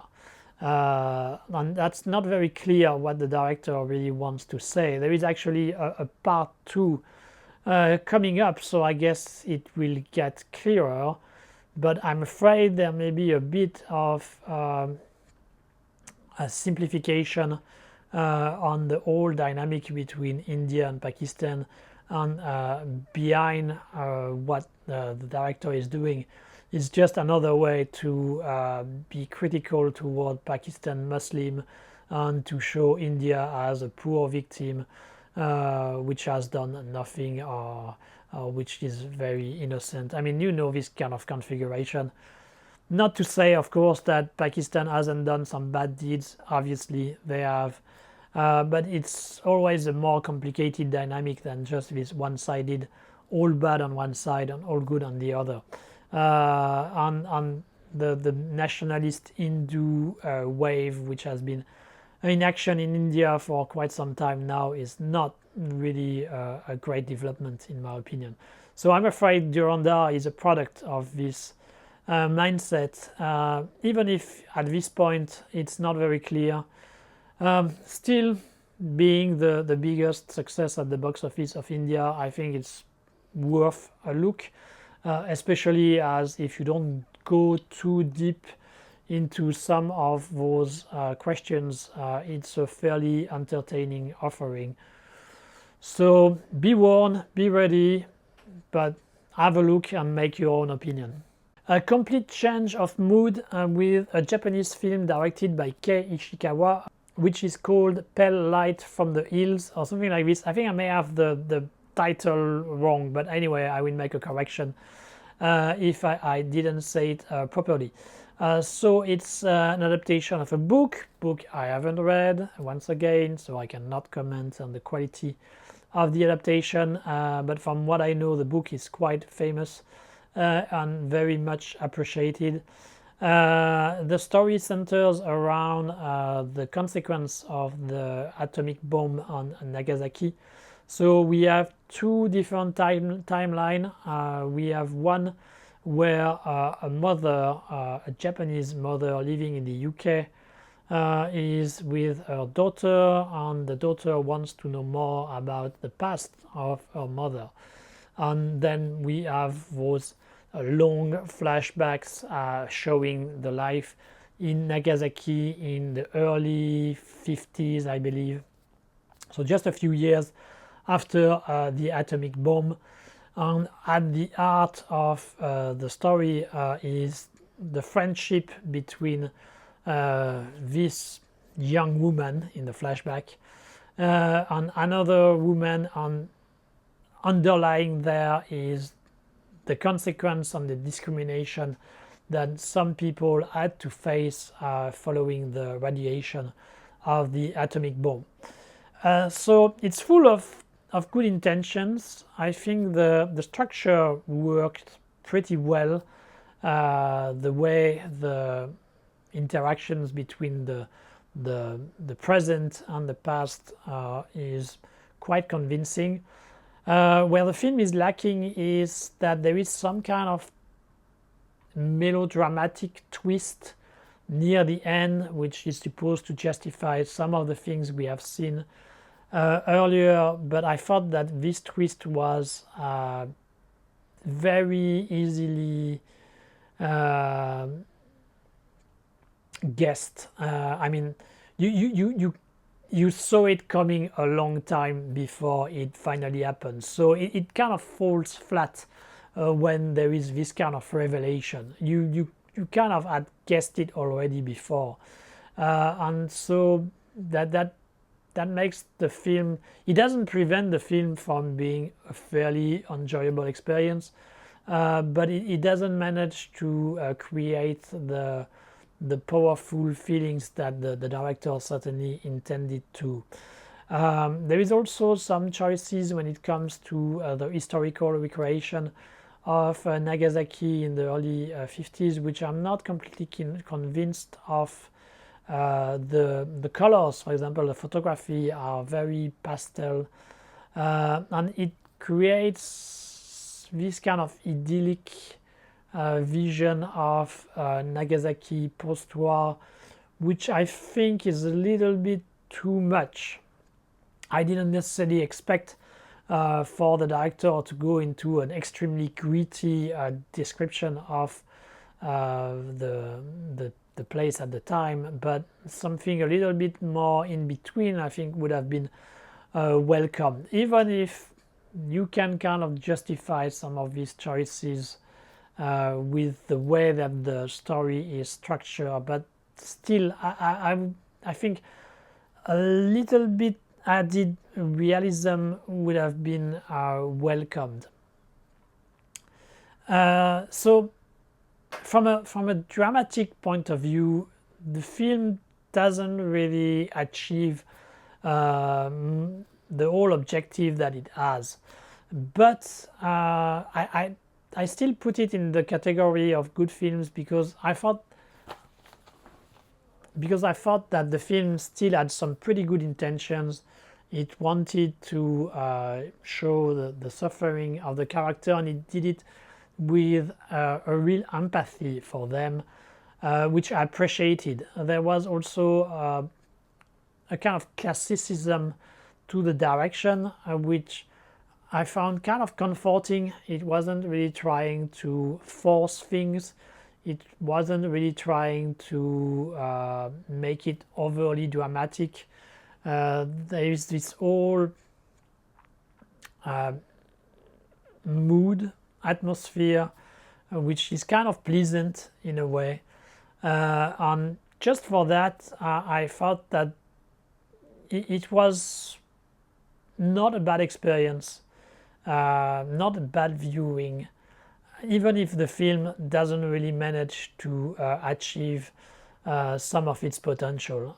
So I'm mixed on this film. I tend to look at it from a positive side, even if, as you can see, I'm quite aware of many of its flaws. But yeah, I still want to kind of defend it here. Yeah, I think it's important sometimes to have films which are trying to fight the good fight and are not trying too hard to makes you feel bad about some of those situations. So I want to give it a slight recommendation, even if the film is far from perfect, as you could see from what I said earlier. Now I'm going to talk about a French film called Dog 51 by Cédric Jiménez. Once again, as with the previous film and as with many other films, it's an adaptation of a book I haven't read. I heard a lot of people complaining about the quality of the adaptation, saying the book was much better than the film. I cannot comment on that. I'm certainly inclined to believe it, because in most of the case the books are usually much better than their film adaptations, but I haven't read the original book, so I'm just going to judge the film for what it is based on what I've seen. Dog 51 was a big budget in France and was very much criticized because people were complaining it was not creative enough, not really showing the money on the screen. I hear the argument. I think it has some value, but I wasn't really bothered by it. So what is the story basically? So we are in a futuristic Paris. Now the districts have been basically separated based on the class. So the rich are living in the center of the city, the poor are living on the outskirts, and there are strict separations between them. It's not that different from the reality. except that there are not those direct separations, but there are already these kind of things going on in Paris, on in most of the city in the world, I believe. But so we have then a series of murders happening in some of those in the city, and which are obviously part of a bigger scheme, of a bigger conspiracy. And we will have two cops, one man, one woman. The man is a cop in one of those poor districts. The woman comes from the rich district, and so they are going to team up in order to solve this series of murder. Classic configuration, buddy movie in a way, with those characters who dislike each other, but who will learn to appreciate each other and work together. The duo here is made up of Gilles Lelouch and Adèle Exarchopoulos. Many people were quite critical of their performance. I personally enjoyed it. I thought the adversarial dynamic worked quite okay. I thought the way that the Paris of the future was shown was convincing enough.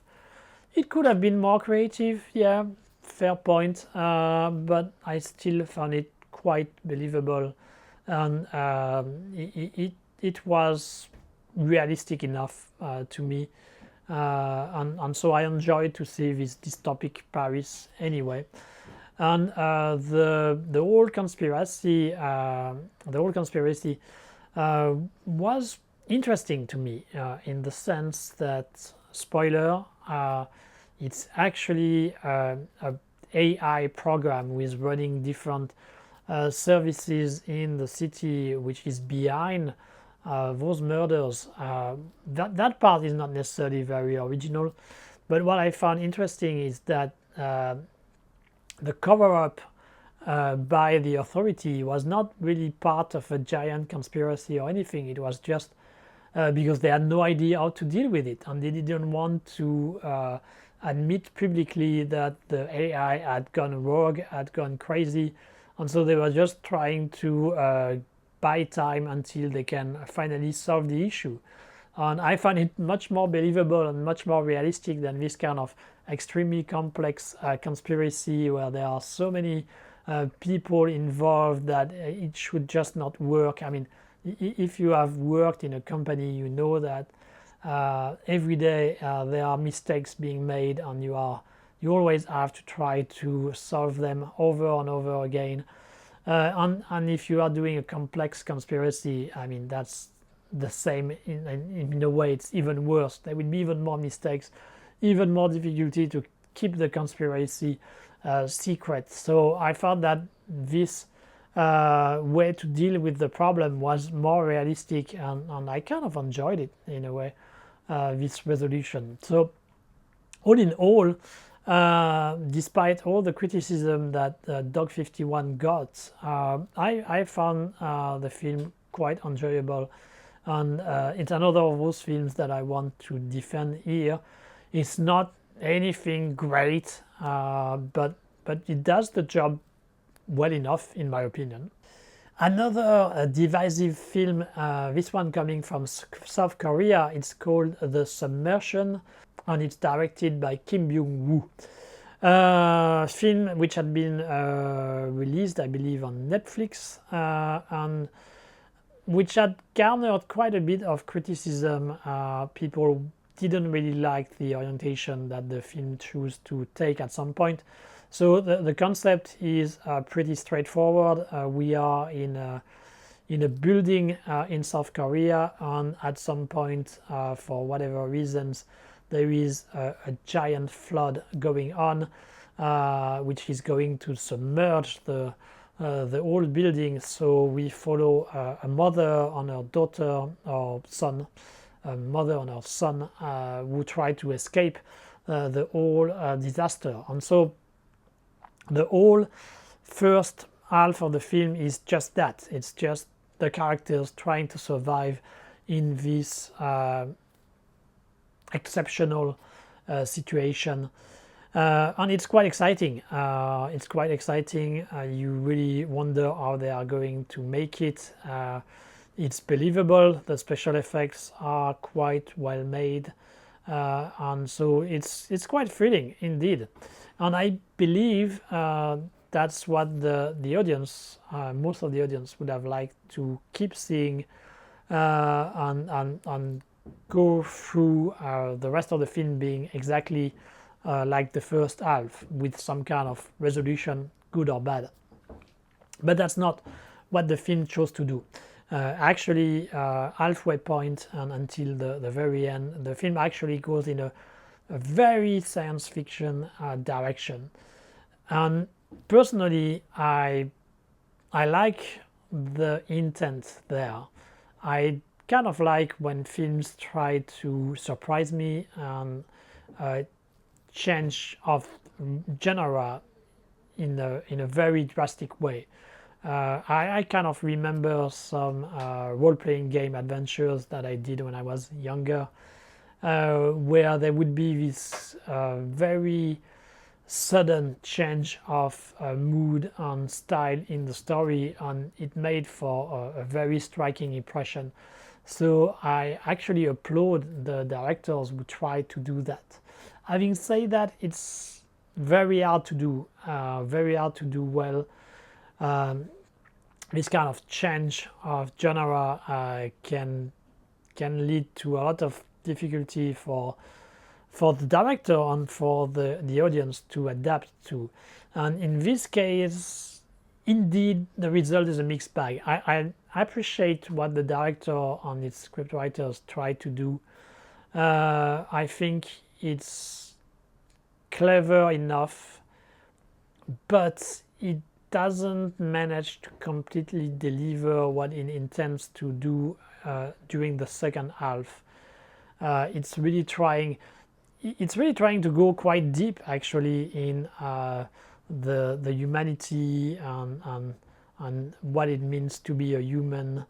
And I appreciate the effort, but indeed, when it comes to the execution and the treatment of those themes, I think that the film doesn't really manage to fully deliver on that front. So it ends up being a little bit, once again, as in many of the films in this category, a little bit frustrating, because you see a lot of potential, either if the film had kept on the disaster aspect, or if it had managed to exploit its science fiction side in a better way. And it doesn't really manage to do that. The special effects also kind of suffer a bit more during this second half of the film. I don't know exactly why. Once again, probably some budgetary issues. So it kind of falls down a little bit during this second half. But still, I really appreciate what has been tried by the director, so I want to give it a pass in a way. I want to still give it some kind of recommendation, because the effort is really commendable. I wish the result had been more satisfying, but still, I think the film deserves a lot of credit for what it tried to do, and it should be praised a bit more compared to the backlash it got. So yeah, Submersion, mixed bag, clearly mixed bag, but a lot of good intentions, which makes it a worthy viewing. Let's talk about a German film. It's a German film called Der Tiger, that's the Tank, sorry, in English, directed by Dennis Gansel. So a film centered about a crew of a Tiger tank during the Second World War. They are sent on a special mission behind the Soviet lines to try to rescue an officer from the intelligence service who has some kind of very important plans, war plans, which, if they end up in the Soviet hands, will lead to the killings of many divisions of the German army or something like that. So the premise of the film makes absolutely no sense. Sending a lone Tiger tank like this behind the Soviet lines, it's just complete nonsense. Remember that the Tiger was a kind of a new tank back then. There were a lot of mechanical problems coming with it, and just to keep it working well was kind of a big challenge for the German army back then. So sending one just like this and hoping that it would not face any mechanical problem during the whole endeavor makes no sense. It makes even less sense because those kind of tanks were using a lot of petrol, a lot of oil, and so just to be able to go far enough would require it to carry a lot of oil with it, which once again makes no sense. So the whole premise, as I said, is completely ludicrous. Now, the film is smart enough to realize that, and there is some kind of narrative twist which justify the whole thing. But it's the kind of twist that you tend to think about when you are a teenager and think, wow, that's genius. But when you are an adult, it's just an easy way out. And so that's how it feels to me here. The whole trauma leading to the situation doesn't just feels like a way out of the whole situation, and I wasn't convinced by it. It feels like the director or the scriptwriter thinks it's a genius move, but it's actually very artificial. So the way I think the movie is the most enjoyable is to just accept the premise, even if it's stupid, forget about the twist, and just enjoy the atmosphere and the immersion in what it is to be part of this tank crew. And if you concentrate on that aspect, the film is actually quite good, really good. It's one of the best films I've seen describing what it is to be in a tank. Well, I haven't been in a tank myself in this kind of context, but I think it does manage to really recreate the tension that there is if you have in those kind of boxes, metal boxes, surrounded by people who want to kill you. The whole pressure, the whole small environment. I thought it was very, very well made by the director. The characters who are part of this tank crew are a bit predictable in a way. You have the rookie, you have the experienced mechanic, you have the traumatized officer. They are kind of cliche, but they are convincing enough, and they make for a good dynamic, a good interactions between each other. There are some very good scenes. There is one scene where the tank is facing a tank killer, and it's very suspenseful, very tensed, and makes for a great thrilling scene. There is also some kind of a tribute to Das Boot, which is a little bit more far-fetched, but kind of works if you are ready to accept the suspension of disbelief there. But basically the whole sequence when you are in the tank with the crew, I thought they were really great scenes. The rest, not so great in my opinion, but just do like me, focus on those aspects, on the immersion in a tank during the Second World War, and I think you will find some enjoyment there.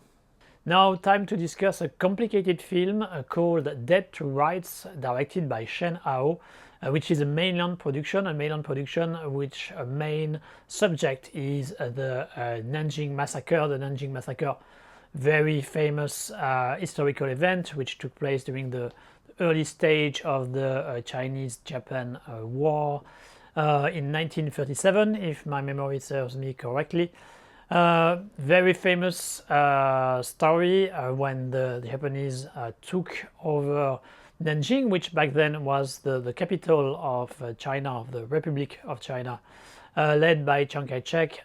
They did a series of atrocities there, killing civilians, killing, raping, plundering all around them. So quite a famous story, even if actually when you dig a little bit more about the historical context and the real historical facts behind the story, it wasn't actually that much publicized originally. It was known when it happened in 1937, but we really realized the extent of what happened a bit later, and it became a bigger deal with time, in a way, because let's face it, the Japanese army during the Second World War was quite cruel on many aspects. We already talked about the camp, the unit 731, and they did a lot of horrible treatments to prisoners, to civilian population. I mean, they were awful. There is no other way to talk about it. So unfortunately, the Nanjing Massacre was not an isolated case, and this kind of behavior happened many times during the course of the war. So of course, since the Communist Party, since the 80s, have tried to rebrand itself in a more nationalist force rather than the international progressive force that it was supposed to be originally. They have used very much the background of the Chinese-Japanese war in order to intensify the victimhood and the suffering, and the fact that since they are in power, things are much better. Even if you look in the history of the Chinese Communist Party, they have their own share of fair share of atrocities. But anyway, so for this reason, since they have tried to rebrand themselves as more nationalist, they have used many of those events in order to show a better light to themselves, in a way. So there have already been films about the Nanjing Massacre, or taking this historical event as a background. There was a film by Zhang Yimou with Christian Bale, which the title escaped me. No, I think it was Flower of Wars, if I remember correctly. There was also, I believe it was one version directed by Godfrey or something like this, or once again by T.F. Mu, the director of Camp 731. Not completely sure, but there was a film end of the 80s, early 90s. Anyway, here we have a new version of its events. We follow a nationalist fighter, member of the army of Republic of China, which just lost the battle, and is trying to survive. And in order to manage that, he's going to pretend that he's somebody working in a studio, a photography studio, but actually he is not, and he has no idea how photography works.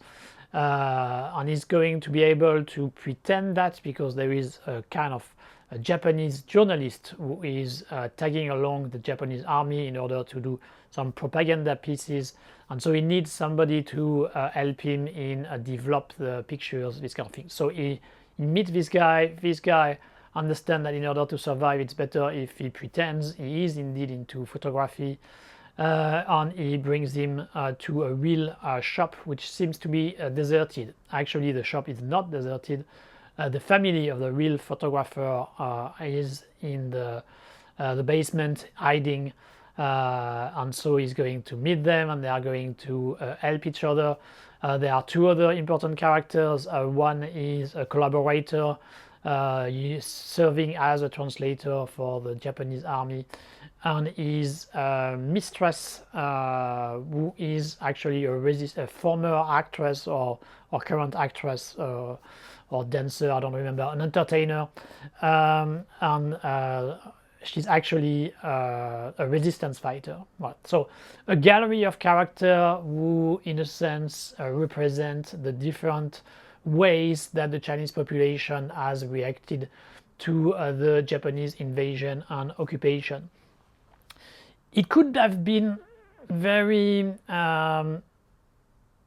predictable and artificial, because those characters may have been just symbols for a general type of attitude.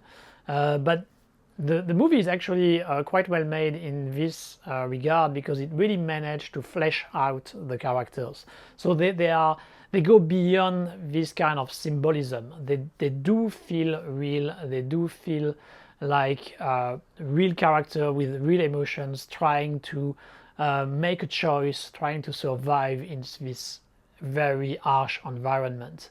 And that's really commendable on the part of the film, that it managed to do that. And it's especially commendable because usually most of the Chinese films, when they are dealing with those kind of very politically charged context, they tend to end up being very one-sided characters. But that's not the case here. They really did a good job. They also did a great job, but this one was more expected, I guess, in the historical recreation of the time. The way Nanjing is depicted is very realistic, very credible. The Japanese army also feel rather credible.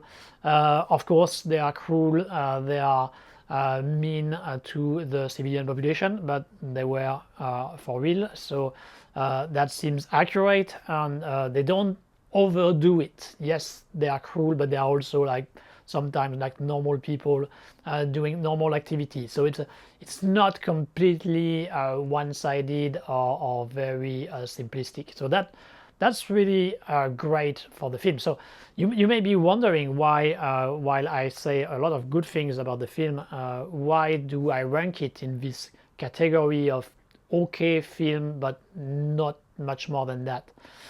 Well, it's because the film actually suffers from the same problem as some of the other films I've talked about. So I've talked about quite a few where I've been saying that halfway in the middle of the film, then things suddenly start to flatter until the very end. There is a similar phenomenon happening here with this Dead to Rights, but it happens during the last third of the film. So during the 2/3 of the film, it's really good, really good. Good characters you feel for, a real historical background which you understand how things were and you believe in. So very immersive in a way. So really good job there. But at some point, the film ended up falling in the trap that it had been so skillful to avoid until then. And then suddenly, I'm not sure exactly why. Is it a decision from the director? Is it the pressure from some higher ups? Who knows? But at some point in the film, it starts to get really into the nationalistic road. So the characters are starting to be very much about, oh, China, China, it's so great, our country, blah, blah, blah. Is it really needed? We can understand that some of the characters may feel a bit like this, but it goes overboard, it goes too far, which, as I said, was something the film had completely avoided until then. And at the same time, the director, who was doing a good job in getting a realistic drama and not really overdoing it, well, he ended up doing exactly that. He ends up overdoing the drama. Some characters are killed in a very cruel way, which doesn't seem really that needed. It really feels like it's just some kind of narrative twist in order for you to feel bad about the action of the Japanese. Well, actually, you don't need that in order to feel bad about the action. Obviously, they were horrible during that time. But it feels too artificial to me. And there is also a problem with the character of the Japanese journalist. Because until then, during the first third, the character was fairly realistic. So he was very driven about his journalistic job. He was very much a nationalist himself. So he wasn't necessarily treating his Chinese prisoners very well, but there was still a little bit of humanity in the relationship. It was not completely one-sided. It was not completely like a master abusing his slave or this kind of things. There was a little bit of that, but there was also a bit of humanity in it, which I believe is probably closer to the truth. But then in the last third, the guy basically becomes obsessed with it's a spoiler, obviously. The guy becomes obsessed about killing some of the people he had been using until then, and it seems to me that the implied meaning behind that is that look at those Japanese, you can never trust them, you can never do anything constructive with them. They are going to betray you, they are going to make you suffer. That's really the implied meaning that I got through the film once there is this kind of transformation in the Japanese photographer character. And I don't like it. I don't like it because I don't think that's any closer to the truth. It may have been back then, but even so, even during the war, I'm sure there were some Japanese who were a bit more human than the horrible behavior many of them displayed during that time.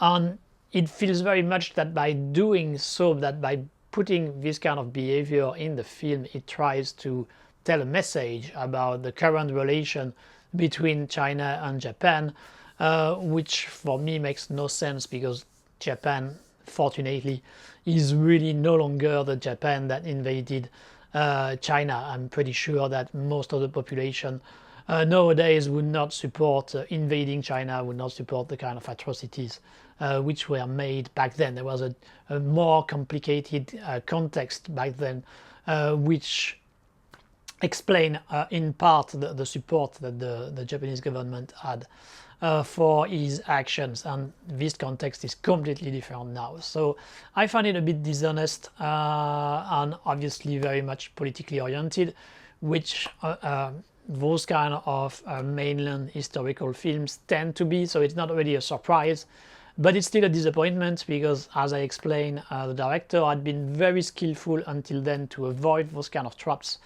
And it's really too bad. Maybe somebody would like to do a fan edit of the film, remove almost the last third, and I think we would have a very good film dealing with the Nanjing massacre. The film is around 2 hours 20 minutes, which I could say is too long, but actually in this case it kind of works. But if you remove the last third, I guess you end up with a bit over a 90-minute film, and that would be probably perfect. So this Dead to Rights, in a way, I still recommend it because there are a lot of very good things in it, but you have to be aware of what is going to happen at some point, so that you don't feel the kind of disappointment that I experienced myself. Completely different atmosphere here with a film which is called Once Upon My Mother, directed by Ken Scott, which is a French production, which is a comedy, dramatic comedy, based on the story of a real person, a real guy who was a doctor from a Jewish background and who later on became some kind of media personality. He has been working on radio for a long time. He has kind of a cult following. Personally, I'm not very aware of him, but he seems to have some kind of success. And he also has a handicap. He has a problem with one of his legs, and that's the main subject of the film, in the sense that we are following his life from a young kid until he becomes much more successful. But the main story relies on his relationship with his mother. His mother is what you can expect from a typical Jewish background. So she's very emotional, very expensive, and very driven also in trying to make the best for her family. And so when she realized that her son has this kind of handicap, she's going to be extremely active in pushing for him to still be considered like a normal student, and to be given opportunities like any others. And that creates, of course, situations which are part of the comedy, because at some point, for example, he ends up doing some kind of classical dance, which obviously is extremely hard to do, if not impossible, when you have a defect in your leg. But she will still push for it. She would go to the class and complain to the teacher directly in front of the whole students. These kind of things, and it works pretty well. What is interesting in the film is that while it is fairly funny, there is also some kind of real issues being dealt with as well, in the sense that there is a real love that you can feel between the mother and the son. But you also wonder sometimes if she's not kind of delusional, because she's pushing so much her son that she seems to not realize at some point that it does have an handicap, and so it does make objectively things harder for him. And so the relationship between the two is interesting, because it's both positive, full of love, but at the same time also some kind of delusional and abusive to some extent. So that's an interesting thing. It doesn't go too deep in this direction, because it would be obviously too much dramatic. But still, it deals with this kind of issues, so that makes it quite interesting. And there are some pretty good performance from the actors. The actress playing the mother, whose name escaped me right now, does a really great performance.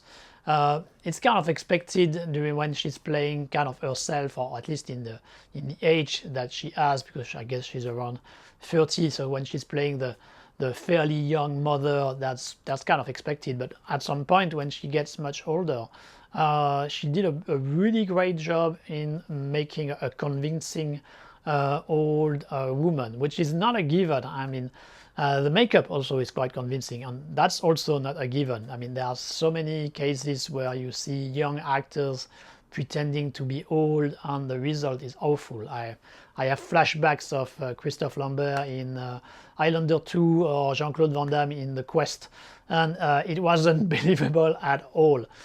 In her case, it is believable, so that's once again something which has to be commended. So this Once Upon a Mother, not a breakthrough, not an incredible film, but a very skillfully made dramatic comedy, which is certainly worth viewing. Now, the second Taiwanese film from this retrospective, and it's Gatao Big Brothers, directed by Cheong Jui-chi and Ung Yi-yao. So Gatao, it's part of a series of gangster film. It's a quite popular gangster film series in Taiwan, as you can see, because this one, I believe, is the 4th installment. I'm not completely sure, but I do believe it's the 4th, either the 4th or the 5th, one of the two. But so it means that the series is popular enough that they have produced quite a few over the years. Interestingly enough, I always had the impression that as Hong Kong is doing less and less gangster films, Taiwan would become the de facto capital of Chinese gangster film in the future, because it's much harder to do such films in mainland, and it's becoming much harder to do them in Hong Kong as well. So that leaves Taiwan, which has no such censorship restrictions like mainland and Hong Kong.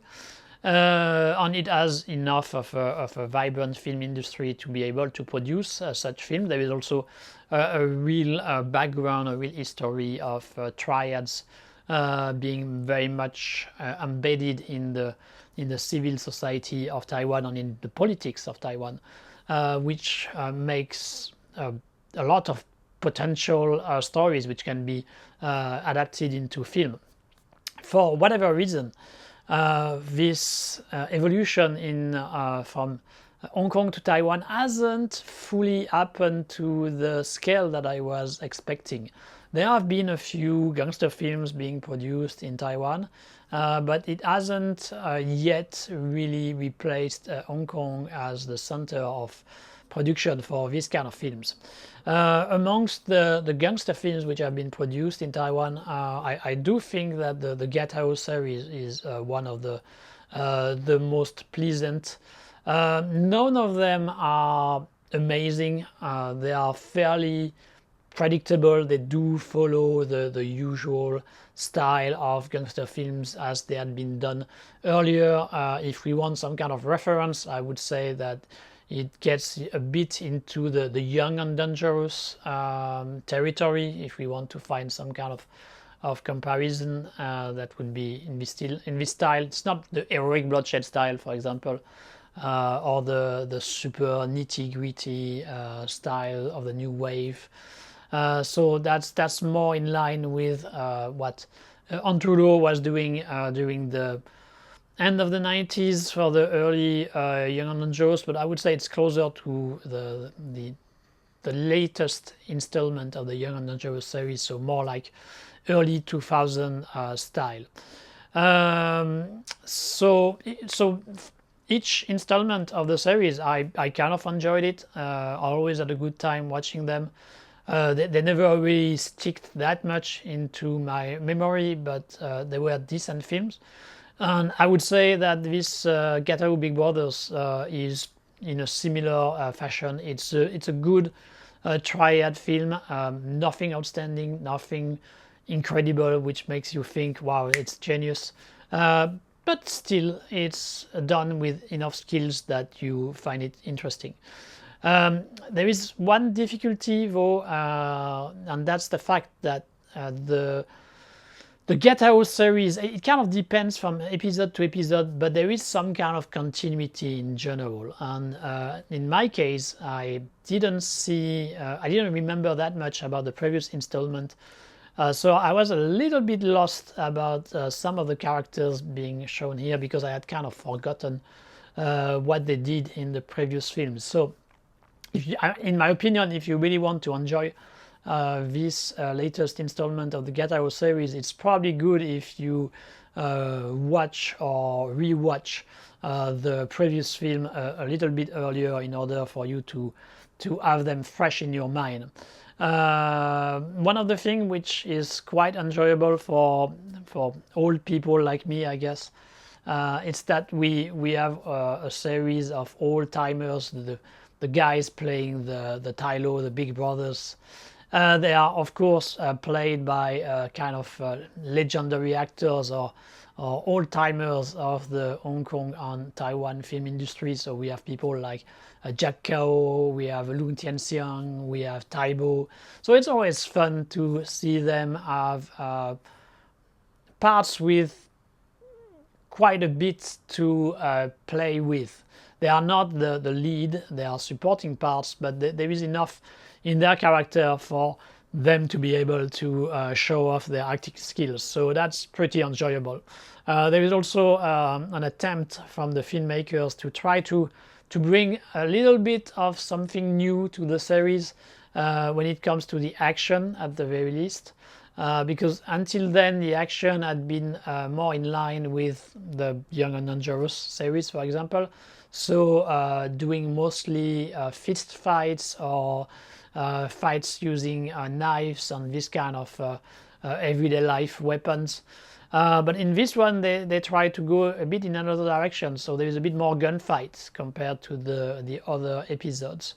Why not? It's done okay. There is nothing really outstanding, but if you are involved enough in the story being proposed here, you will have a good time with the action scenes as well.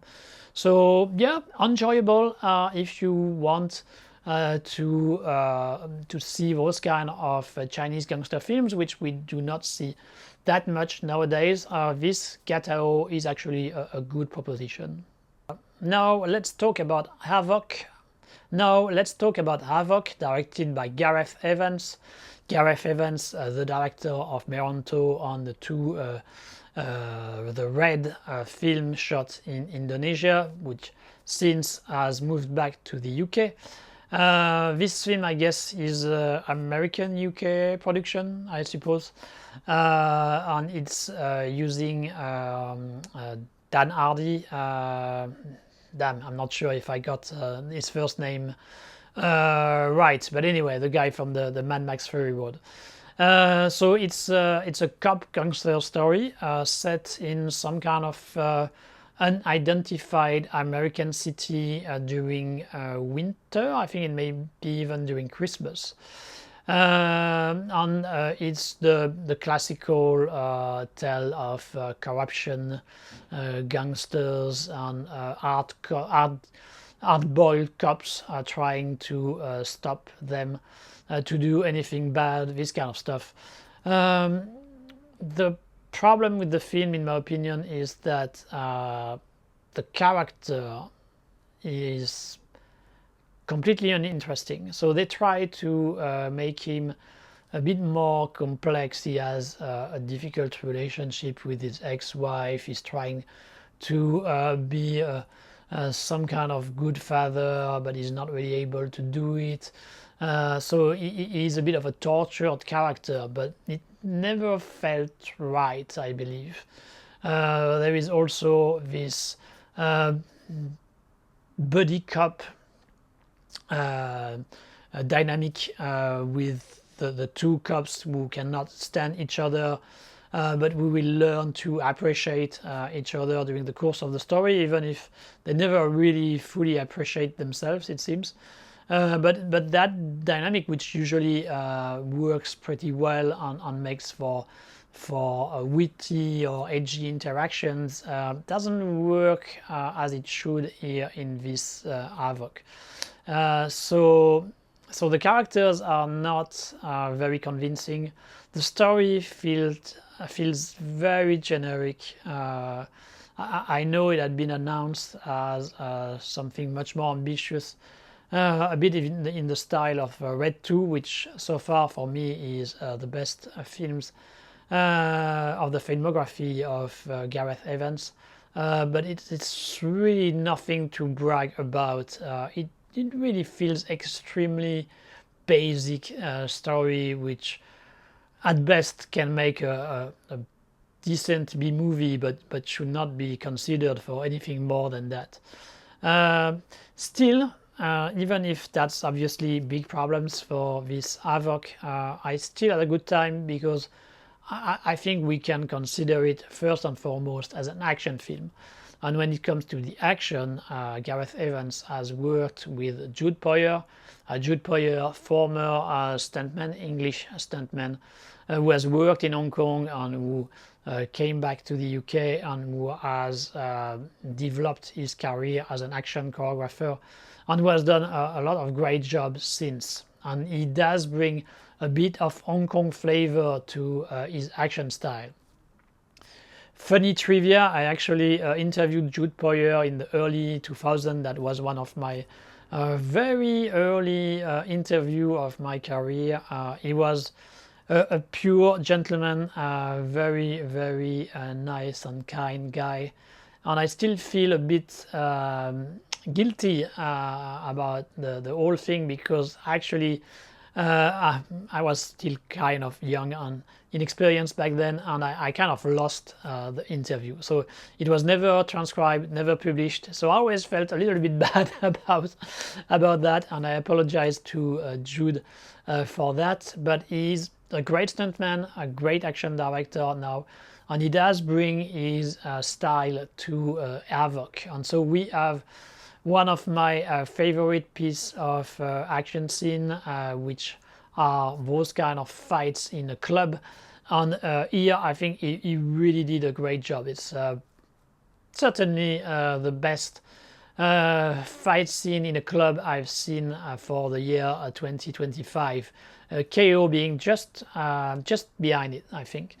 It's more visceral, I would say, in Havoc comparatively to KO. The KO one, as I said, it was a good scene too, but in Havoc there is also this rhythm which is more in line with the Hong Kong style, and obviously I very much enjoy the Hong Kong style of action, so I prefer this kind of orientation. So the whole scene is great, and that's enough for me to consider the film a small success, even if there are a lot of problems on the other departments. And if you take it as a whole, it seems a bit disappointing for a director with the talent of Gareth Evans. Talking of action, we also have a gunfight at the end in some kind of house in the forest, which was quite good too, but I think it was a little bit less satisfying than the club fight scene. But so yeah, if you want to have and to see some good action, Havoc I think will deliver and will have you satisfied. But if you are expecting something deeper than that, with characters you care for, on a story which keep you interested, then you better avoid it, because you are going to be disappointed. We stick to action with a film called Ghost Killer, a Japanese film directed by Kensuke Sonomura. Kensuke Sonomura is an action director himself. I don't remember if it's his first film. I believe it's not. I don't think it's his first film as a director. I think he has already directed some films previously, but he is one of those of this new generation of Japanese action directors, which I discussed a little bit earlier with the Demon City, I believe, who are trying to rejuvenate the Japanese action style, to borrow from different influences and to create their own style in the process. And he's a very talented fellow, and it's always interesting to see what he has to propose when it comes to action. Here the story itself is, well, the early stage of the story are something we have heard too many times. A very talented, unprofessional killer, assassin, who end up being betrayed by his former associate. Yeah, so we have heard and seen that too many times. But here the twist is that his ghost is going to remain and is going to possess a young girl. I think it's an office lady. And so he's going to use her as his vehicle in order to extract his revenge, because he's able to possess her and to use his skills as a professional killer, and so that's what he's going to do. So there is this interaction constantly between the ghost and the character that he has inhabited, which are supposed to be like the comedy part of the film, because it's an action comedy, I would say, for the most part. The story itself is not taken that seriously, so it's more on the comedy side. I think the concept is good, the concept is interesting, and it could work, but I still have a bit of reservations, because I didn't find the interactions between the ghost and the girl being that funny.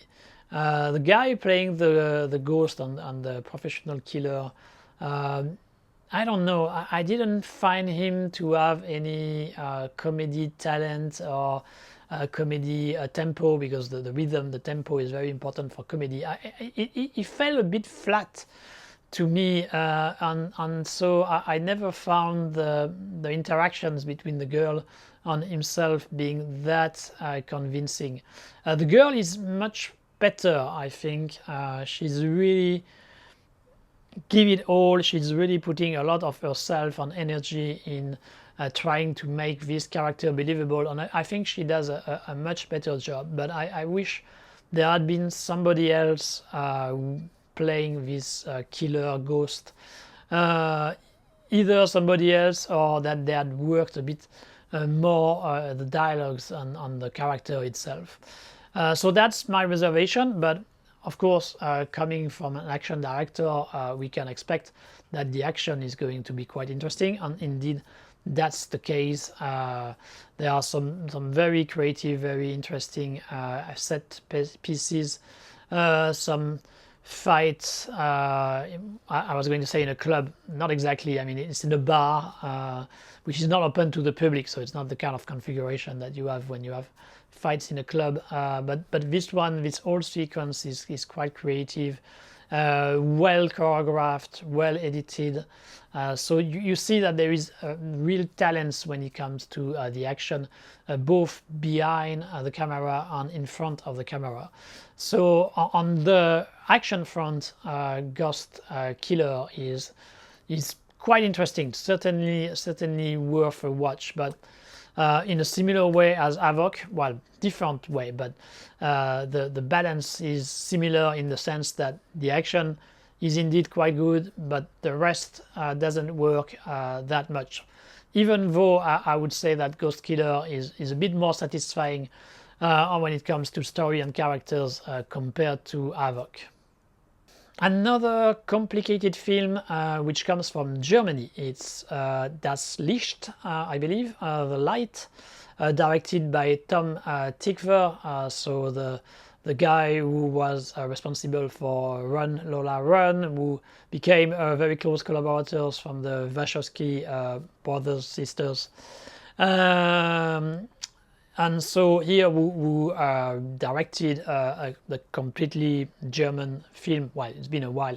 He's not really doing anything in Hollywood anymore. But so this film is a German film, and it's a very ambitious film in the sense that it tries to deal with all the kind of issues that we have nowadays. In the sense that we are following a family, a German family, obviously, and all of them have problems, and all of those problems kind of represent the different problems that there can be in our society nowadays, especially in the Western Hemisphere. So we have, for example, the mother who is working for a non-governmental organization trying to help third world countries.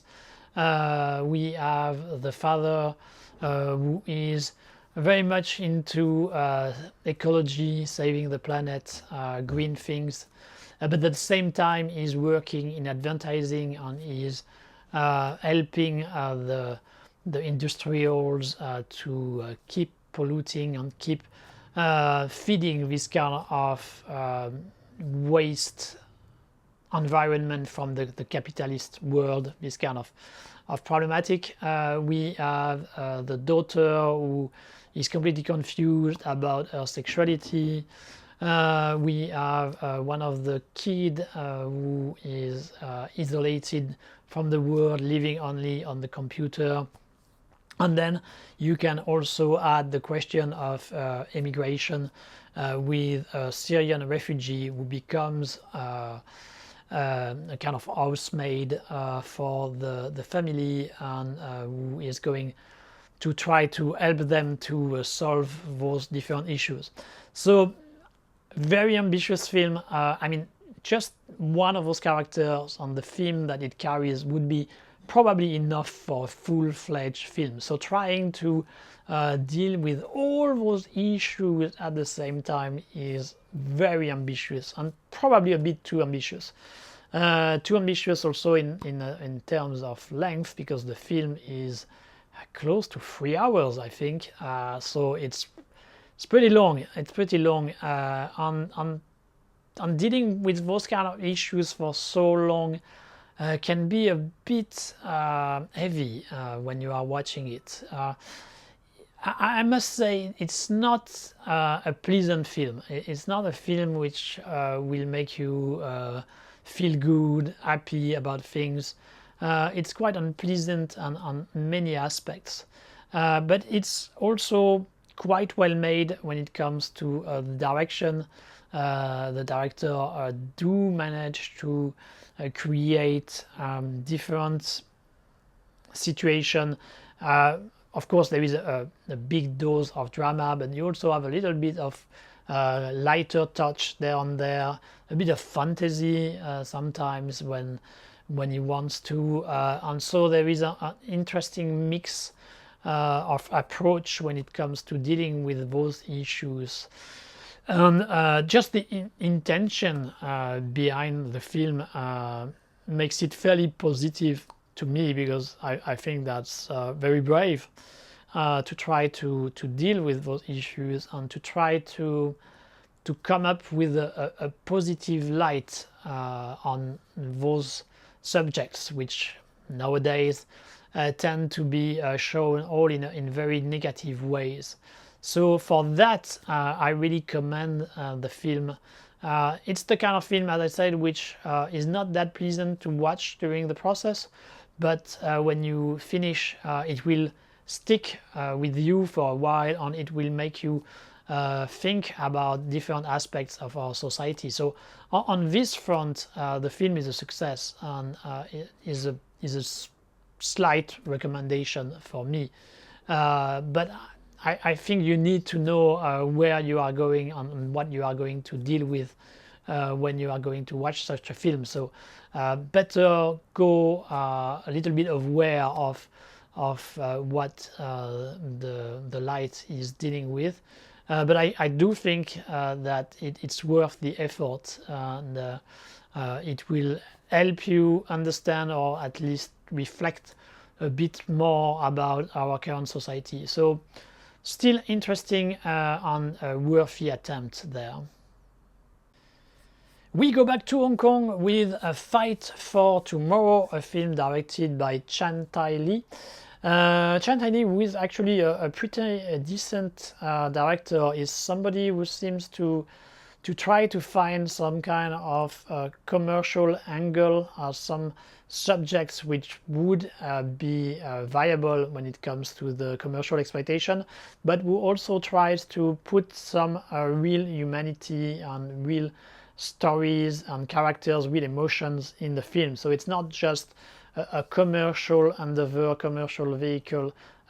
It's a director who seems to have things to say. He seems to have a vision, and that's indeed the case in this Fight for Tomorrow, which superficially is kind of a boxing film, let's put it this way, a kickboxing film, in the sense that we have two young guys. One comes from a rich background, with spoiled.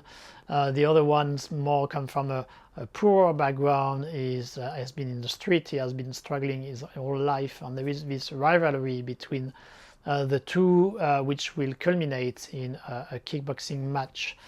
So that's the superficial aspect. So you have some fights because of that. There is a bit of gangster elements, but actually at the heart of the film is it's less about the fights and mostly about the relationship between fathers and son, because each of those two young characters have a father who actually know each other in the story. So both are former gangsters. The one who was the leader of the gang back in the days has actually fallen off the ladder after having been in prison. So now he's just doing some odd jobs and struggling in his life. And his best friend, back in the days in the gang, has become a very successful and powerful businessman, still using quite some shady tactics. And so those two people are also going to reunite, to meet each other through the relationship between their respective sons. And that's going to illustrate the different ways that you can deal with your son. And we will see that the struggling father is much more genuine in his feelings and in what he's trying to do with his own son in order to recreate the relationship that he could not have before. Even so, even in the case of the rich kid and in the rich father, there is still some real feelings, but there is also a bit more the impression that there is a bit of manipulation going on there. So the whole story is actually quite good, and the film has really great performances from all the actors, and especially from the two old-timers, that is Patrick Tam and Mark Cheng. Really the times where they are together interacting are really the highlight of the film. It's a pleasure to see them doing their shtick. Patrick Tam, Mark Cheng, we kind of know what he's able to do. He has been doing those kind of parts for quite a while now. But Patrick Tam is a good actor who was often used mostly in supporting parts and who are never given that many opportunities to really show off his skills. On this film, I think is at last the possibility for him to really try to show what he's capable of. And indeed, he really takes the character fully, and he really goes in all directions, trying his best to show either the physicality of the character, but also his shortcomings, his deficiencies, and his weaknesses. And that's very convincing and very interesting to see him do that. So this Fight for Tomorrow is a really good kickboxing drama, to put it this way. I only have one reservation, which is a mixed bag in the sense that at some point in the film, the rivalry which should be on the young characters goes beyond that, and it goes towards the two older characters, the two father characters, the two father figure. It does make sense to have that in the film, but basically the whole resolution, the whole ending is dealing with this rivalry between those two old guys. It makes for a very nice action scenes taking place in a club bar once again. But not active club in this case. It's more like Ghost Killer rather than Havoc or KO. The scene is good. The actors are good. But my issue is that it feels sometimes in Hong Kong cinema that they are unable to really push fully the new generation of actors, and it's always end up revolving around old timers, old actors. I mean, I kind of enjoy it because I've seen those guys forever. I like them, and so I'm very happy to see them having those kind of opportunities at a more advanced age.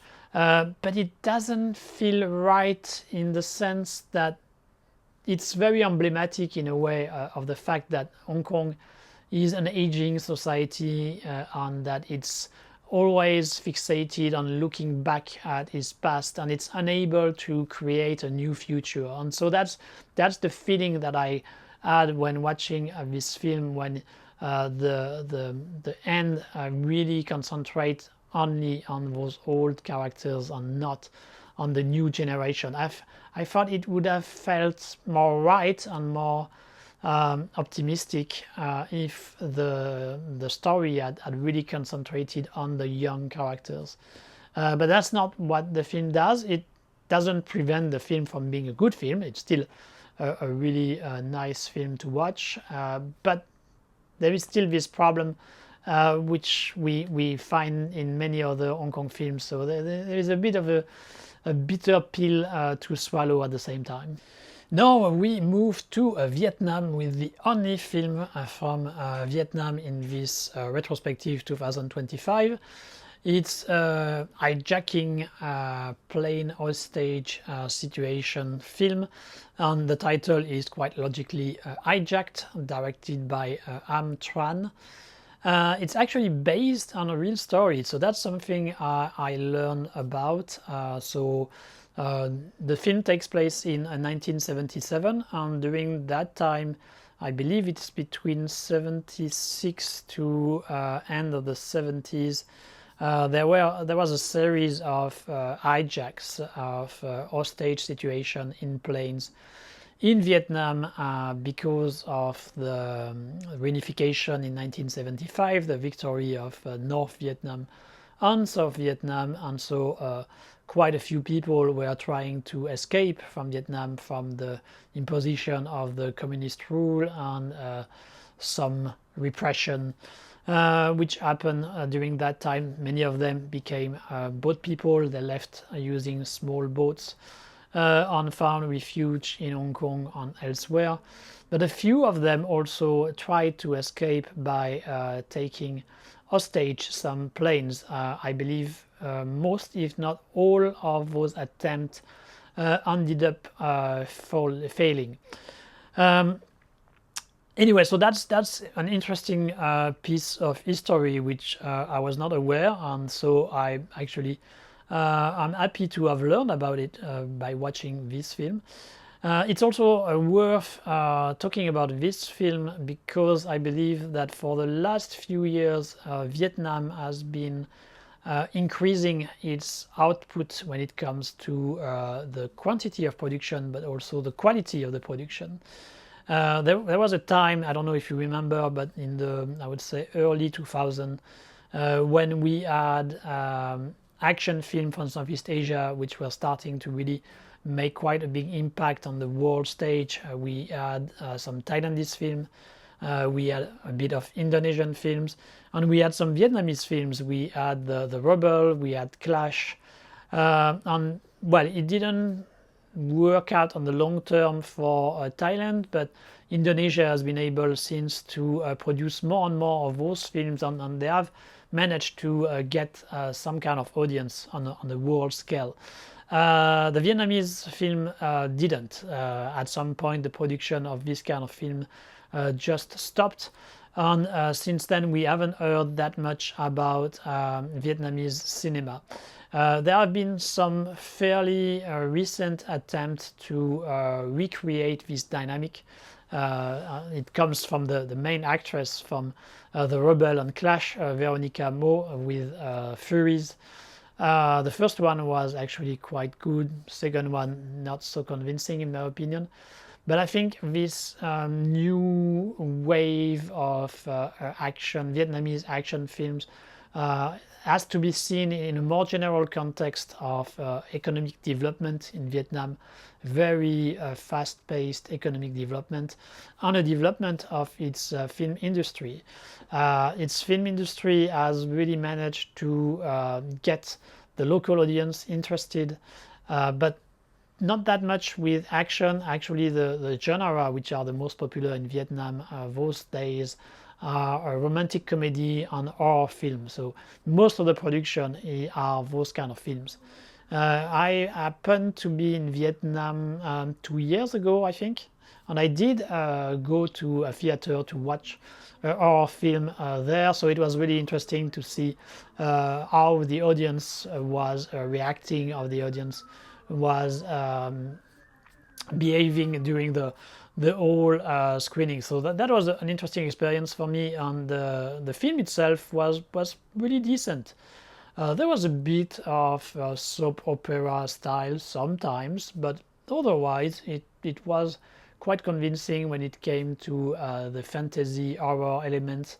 And yeah, it made for quite a decent viewing. I wouldn't say it's a great film in general, and that's probably not going far enough for international audience to be that interested into it. But I think if they keep working in this direction, they are going to improve. They are already quite improving, and they will keep improving. And at some point, they can make a splash on the international scene. So my prediction is that in a matter of 2 to 5 years, there will be more Vietnamese film being noticed, and more of them being shown on an international level. So this Hijacked, as I said, is based on a real story. It's the story of a hostage crisis in a plane. The historic recreation of 1977 adds some kind of interesting flavor to the film, in the sense that we are not that much used to see that part of the world during that time. I think there are some liberties which are taken about that historical element. For example, there is a character, a passenger in the plane, who seems to me to be very close to the kind of new rich that you would find in Vietnam nowadays. And I really doubt that such a character could have been like this in 1977, when the imposition of the communist laws had been still very, very fresh. So I think it's more a parallel to what happens in Vietnam nowadays than a real part of the historic recreation. Also, being a film made in Vietnam for a Vietnamese audience first and foremost. So when the film starts, you have a bit of some writing panel explaining you the context, and really pointing at the people trying to escape from Vietnam during that time as traitors, as people who are really bad guys and stuff. Which is an interesting perspective. I mean, it does make sense. That's the winner of this conflict who are ruling Vietnam nowadays, and it seems like they haven't really forgotten or forgiven their former adversaries. So it's interesting to see this perspective. I don't think that's completely accurate, but well, that's how it is over there for now. But actually, this political aspect is not that much developed in the film, because outside of this panel in the opening, the motivations of the hijackers is not that much developed, and certainly not the political aspect. There is more the idea of the characters trying to propose a better life for their family, and having a real love for their family, which is kind of the underlying theme for the whole film, in the sense that being the terrorists or the people trying to protect the plane, they all care very much for their families, their girlfriends, and whichever side of the story, good or bad, you still have those kind of feelings, which are the main motivation for you. And I thought that was quite, it felt real. I mean, it was interesting that it was not just one-sided bad guy, and they also had some kind of feelings as well. So that was actually a welcome addition in the story. And for the rest, for the film itself, I thought the director did a really great job. So I really enjoy this Hijacked. He really managed to keep the tension throughout the film, from almost the very beginning to the end. He has quite a few twists and turns which always keep you on the edge of your seat, and he really did a very good job on that front. As you can guess, there are people who are not exactly what they seem to be, and so that create interesting dynamic, because the character we thought was fighting for one side is actually not so much with this side, or if he is with this side, then for opportunistic reason is going to change as well. So there is all this going on back and forth during the whole film, and so this way you always have something new, you always have things you are wondering about, and you are always interested in what happened in the story. And at the same time, there are actually quite a lot of action scenes very well handled. We are not in very complicated choreography, but there is clearly this idea of impact and violence in the choreography and in the editing, and it works really well. It's quite bloody also. There is actually a lot of blood in this film at some point. People really get beat up in this film, and that, in a way, that adds up to the drama and to the realism, or maybe the hyper realism here, in the sense that it's maybe not that realistic, but it feels like it's realistic. And so that makes you even more involved in the story. So yeah, I would really recommend this Hijacked. For me, that was one of the really good surprise for 2025. I didn't expect I would enjoy the film that much. It seems 2025 was a very good year for films dealing with hostage crisis in a plane, because we are going to talk about another film on the similar subject, which is also one of the best, if not the very best, of the year 2025. But so this Hijacked, strong recommendation from me. Complete change of atmosphere with a French film, but a French film taking place in the minority district of people coming from Sri Lanka. So the film is called Little Jaffna by Laurence Vallin. It's a French production, but as I said, it takes place all the time in the area of Paris and its suburb, which is mostly inhabited by the Sri Lankese community. And so we are going to follow a young, ambitious cop who is himself of Sri Lankese origin, and we sent undercover in order to investigate one gang of Sri Lankese gangsters who also have some kind of political links with the Tamil Tiger, I believe, so one of the independentist movement, which had quite an impact in Sri Lanka back in the days, because I think now they have finally stopped fighting together. But I'm not an expert in Sri Lanka, so maybe I'm wrong. But anyway, that's the story. So it's a bit like Dhurandhar in a way, the Indian film I already talked about. It's undercover story in gangsters with a little bit of politic also added into the mix. And I thought this one was a bit more convincing from compared to Dhurandhar for very different reasons, in the sense that it's a much more modest film. But in a way that's for the best, because it doesn't have those kind of over-the-top ambitions like Dhurandhar, on a bit shifty message about the relationship between Pakistan and India. Here we really are focused on the characters. There is the classic dynamic that you have when you are dealing with an undercover cop story.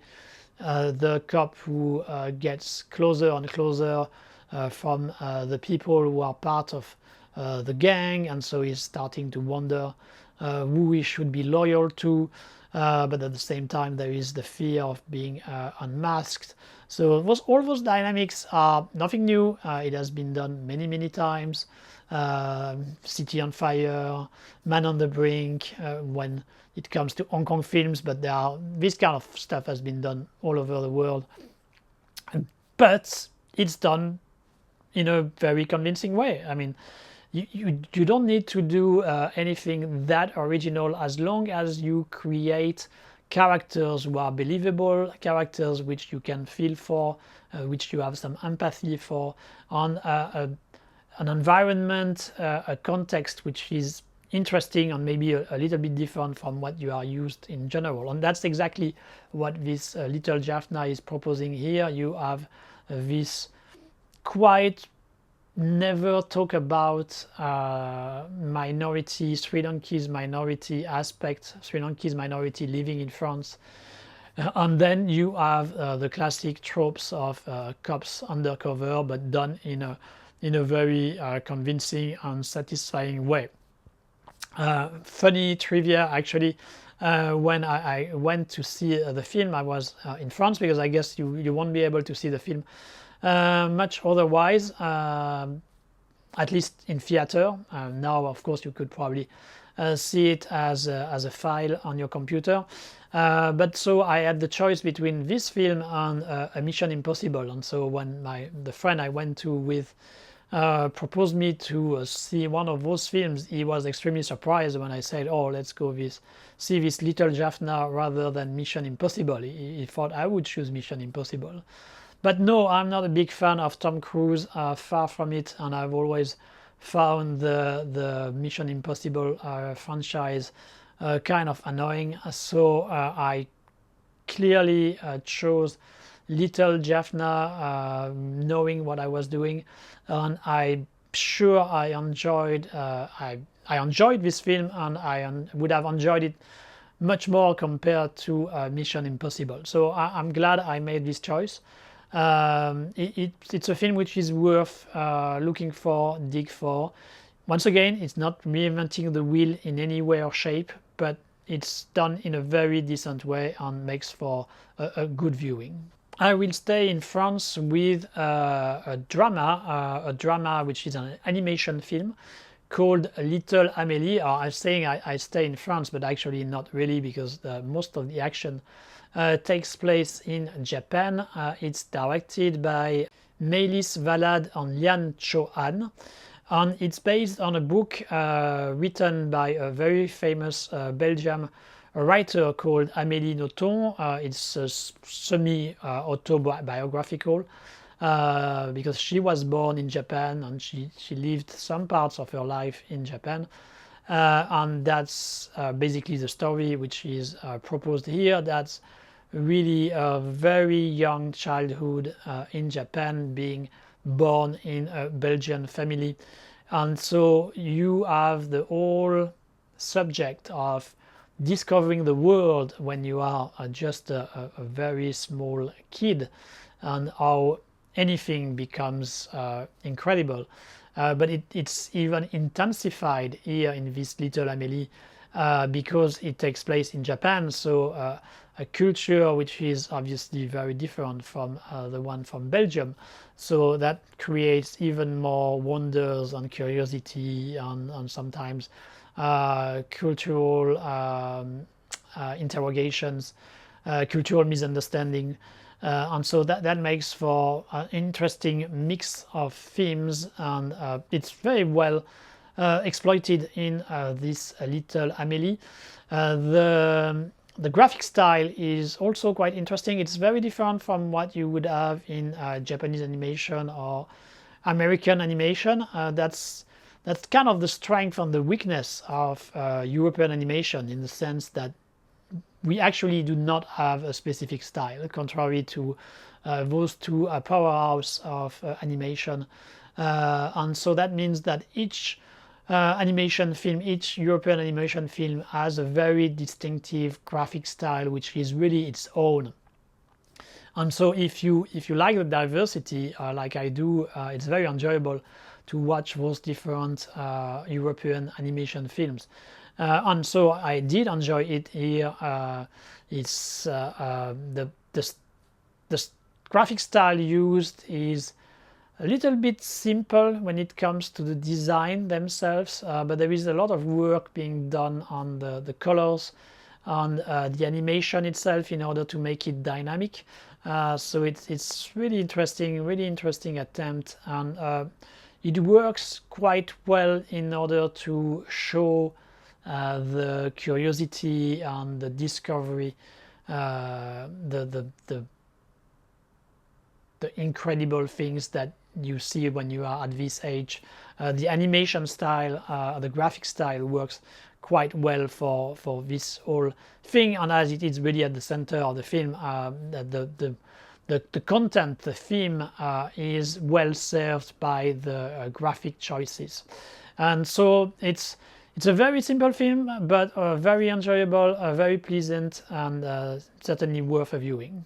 I had been talking about the film I'm going to discuss right now. It's Lost Bullet number 3, so it's part of this series of a B-movie, French action B-movie, which was actually kind of kick-started by the success of the first Lost Bullet. All the Lost Bullet films have been directed by Guillaume Pierret, and it's some kind of I would say modernization update on the Taxi series. I'm not sure if you are familiar with that. That was a production by Luc Besson in the end of the 90s until early 2000. I think they kept doing some taxi films, but I think I stopped watching after the second.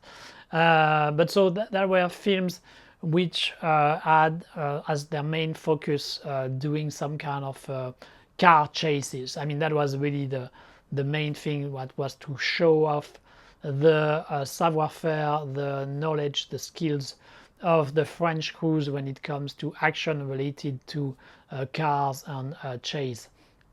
And it was quite a successful series of film, but it was more like on a comedy side.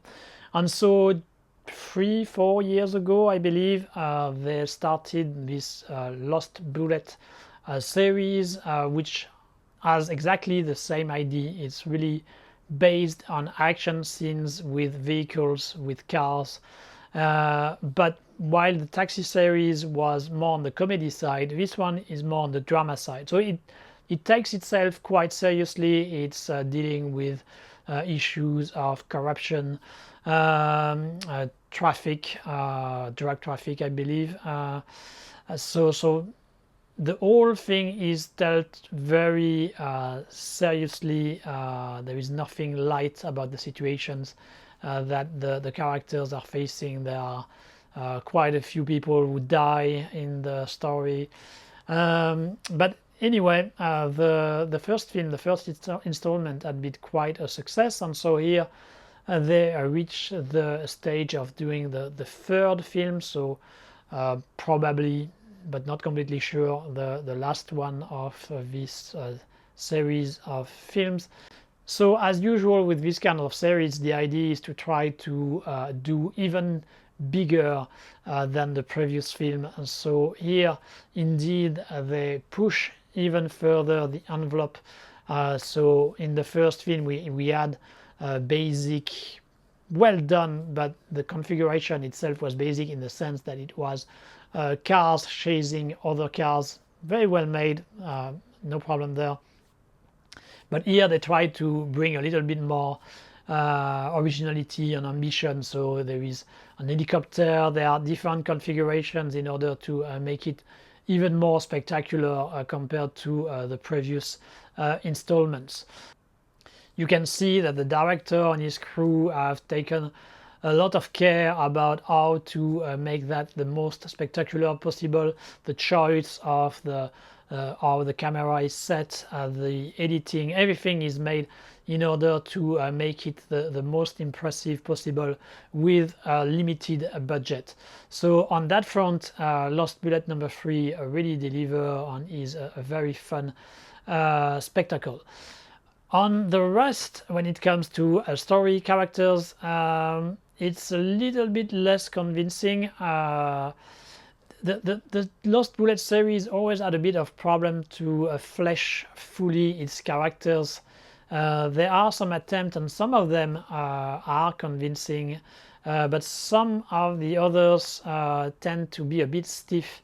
The main hero of the series is Alban Lenoir, who was also in The Orphans. He has become kind of the new face of French action cinema, and he seems like a very nice guy.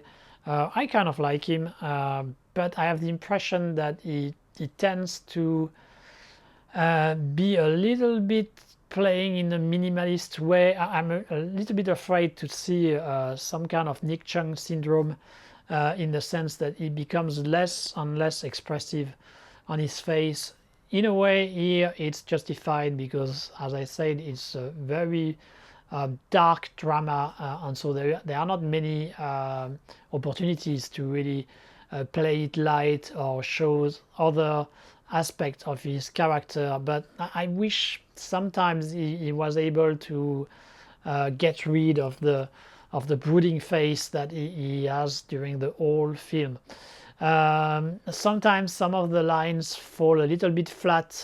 Some of the twist of the story are slightly far-fetched as well. So it's not perfect when it comes to the storytelling and the development of characters, but there is still enough good things on that front for you to remain fairly interested until the next action scenes. There is also an attempt to do something a little bit different, and not only just car chase. So we have a bit of martial art fight. There is quite a good idea of having a three-way fight between the main characters in a tram. And it's a good environment, good setup in order to have interesting choreography. But the result is a little bit disappointing. It may come also from the fact that I do know some people who have worked on the film, and so they did tell me about these action scenes and show me some of the stuff they had worked on. And I thought what had been prepared was better than what ended up in the film.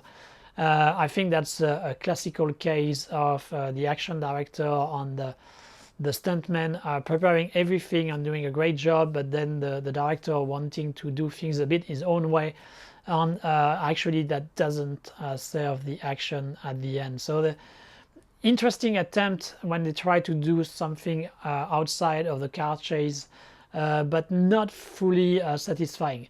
I must also have some kind of disclaimer in the sense that, as I said, I know some people who have worked on the film, so I'm a little bit biased also toward the film. I probably enjoyed it more than if I was just a normal audience, because I'm happy to see people I know being able to do these kind of films, and I know that they enjoy doing it.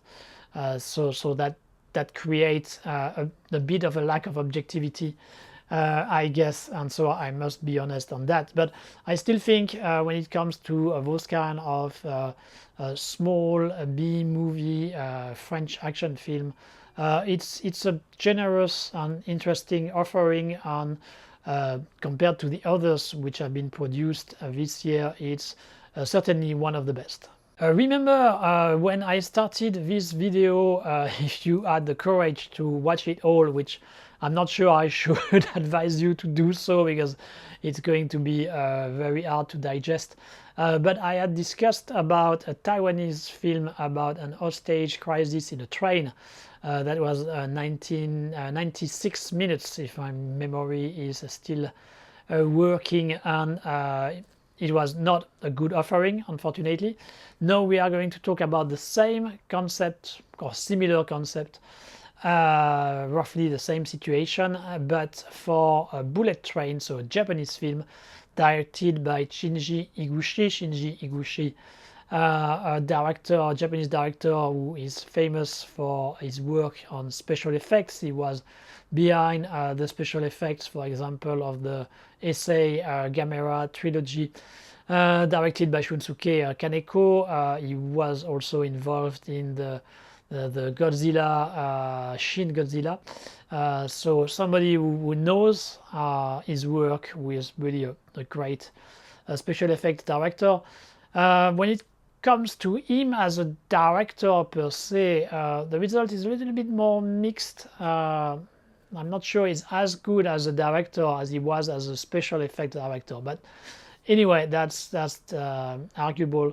But this bullet train remains, even if, as you will see, I have a few reservations, remains a pretty good and pretty solid offering.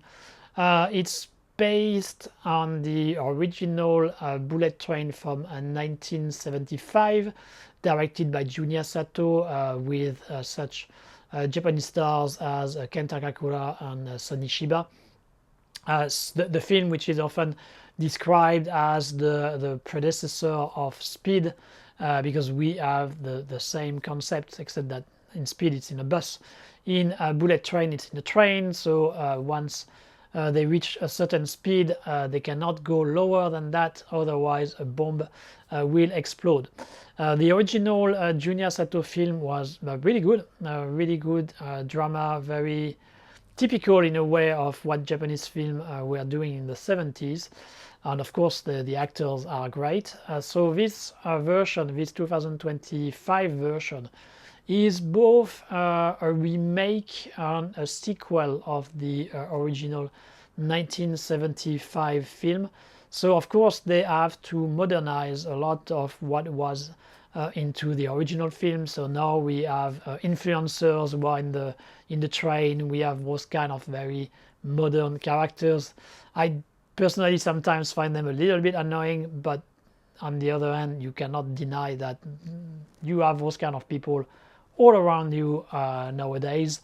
So it's kind of normal indeed to include them in such a film.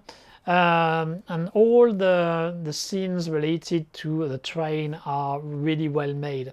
It seems like they had the support of JR, so the Japan Rail Company, and that gives them access to a lot of very interesting places and material, which enhance the realistic aspect of the film. The drawback of having this support is that sometimes it feels a little bit like the film is a bona fide advertising spot for the Japanese rail company. So yeah, sometimes there is a little bit of that.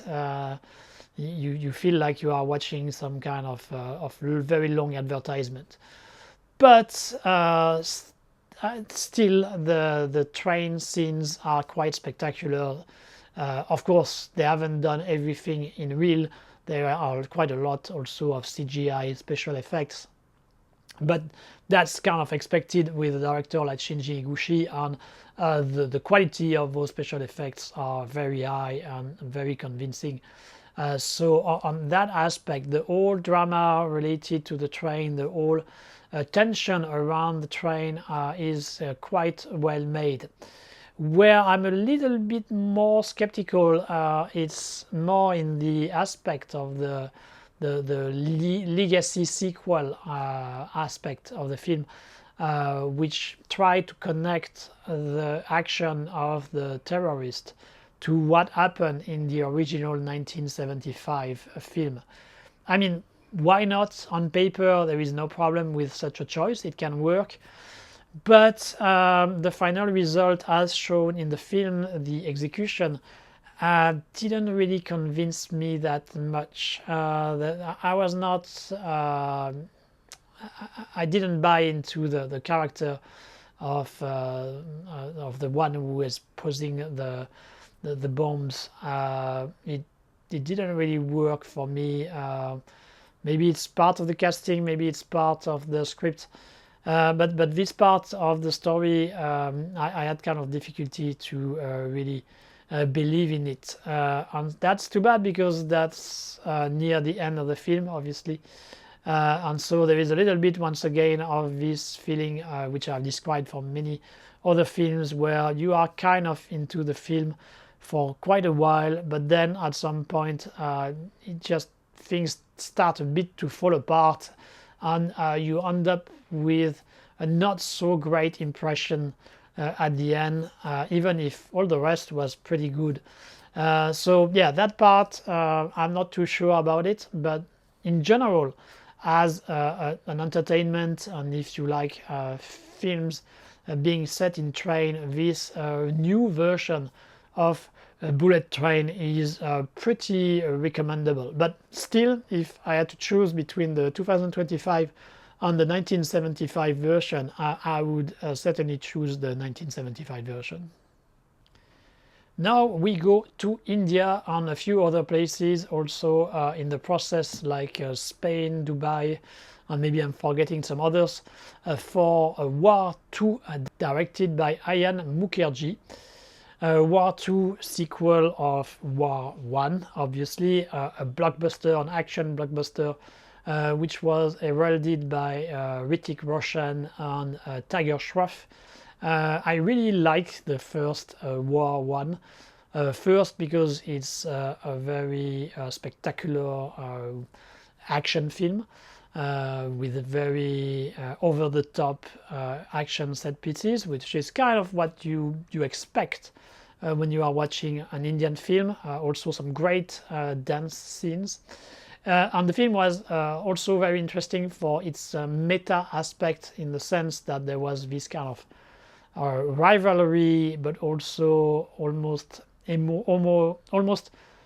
gay love between the two characters of Hrithik Roshan and Tiger Shroff. Hrithik Roshan is a big star, a huge star in India, and he has this incredible physique. So he is kind of a trendsetter for this new generation of Indian heroes. Before that, many of the Indian action heroes were more like people with pot belly and are very round in their physical.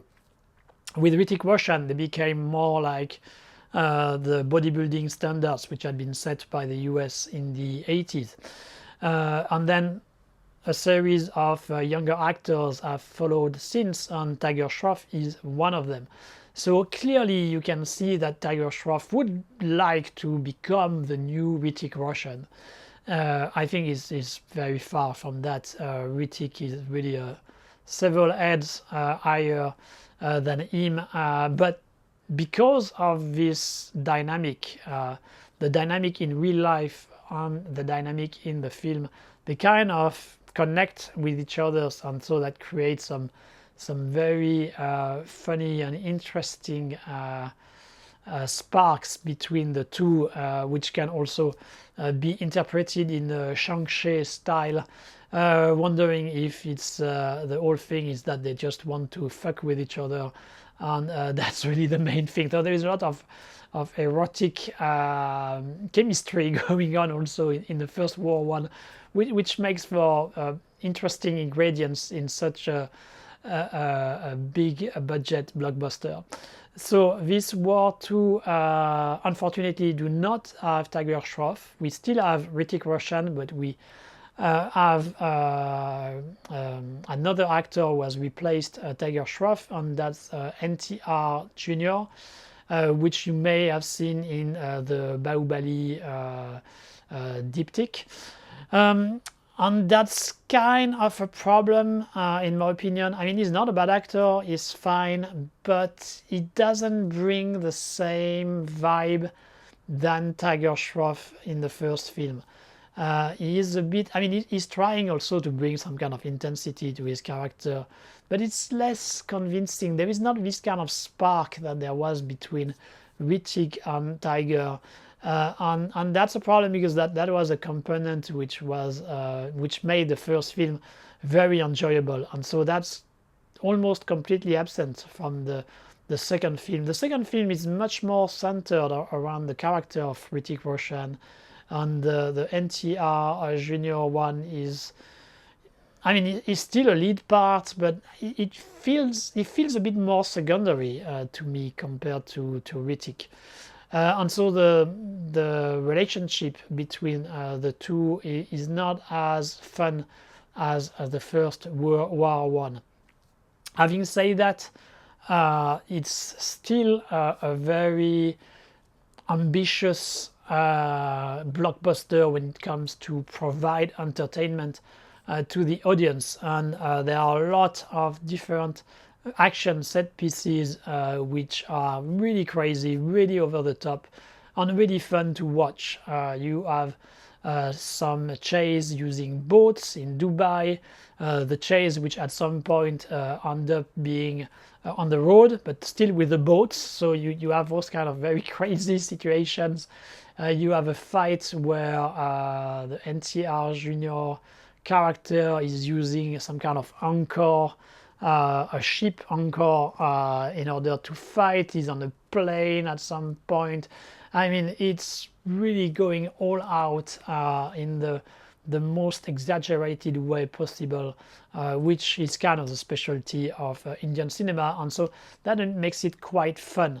Even if sometimes it also feels a little bit like artificial, in the sense that they seem to have a list of what they want to do, and they are very careful not to repeat the same thing from one scene to another. But it becomes kind of predictable. So you see that, okay, we have one fist fight, okay, we have one gunfight, okay, we have one car chase scene, then one boat chase scene, then one with the plane, and so it seems like they need to have all of those things in the film, and doesn't matter if it really makes sense in the story or whatever. It's just some kind of checklist that they have to follow. But when they do, the result is on the screen, and it's quite fun. So we can't completely blame them. So I think this War 2 is less good than the first war. I would recommend you to watch War 1 first and foremost, and maybe that's enough for you. You don't necessarily need to watch the War 2, but still the War 2 this War 2 is still a solid offering when it comes to this kind of very over the top Indian blockbuster. One weird thing though, which I'm not sure why, but I guess it's part of the choice of the photography, but Hrithik Roshan in this film looks extremely orange. I don't know why. He has probably done a bit of tan work, and then I guess the photography has decided to intensify those aspects, but sometimes it looks almost surreal, like he's kind of an extraterrestrial, some kind of a weird sibling or son of Donald Trump. So it's very weird. Not I mean, it's not that distracting. I mean, it's not an important thing in the course of the film, but I could not avoid from noticing that in quite a few scenes. So yeah, I have to talk a bit about it here as well. But anyway, this War 2, despite its flaws, it's still a very entertaining film, and so if you are looking for this type of action, I'm sure you will be satisfied after watching this War 2. Change of scenery, so now we are going to move in Latin America. South America, we are going to move between Argentina, Paraguay and Brazil for a film which is called The Disappearance of Josef Mengele, directed by Kirill Serebrennikov. So a Russian actor, but it's a German, French, I believe, also co-production, so a European co-production, and which shows the last years of the life of Josef Mengele. So here we have a connection to the Unit 731, which I talked about in the early stage of this video. Josef Mengele being the infamous SS doctor who had worked in the concentration camp and who made a lot of absolutely horrific experiments on the inmates from the concentration camp. And he managed to escape thanks to some network in Germany, and he found refuge in Latin America, but he was also hunted by the Mossad and some other people, and so he was always a fugitive over there. And so the film really concentrates on his life in Latin America. There are very few flashbacks there and there in order to flesh him a bit more and see how was his past, but we are mostly in his everyday life when he's living over there as an exile. And that's an interesting choice from the director, because he really doesn't try to make it spectacular in any way. That's the complete opposite of War 2, if I can put such an audacious comparison. Here we are really in the everyday life of Josef Mengele, what it means for him to live like this. And we just see, for the most part, a bitter old man who thinks he is a victim, who thinks he did nothing wrong. And that's an interesting portrayal, who also makes you think about the way those kind of people are seeing themselves. There is a whole sequence, for example, when they are having some kind of birthday party with other former Nazi in South America. And it seems like a pretty normal birthday party until they start to talk about politics and those kind of events from the Second World War, and then you realize that those guys are really monsters and they have absolutely no regrets about what they did in their life. And that's the most interesting aspect, I think, of the film. It's to show the normality, in a way, of evil. And once again, that's something which I think is extremely important to do given the current context that we have nowadays. And so on that aspect, I thought that the film was really very interesting, really well made. The best parts are probably when there is a direct interaction, direct confrontation between Mengele and other characters. At some point, his son goes to see him. His son, who is more the product of counterculture in Germany around that time, and so obviously they have very different vision of the world, and so there is a real argument between them about the past of Mengele, and I thought that was really powerful scenes. There is also one quite good with Mengele being hosted by some kind of I don't remember. I think he's from Hungarian origin or Czech origin, who is doing some farm stuff in that was in Paraguay, I believe. And once again, there is a confrontation between those two characters, between Mengele and these immigrants, and it's both funny and powerful in the way that they are both throwing at each other the reality, the fact that the guy, when it comes to Mengele, is an horrible killer, and the other one being a passive man who just pretends to be a victim, but with also through his passivity complicit of some of those things. So that was very interesting interactions there, which make the film extremely worthwhile. It's a really good film. My only complaint, it's not exactly a complaint, it's just a small reservation, but as we tend to follow the character through his everyday life, there is of course a little bit of an attachment which is created between the audience and the character.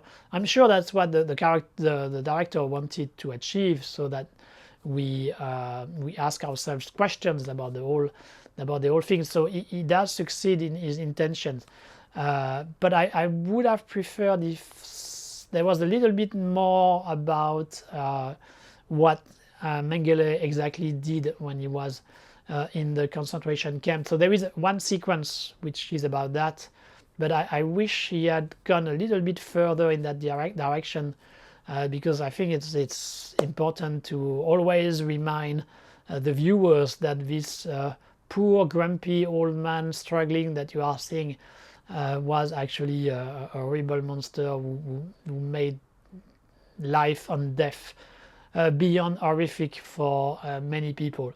So that's my own preference there. But as I said, there is still a little bit of that in the film. But quite interesting film, more on the artistic side. Obviously, it's not a blockbuster or anything, but it's certainly one of the best that cinema has to offer in 2025. I also enjoyed quite a bit the following film, which has really nothing to do with the style of The Disappearance of Josef Mengele. It's Tornado, directed by John McLean, a film which is set in, I believe, northern UK. I'm not completely sure if it's Ireland or Scotland. I think it was Scotland. Not completely sure, so don't be too critical if I got it wrong. But anyway, it's in this atmosphere of vast plains, a bit desolate, which very rough landscapes, and so here we follow a father and his daughter, a Japanese father and his daughter, who are some kind of itinerant entertainer. They go from cities to cities. They have a show which is a mix of puppetry and swordsmanship, and that's the way they make their living. But at some point they encounter a gang, a band of criminals who has just managed to get a lot of money from one of their east, and then the daughter actually steal the money from the gangsters, and so the gangsters then try to find her back and to make her give them back their fortune, their loot, and try to make her give them back their loot. What is interesting in this film, I think, is really the atmosphere, the way this kind of desolate part of northern England is shown is really breathtaking in a way, and hypnotic. There is really something special when you are seeing those landscapes, and you really feel the wind passing by, the coldness that is there. The characters are also well portrayed and well acted. The gangsters, they all have some very distinctive faces, which looks very real, and that really helps to create once again this kind of atmosphere. The characters of the Japanese being in this environment is also quite interesting, because that's not what you would expect, and they are a bit fish out of water, and that also creates some interesting dynamic. The main actress, who is, if I remember correctly, a model, aspiring actress, but she already has some kind of cult following, because she's the daughter of two big stars in Japan, which of course I can't remember. But anyway, her name is Koki, I think, and she gives a very good performance. You can see that she has this star quality, and I'm sure she will go very far, either in the Japanese film industry, either maybe on the international level. We will see. But she's very relatable. She really makes her character convincing, and you really care for what happens, and that's a big part because of her, in the sense that the character itself is not that much developed in the story. So it's really through her performance, her acting, that you care for what is going to happen to her. We are once again in this situation, which I've described so many times now since I've done this video, in the sense that the 2/3 of the films are great. The whole kind of slow motion chase scene happening is very well handled by the director, thanks to this specific atmosphere, and thanks to the charisma of the actors. But at the end, I mean, at some point, it kind of has difficulty to propose something a bit new to the formula.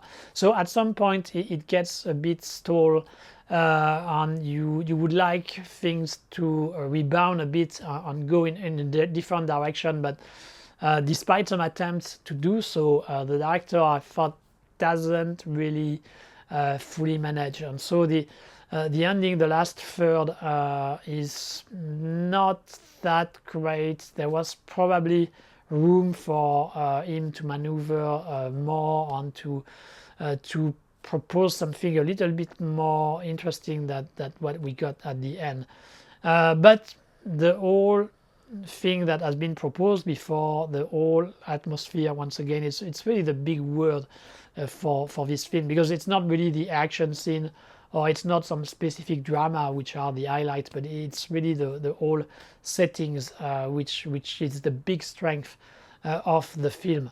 Not the greatest film ever. You can see also that it's a fairly small production, but I thought it had personality, it had some kind of flair, it had some interesting actors that you want to see more of, and so that's more than enough for this film to be featured in the category of the quite good film. Because I may not have said it, but since the Hijackers, we are now actually in the territory of the really good films. So the film that I can really strongly recommend. So even if this Tornado has some shortcomings, it's still a really good film that I recommend. So all the films I'm going to talk about now are films that I recommend strongly. Now I'm going to talk about an Israeli film, the only Israeli film from this retrospective 2025. It's called Soda, and it's directed by Erez Tadmor. So the story of Soda revolves around a community. We are in the early stage of the existence of the state of Israel. So there is this small community who are living together. There is a very strong leader of this community. Is some guy with a lot of influence, who doesn't hesitate to use his muscles in order to convince the people around his community in order to do what he thinks is the best for the said community. And at some point we have a young, good-looking mother who comes to live in this community with her daughter. This charismatic leader, which I talk about, has also a wife, but she's suffering from some kind of disease, long-term disease, so she's a little bit handicapped. And there will be a relationship which will start between this leader and this newcomer in the community.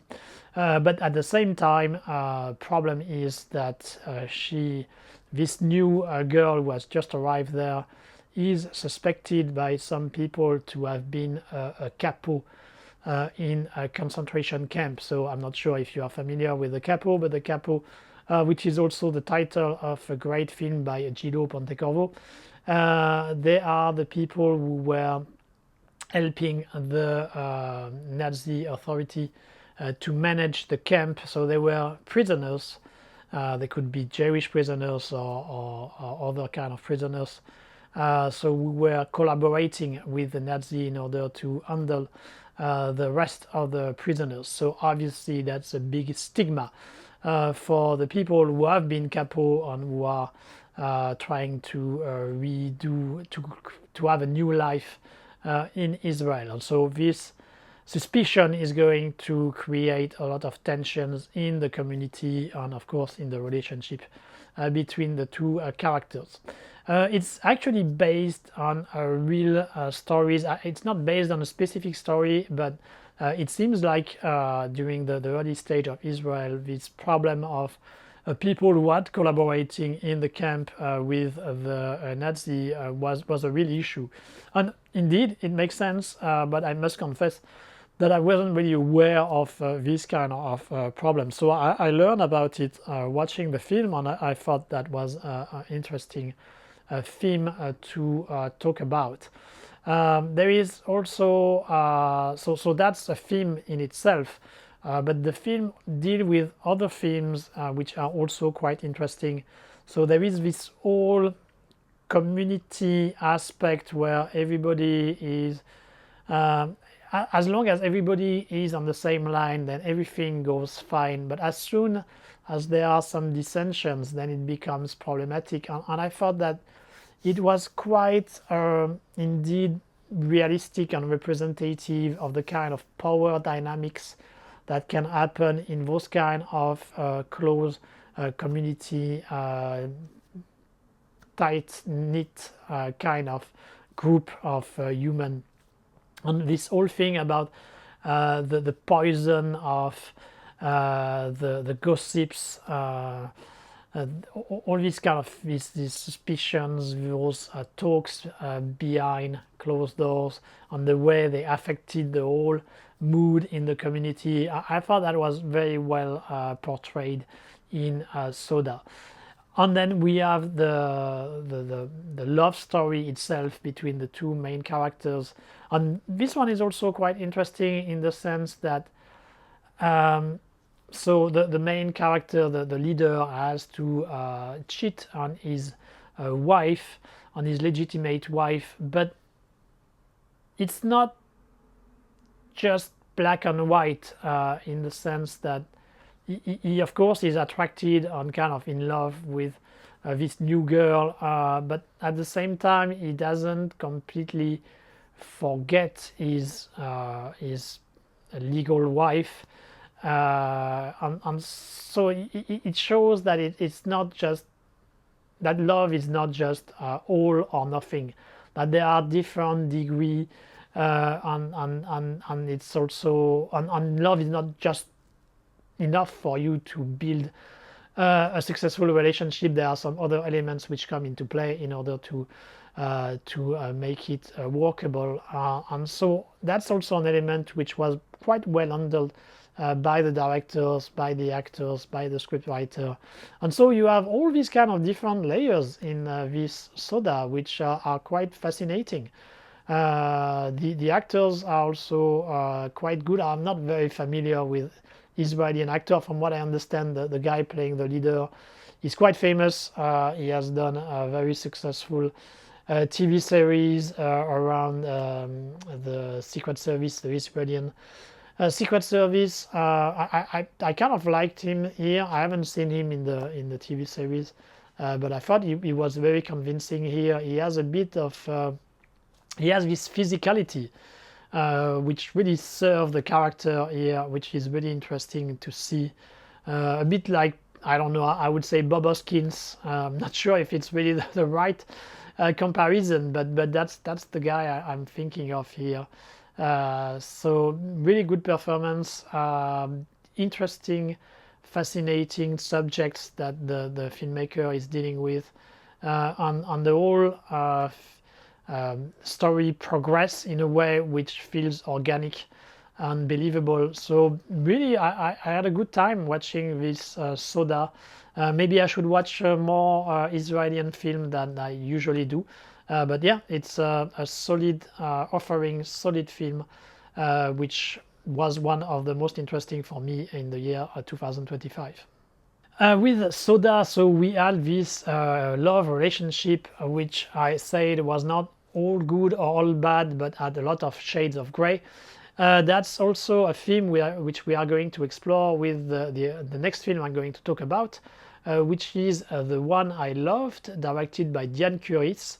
It's a drama, a romantic drama, directed so by Diane Curis, as I said, which is a French production, and it's a biopic in a way, because it explains the story, the love story between Yves Montand and Simone Signoret. Yves Montand and Simone Signoret, they were huge stars in France during the second half of the 20th century. Yves Montand also managed to appear in quite some successful international productions. He was also a very famous singer.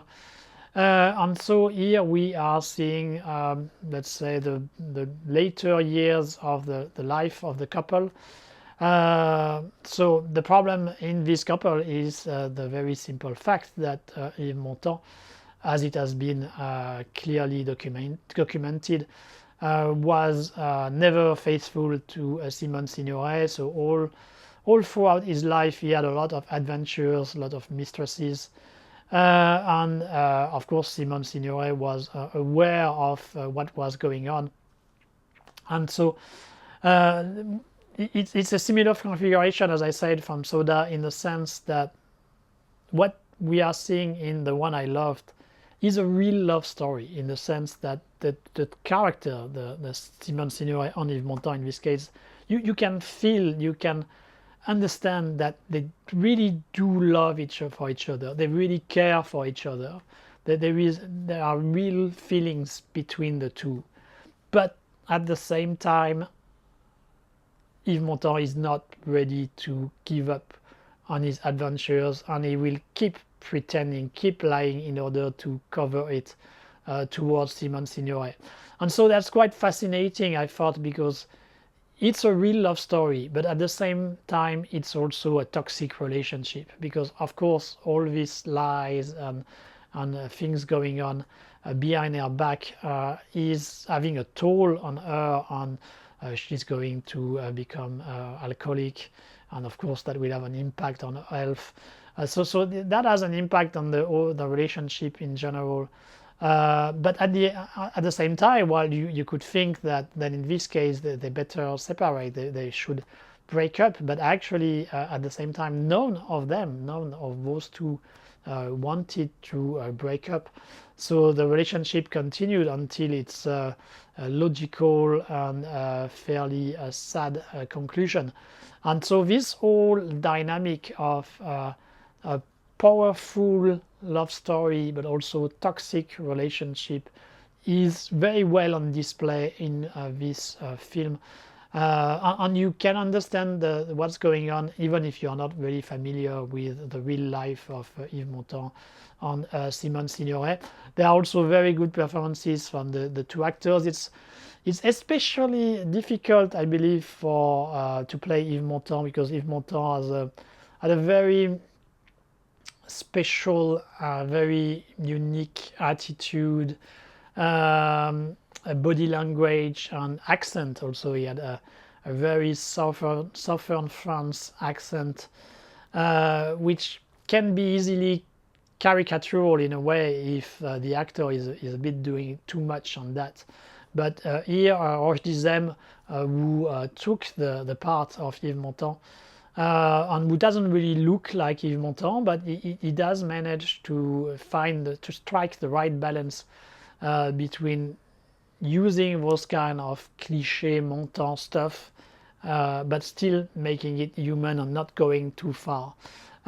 So that's really to his credit. And the one playing Simone Signoret, Maina Foyce, who is actually, I guess most of the people won't know, but she was actually part of a comedy troupe, a comedy band in France, and she was doing very outrageous, completely stupid comedic bits on TV, and she was quite good at it. But so that can be surprising for people like me, who are used to have this image of her, to see her really play the part in a very convincing, dramatic way. I mean, she's not overdoing it. She's really trying to be true to the main character that she's portraying, and she does it very well. But I guess it's the same kind of things when you are watching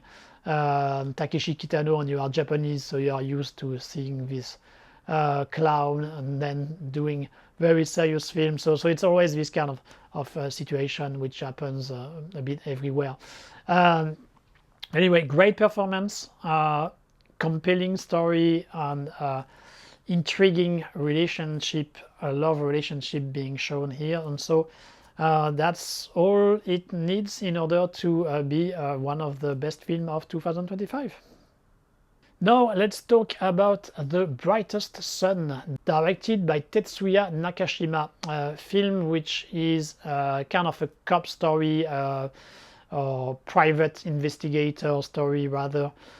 So it's actually the disappearance, no, the murder of such a detective, a private detective, who is then investigated by a duo of I don't remember if they are themselves private detectives or if they are cops. I think they are themselves private detectives. So they have to investigate on the death of one of them.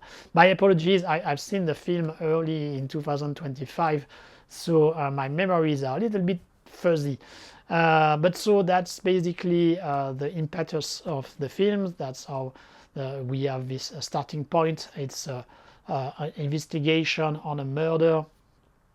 It's also a complicated relationship. It's a bit like the buddy movie formula. So we have in these two investigators. One is much more experienced and also much more traumatized by what he had to do on a sea in his life, and the other one is kind of a rookie, very ambitious and well-intentioned. So there is also, of course, also this kind of conflicts between the two because of their different behavior.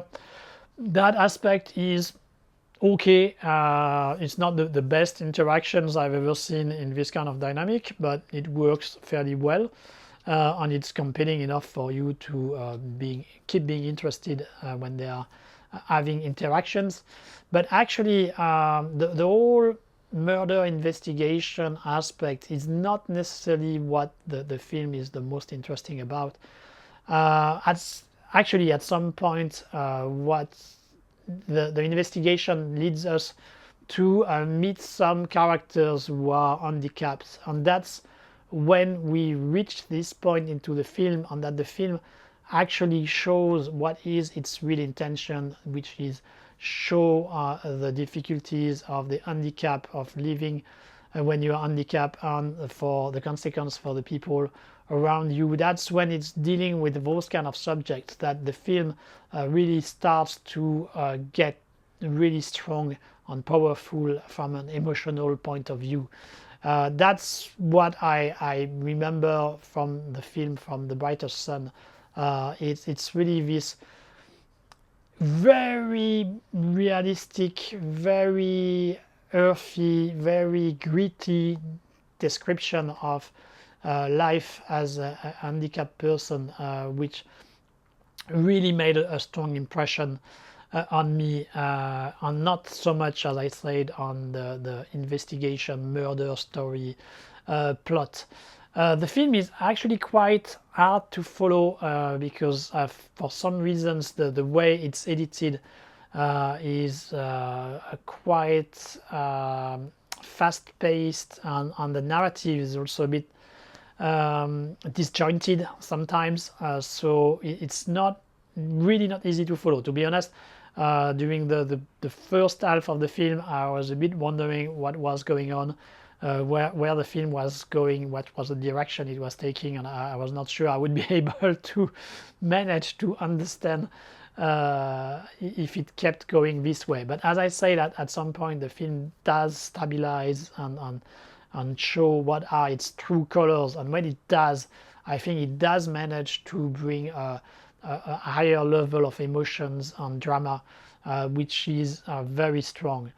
So not a very easy viewing experience. It's actually quite a difficult film to watch, but I think there are enough rewards for you to do the effort to watch the whole thing. And thanks to this quality, yeah, I think that was one of the top 10 probably of the films I saw in 2025. Another great Japanese film which I actually didn't see coming at all, it's Frontline Yokohama Bay, directed by Kosai Sekine.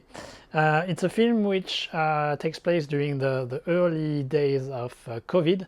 I don't know if you remember, it made headlines back in the days when there was this cruise ship which was in Yokohama, and which carried people who had been infected by COVID, and so they were isolated on the ship for quite a few weeks, I believe. And we were still in the early stage of COVID. People didn't really know how to deal with it, and so it made quite a sensation back in the days. Then after everybody was directly concerned by COVID, and it became a footprint in the more general story of COVID. So yeah, that's basically that. So the film is about the arrival of this cruise ship in Yokohama in Japan, and how the team assembled has to deal with the crisis. So in a way, it's a bit like Shin Godzilla, if I can put it this way, in the sense that you are following the characters who have to deal with the crisis and how they try to solve the issue. But while Shin Godzilla was kind of in a comedic parody, political parody way, this Yokohama Bay frontline is more realistic in its approach.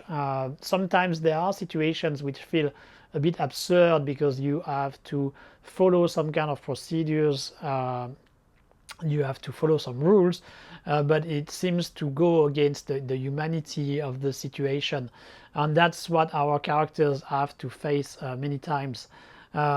In Shin Godzilla, it's played for laugh many times.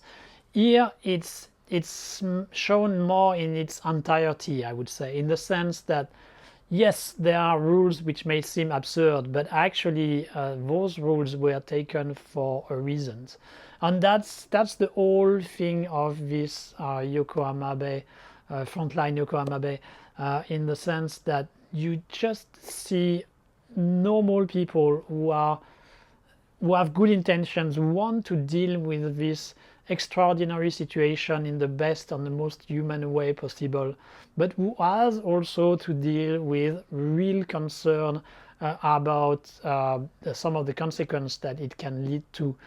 So for example, the doctors who have to work on the team, their families become to get some kind of discriminated because people are afraid that they are going to bring COVID to themselves, and so they keep them at a distance. I mean, that's the kind of issues that we all saw or even faced directly during COVID times. So it feels real, it feels really grounded.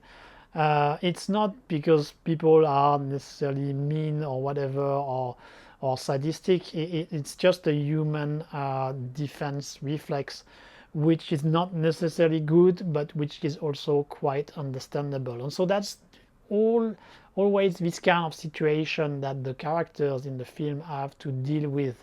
And I find it really compelling and interesting to see, because it doesn't go too much in the parody or in the drama. There are a few light touch, not so much, but there are a few, and there are also a few moments where it goes a little bit further in the drama aspect or borderline melodrama. But I thought that the scriptwriter and the director, they really managed to strike the right balance, because of course the goal is not just to show the procedure on the most uninteresting aspect of dealing with such crisis.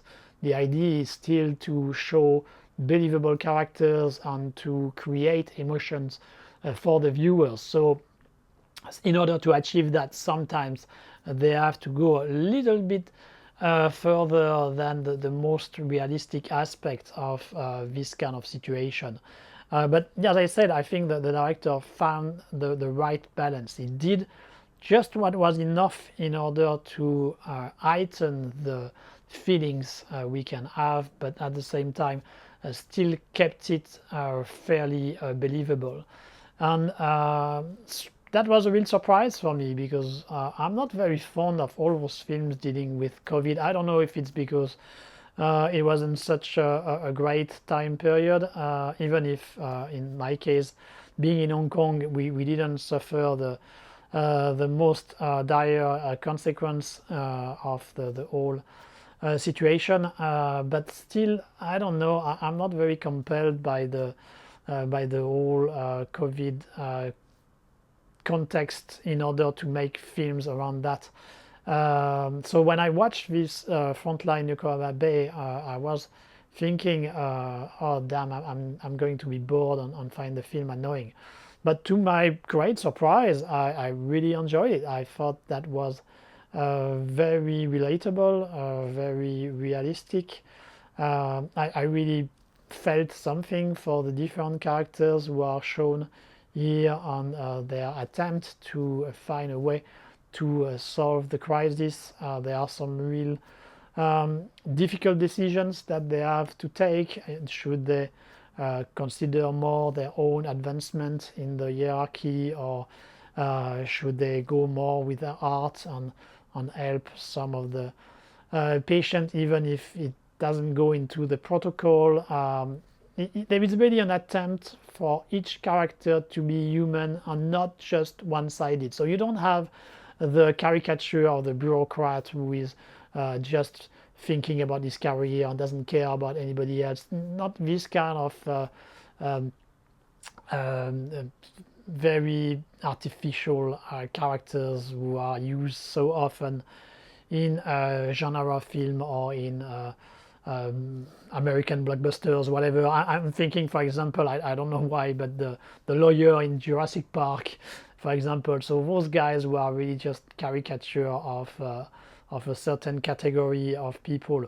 No, here there is really a lot of care which has been put in making them believable, making them have to face difficult situations, difficult choices, which they will just try to make with the best intention, even if sometimes they may actually make the wrong choice.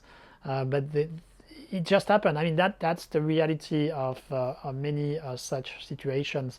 You may end up taking making a bad choice, and even if sometimes you may not even have a good choice. You may only have to choose between two bad choices. I mean, that's the kind of real situation that we are facing in everyday life, and which are made even harder and even stronger from an emotional point of view when you are in such an extraordinary situation as COVID. And all this, I think, was depicted extremely well in this Frontline Yokohama Bay.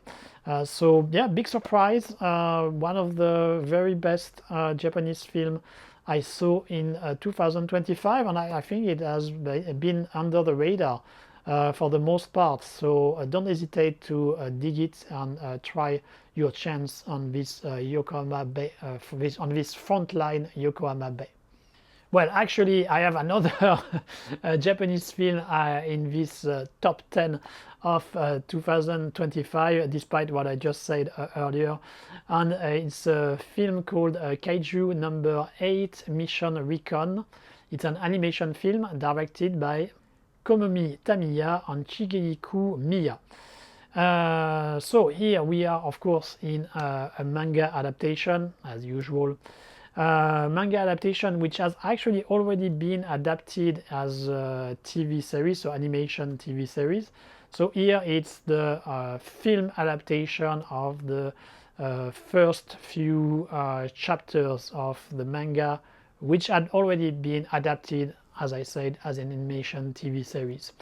So I saw a lot of people complaining about this film in the sense that it's just a rerun, a retread of the original animation series, and so of course, if you have already seen the animation series, there is nothing new for you to discover in this film version. But it happens that I haven't read the manga, I haven't seen the original TV series, so I just discovered the whole thing from scratch with this film version. The concept of the film is basically a world where kaiju giant monsters are everywhere. So there is a Japan Defense Force specialized in dealing with kaiju. Our hero is a small potato who is mostly dealing with cleaning the trash after the kaiju has been killed by the main elite unit specialized into that. But he has the intention, he would like to become part of this unit fighting against kaiju. So at some point he does try his chance. He's not really good, but it happens that he ends up being possessed by another kind of kaiju monster. And this kaiju monster, when it takes possession of him, then he becomes super strong. And thanks to this possession, he's going to be able to enter the unit, even if nobody knows he has been possessed. And then he's going to be part of the team. It's mostly a series which is made for laughs, so it's on the comedy tone for the most part. And the comedy obviously comes from the fact that this character, who is a bit of a loser, I mean a very laid-back, lazy guy, then suddenly becomes very strong, very different when he is possessed. So he has to hide the fact that he has this monster in him, and that's the source of most of the funny situation. But the concept is well handled here. I thought that was indeed a pretty interesting dynamic. It worked very well. It's also a quite fast-paced story. There are a lot of events going on, a lot of new characters coming in, a lot of funny situations following one after the other. It works pretty well, and the technical aspect of the film is also very convincing. The action scenes have a lot of impact. It's fast, it's energetic, it's very well made in an anime, Japanese anime style. I mean, there is a real specialization, a real expertise from the Japanese animation world in doing those kind of ultra dynamic action scenes. So it's really successful on that front. I'm sure indeed if you have already seen the TV series, that would probably lose some value. But when you just come as a complete virgin about this whole world, this whole concept, I found it extremely enjoyable. I had a great time watching it, and so that was the best animation film I saw for 2025. Now, two French films which were, in my opinion, some of the very best for the year 2025. The first one is Case 137, directed by Dominique Moll. The Case 137 is related to a protest which took place in Paris, and which led to one of the protesters being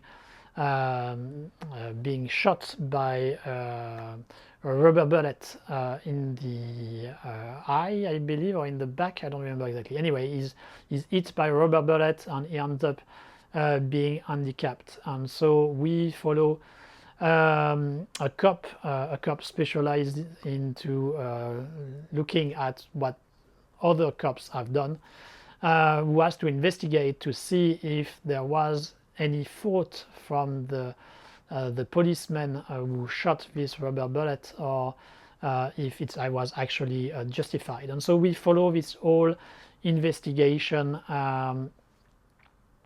and it's actually extremely interesting the way it's shown, because of course everybody has a different interpretation and different explanation on how those events happen. And that's a thing that you probably have seen in your own country. I saw it personally in 2019 in Hong Kong during the many protests that happened in France. I'm sure that happened in Chile. That happened in the US. It's the similar thing going on everywhere. So this kind of abuse in the law enforcement on the attempt to try to obfuscate about what has happened really. So a subject which unfortunately is quite contemporary for us all over the world, and which was very well handled, the way the main character has to dig deep, and of course there will be some dilemma about do you want to choose the truth, or do you have to go for stuff which are better for the politic orientation at the time, for your own career, for your relationship with your colleagues, for the consequence that the people, the family and the friends of the victim has to deal with. So all this is very well displayed, very well shown in the film, and the director managed to keep the tension, to keep the thing. It's very simple in the direction. I mean, there is nothing really special. The direction is very stable, very classical in a way. Same for there is not much music. There is very limited effect when it comes to the all this direction, editing, all this. It's really kept almost in a mix of classical and classical cinema, simple framing, this kind of stuff. And at the same time, sometimes you have a bit of documentary aspect which fits with the situation which is described in the film. And so, but all this surprisingly works very well. You are really interested in knowing what has happened. Really, you are really wondering how they are going to manage to bring the different pieces of the puzzle and to finally get a clearer picture on what happened. And it's really well made, really well made. That's something that I'm going to say quite a few times with those best film of 2025. You don't need to do anything really that fancy or that over the top in order to be successful. The most important is for you to have a solid story on characters which feels three-dimensional, which feels real and developed, and that's it. As long as you have that, people will be interested in what you have, what you are proposing, and they will want to keep watching your film, and hopefully they will enjoy it. And that has been my case with this film called Case 137.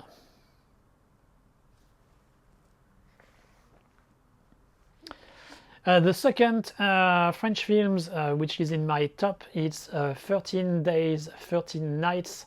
It's a film about the last days of the French embassy in Kabul, so the capital of Afghanistan.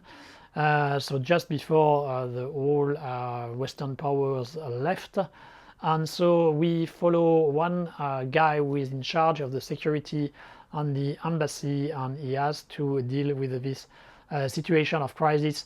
So we are in a configuration which is actually in a way very close to frontline Yokohama Bay. So it's normal, very credible characters who have to face this extraordinary situation. They have to make difficult decisions. They don't know if they are going to make the right choices, but they have to try for their best. And once again, we are in a situation which is very difficult, very tense, and to see those characters really trying to do their best is very interesting and very compelling. The whole, I mean, everything was extremely convincing. I believe they shot the film in Morocco, but it really managed to create for a realistic, unbelievable Afghanistan.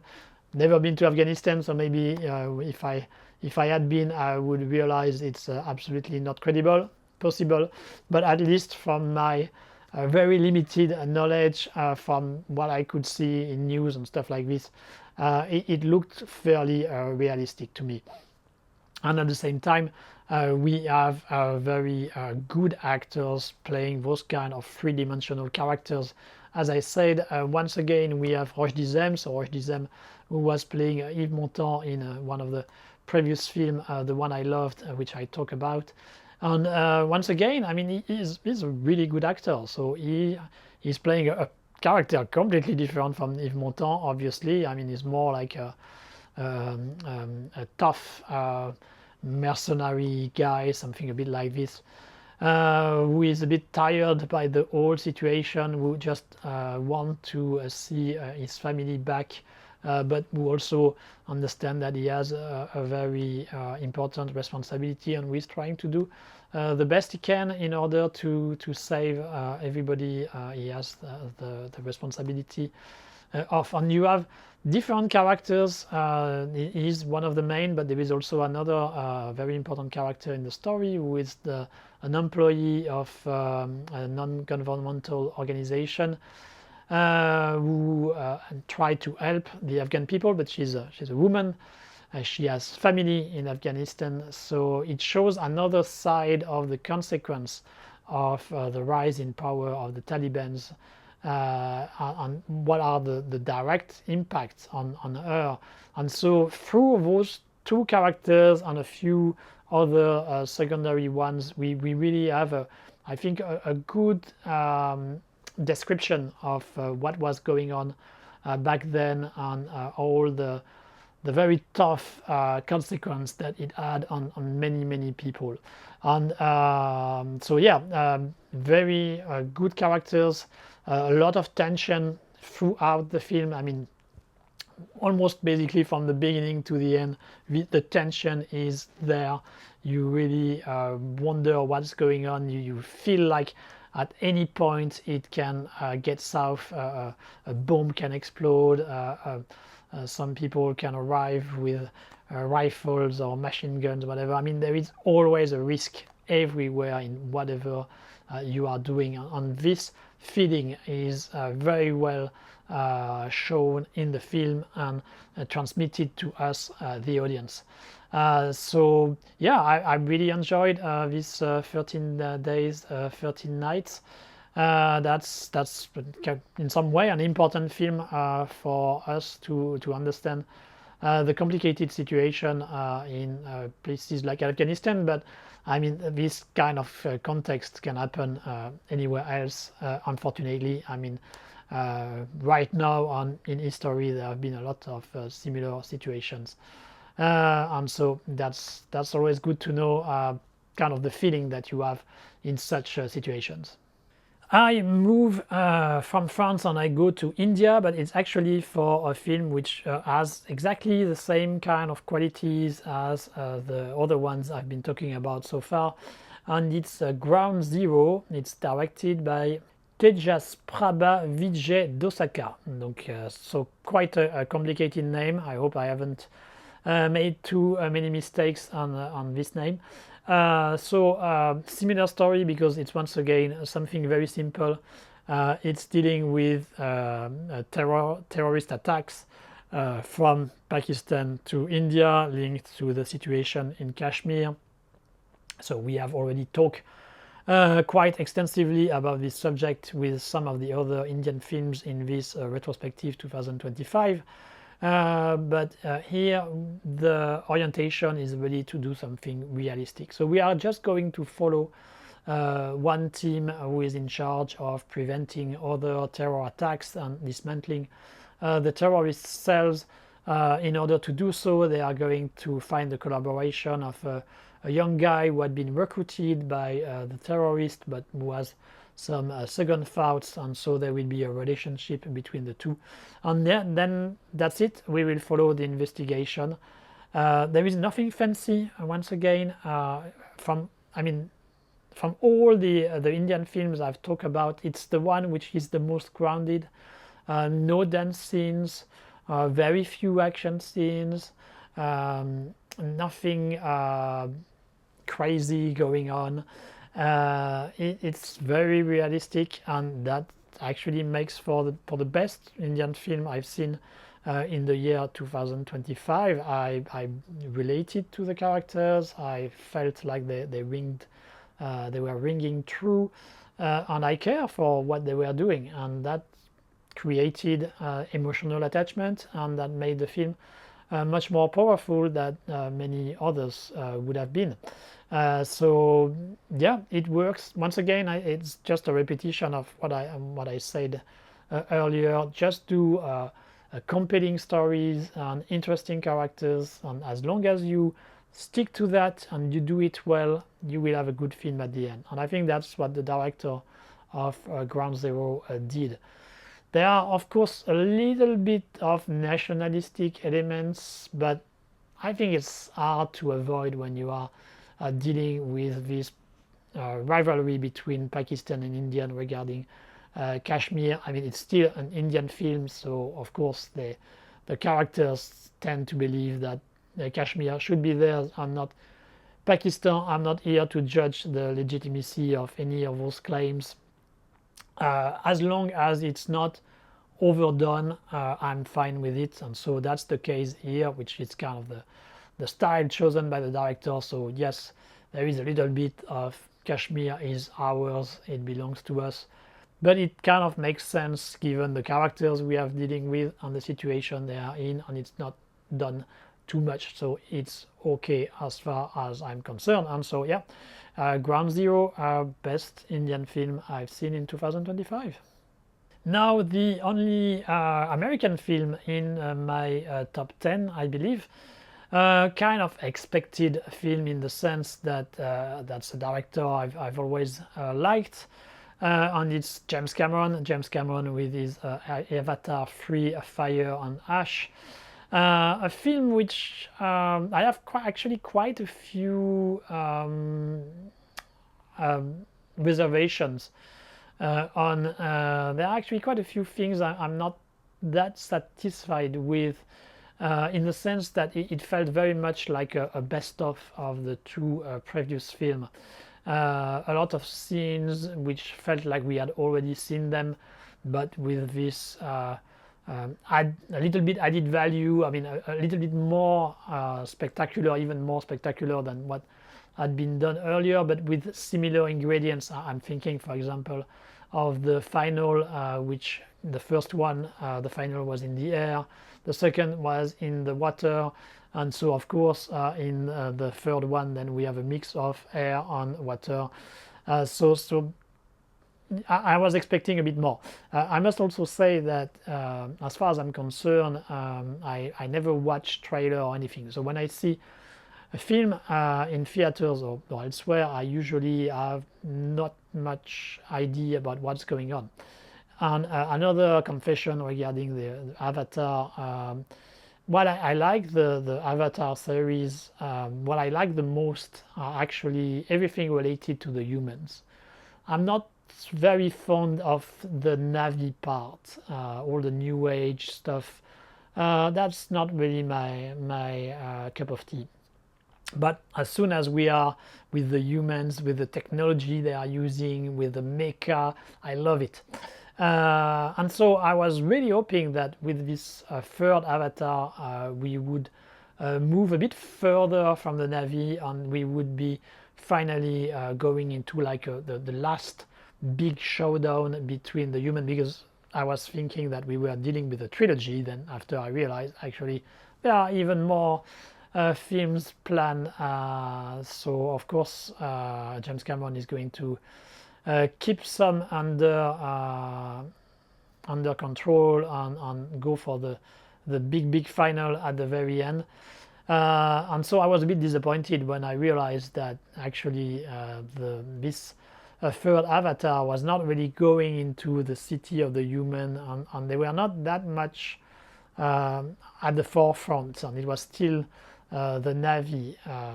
So that was a kind of a disappointment, and it was made better or worse, I don't know, by the fact that a lot of the situations that we see in the film are once again some kind of repetition of what had been done earlier.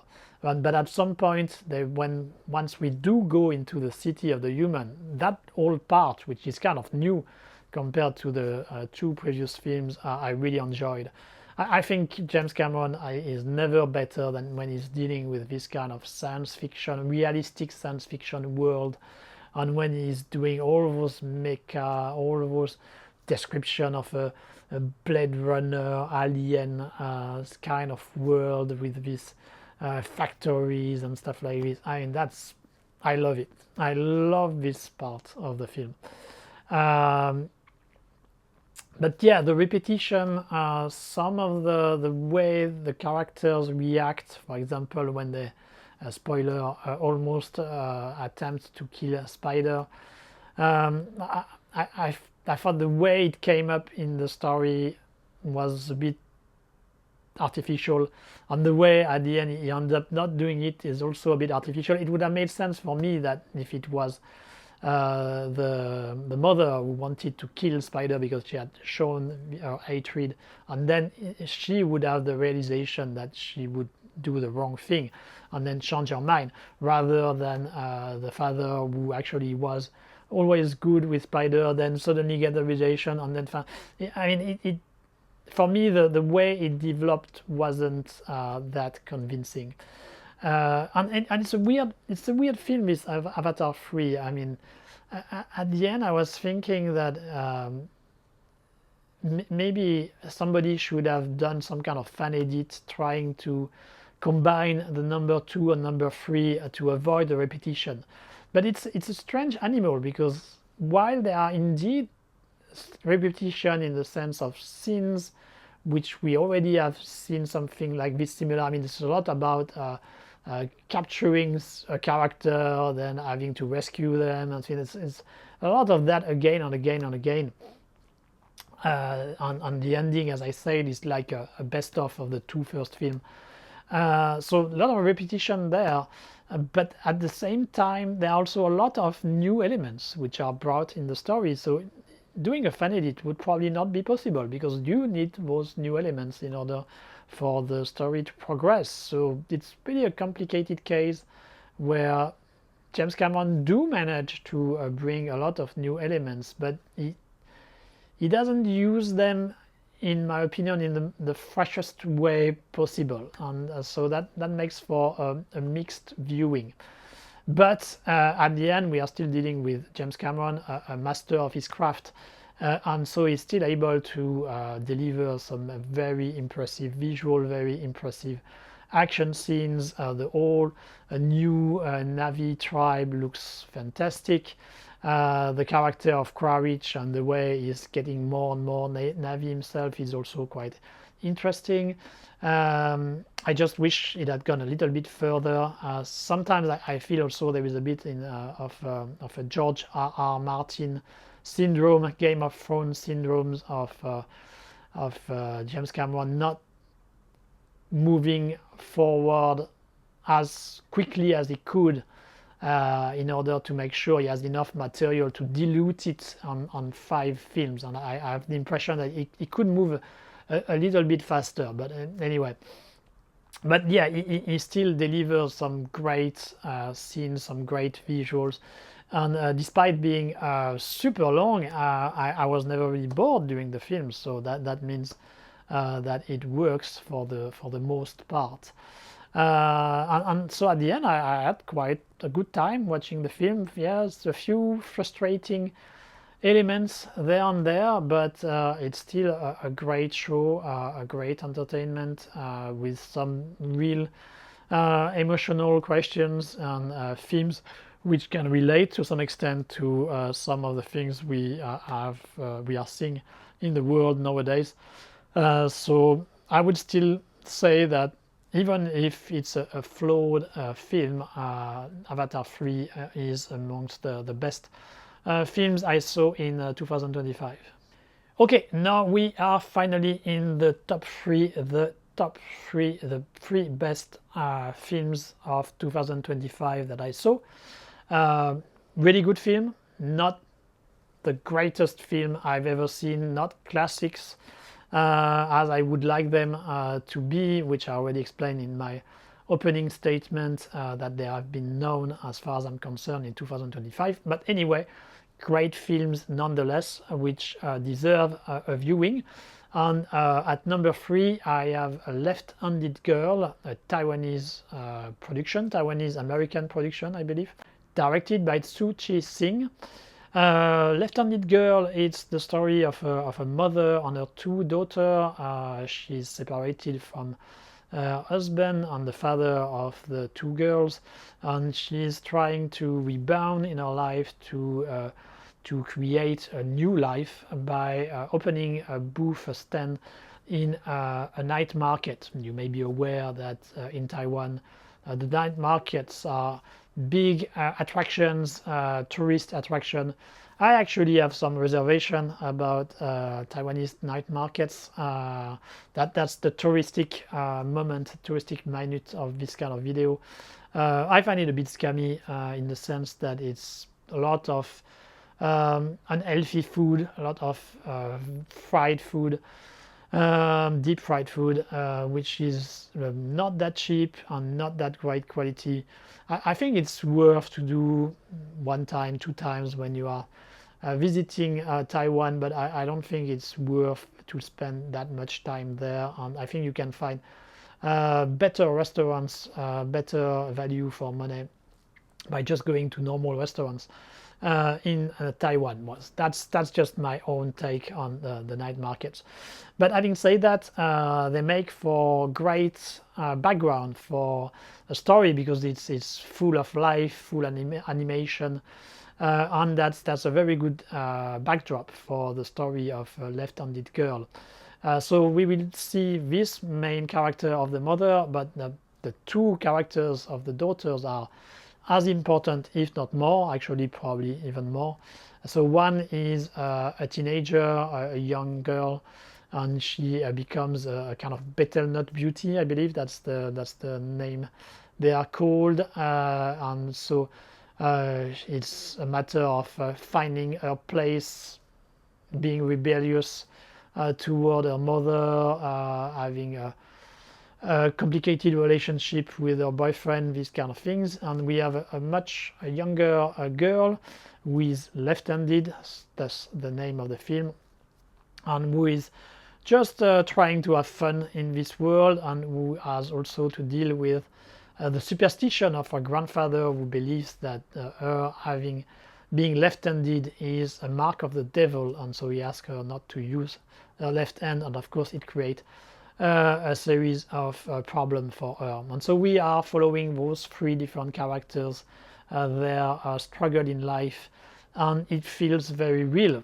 Once again, I'm going to say the same thing: real, good characters, interesting, compelling story, and that's what we have here, and that's all we need in order to be interested.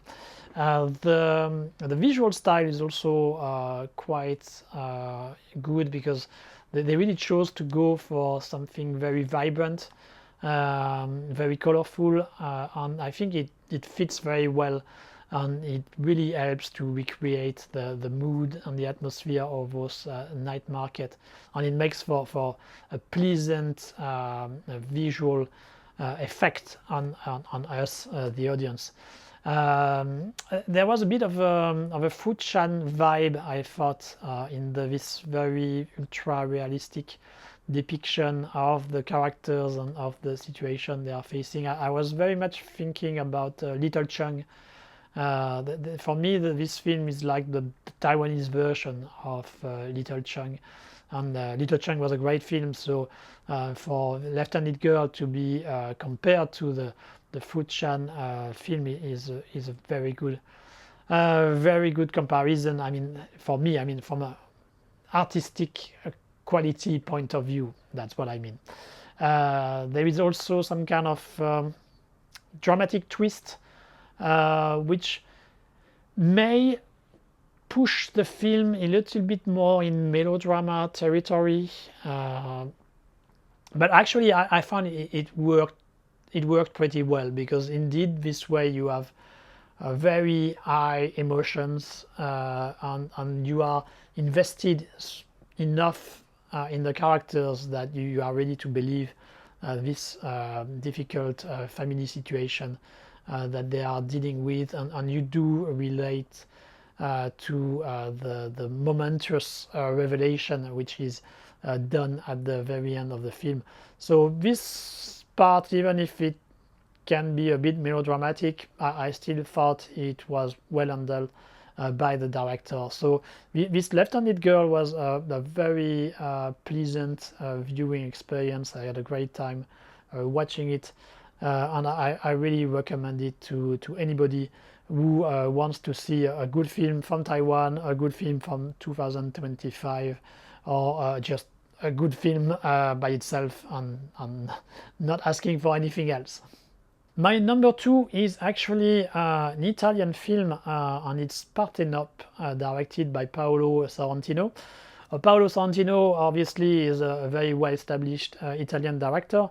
I must confess that it's not a director I liked that much. I had seen a couple of his early films, and they were not necessarily that pleasant experience for me. So when I went to see this Partenop, I wasn't really sure what to get from what to get, and I was even a bit worried I would not like the film.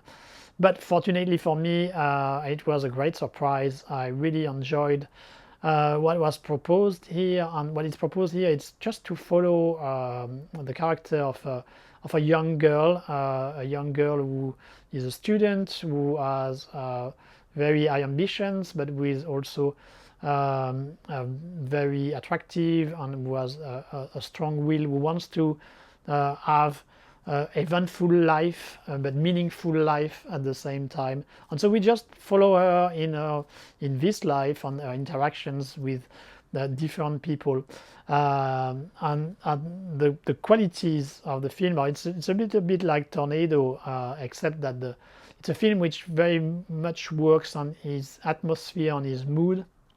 But while we had the desolate landscapes of northern UK for Tornado, here we have the beautiful landscapes of Napoli and the south of Italy, which is a place I really like myself. So just to be able to be in this atmosphere was already a big enjoyment for me. I think he really managed to get the essence of this part of Italy, and it's really beautiful to look at. The actress is also beautiful to look at, and she really managed to portray the character in all its complexity, and makes the character compelling. I mean, you really care for the character, you really want good for her, for all that she can do in the future. So she was really a positive character that made me interested throughout the film. And there was, as I said, this beautiful landscapes, beautiful atmosphere, which was a lot of fun. At some point the film goes a bit in fantasy, fairy tale territory, if I can put it this way. That's not necessarily the part I enjoy the most, but it comes at the very end of the film, and I was involved enough in the story for me to accept what was being proposed here. I was a little bit surprised, not necessarily what I would have done personally, but I still think it works, and it wasn't a problem for me to enjoy the film. So if you want a film which shows Italy under its best light, good looking, interesting characters, and positive vibes, I really recommend this Partenop. And now we reach the top one of this retrospective dedicated to the year 2025, and this top one, the film which I enjoyed the most when I watched production made last year. It was a South Korean film. It was called Good News, and it was directed by Byun Sung Yoon. Good News, it's part of this trend. I'm not sure if it's a trend, but it's a hostage situation in a plane. So same idea, same concept as Hijacked.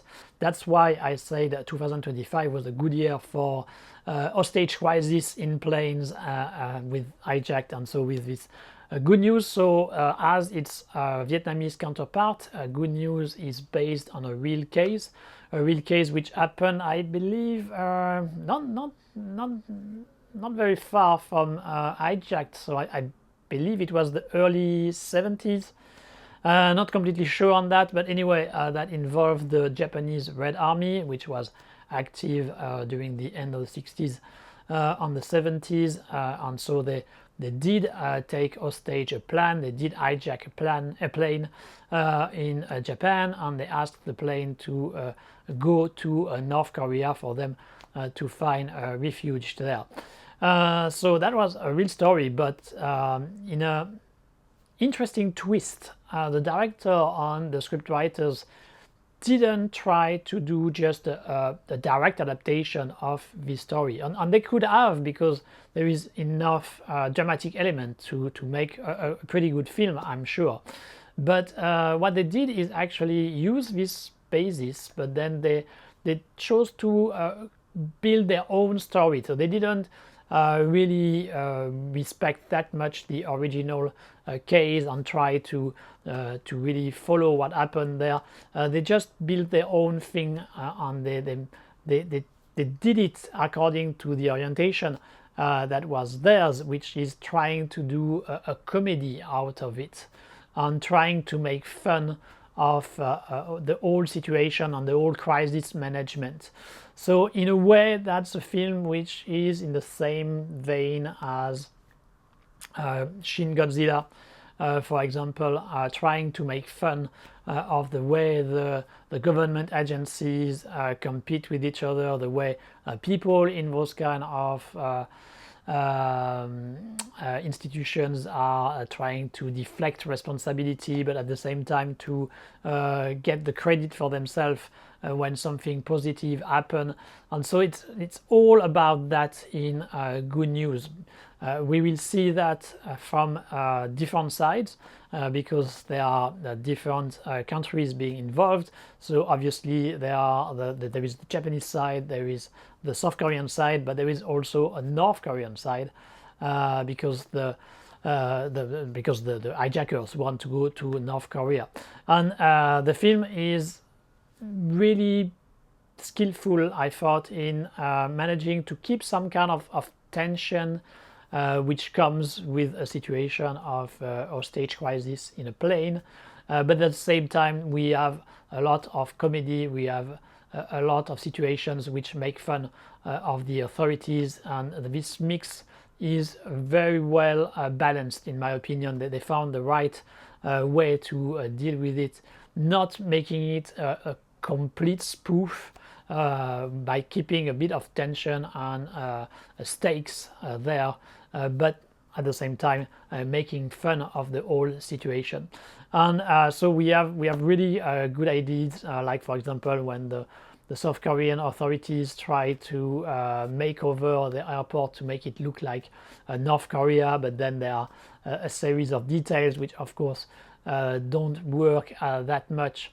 The interactions between the different sides are also quite interesting. And the director, I thought, was while he tried to stay grounded most of the time, it also allowed himself to go in more creative territory sometimes, and that was very welcome. I thought I'm really thinking here of the way he's dealing with the old sequence where North Korean air flight controller and their South Korean counterparts are trying to communicate with the hijackers, and there is a bit of a duel going on there, and then he really plays it like a Western. I thought that was very well thought, very creative, and it worked very well.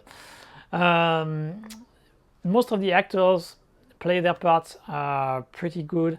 There is nothing I have to complain about, except maybe for the one playing one of the minister, South Korean minister. I don't remember which minister it is. And I don't even remember the name of the actor, but he's the brother, I believe, of Ryu Sang-won. He has been in many films.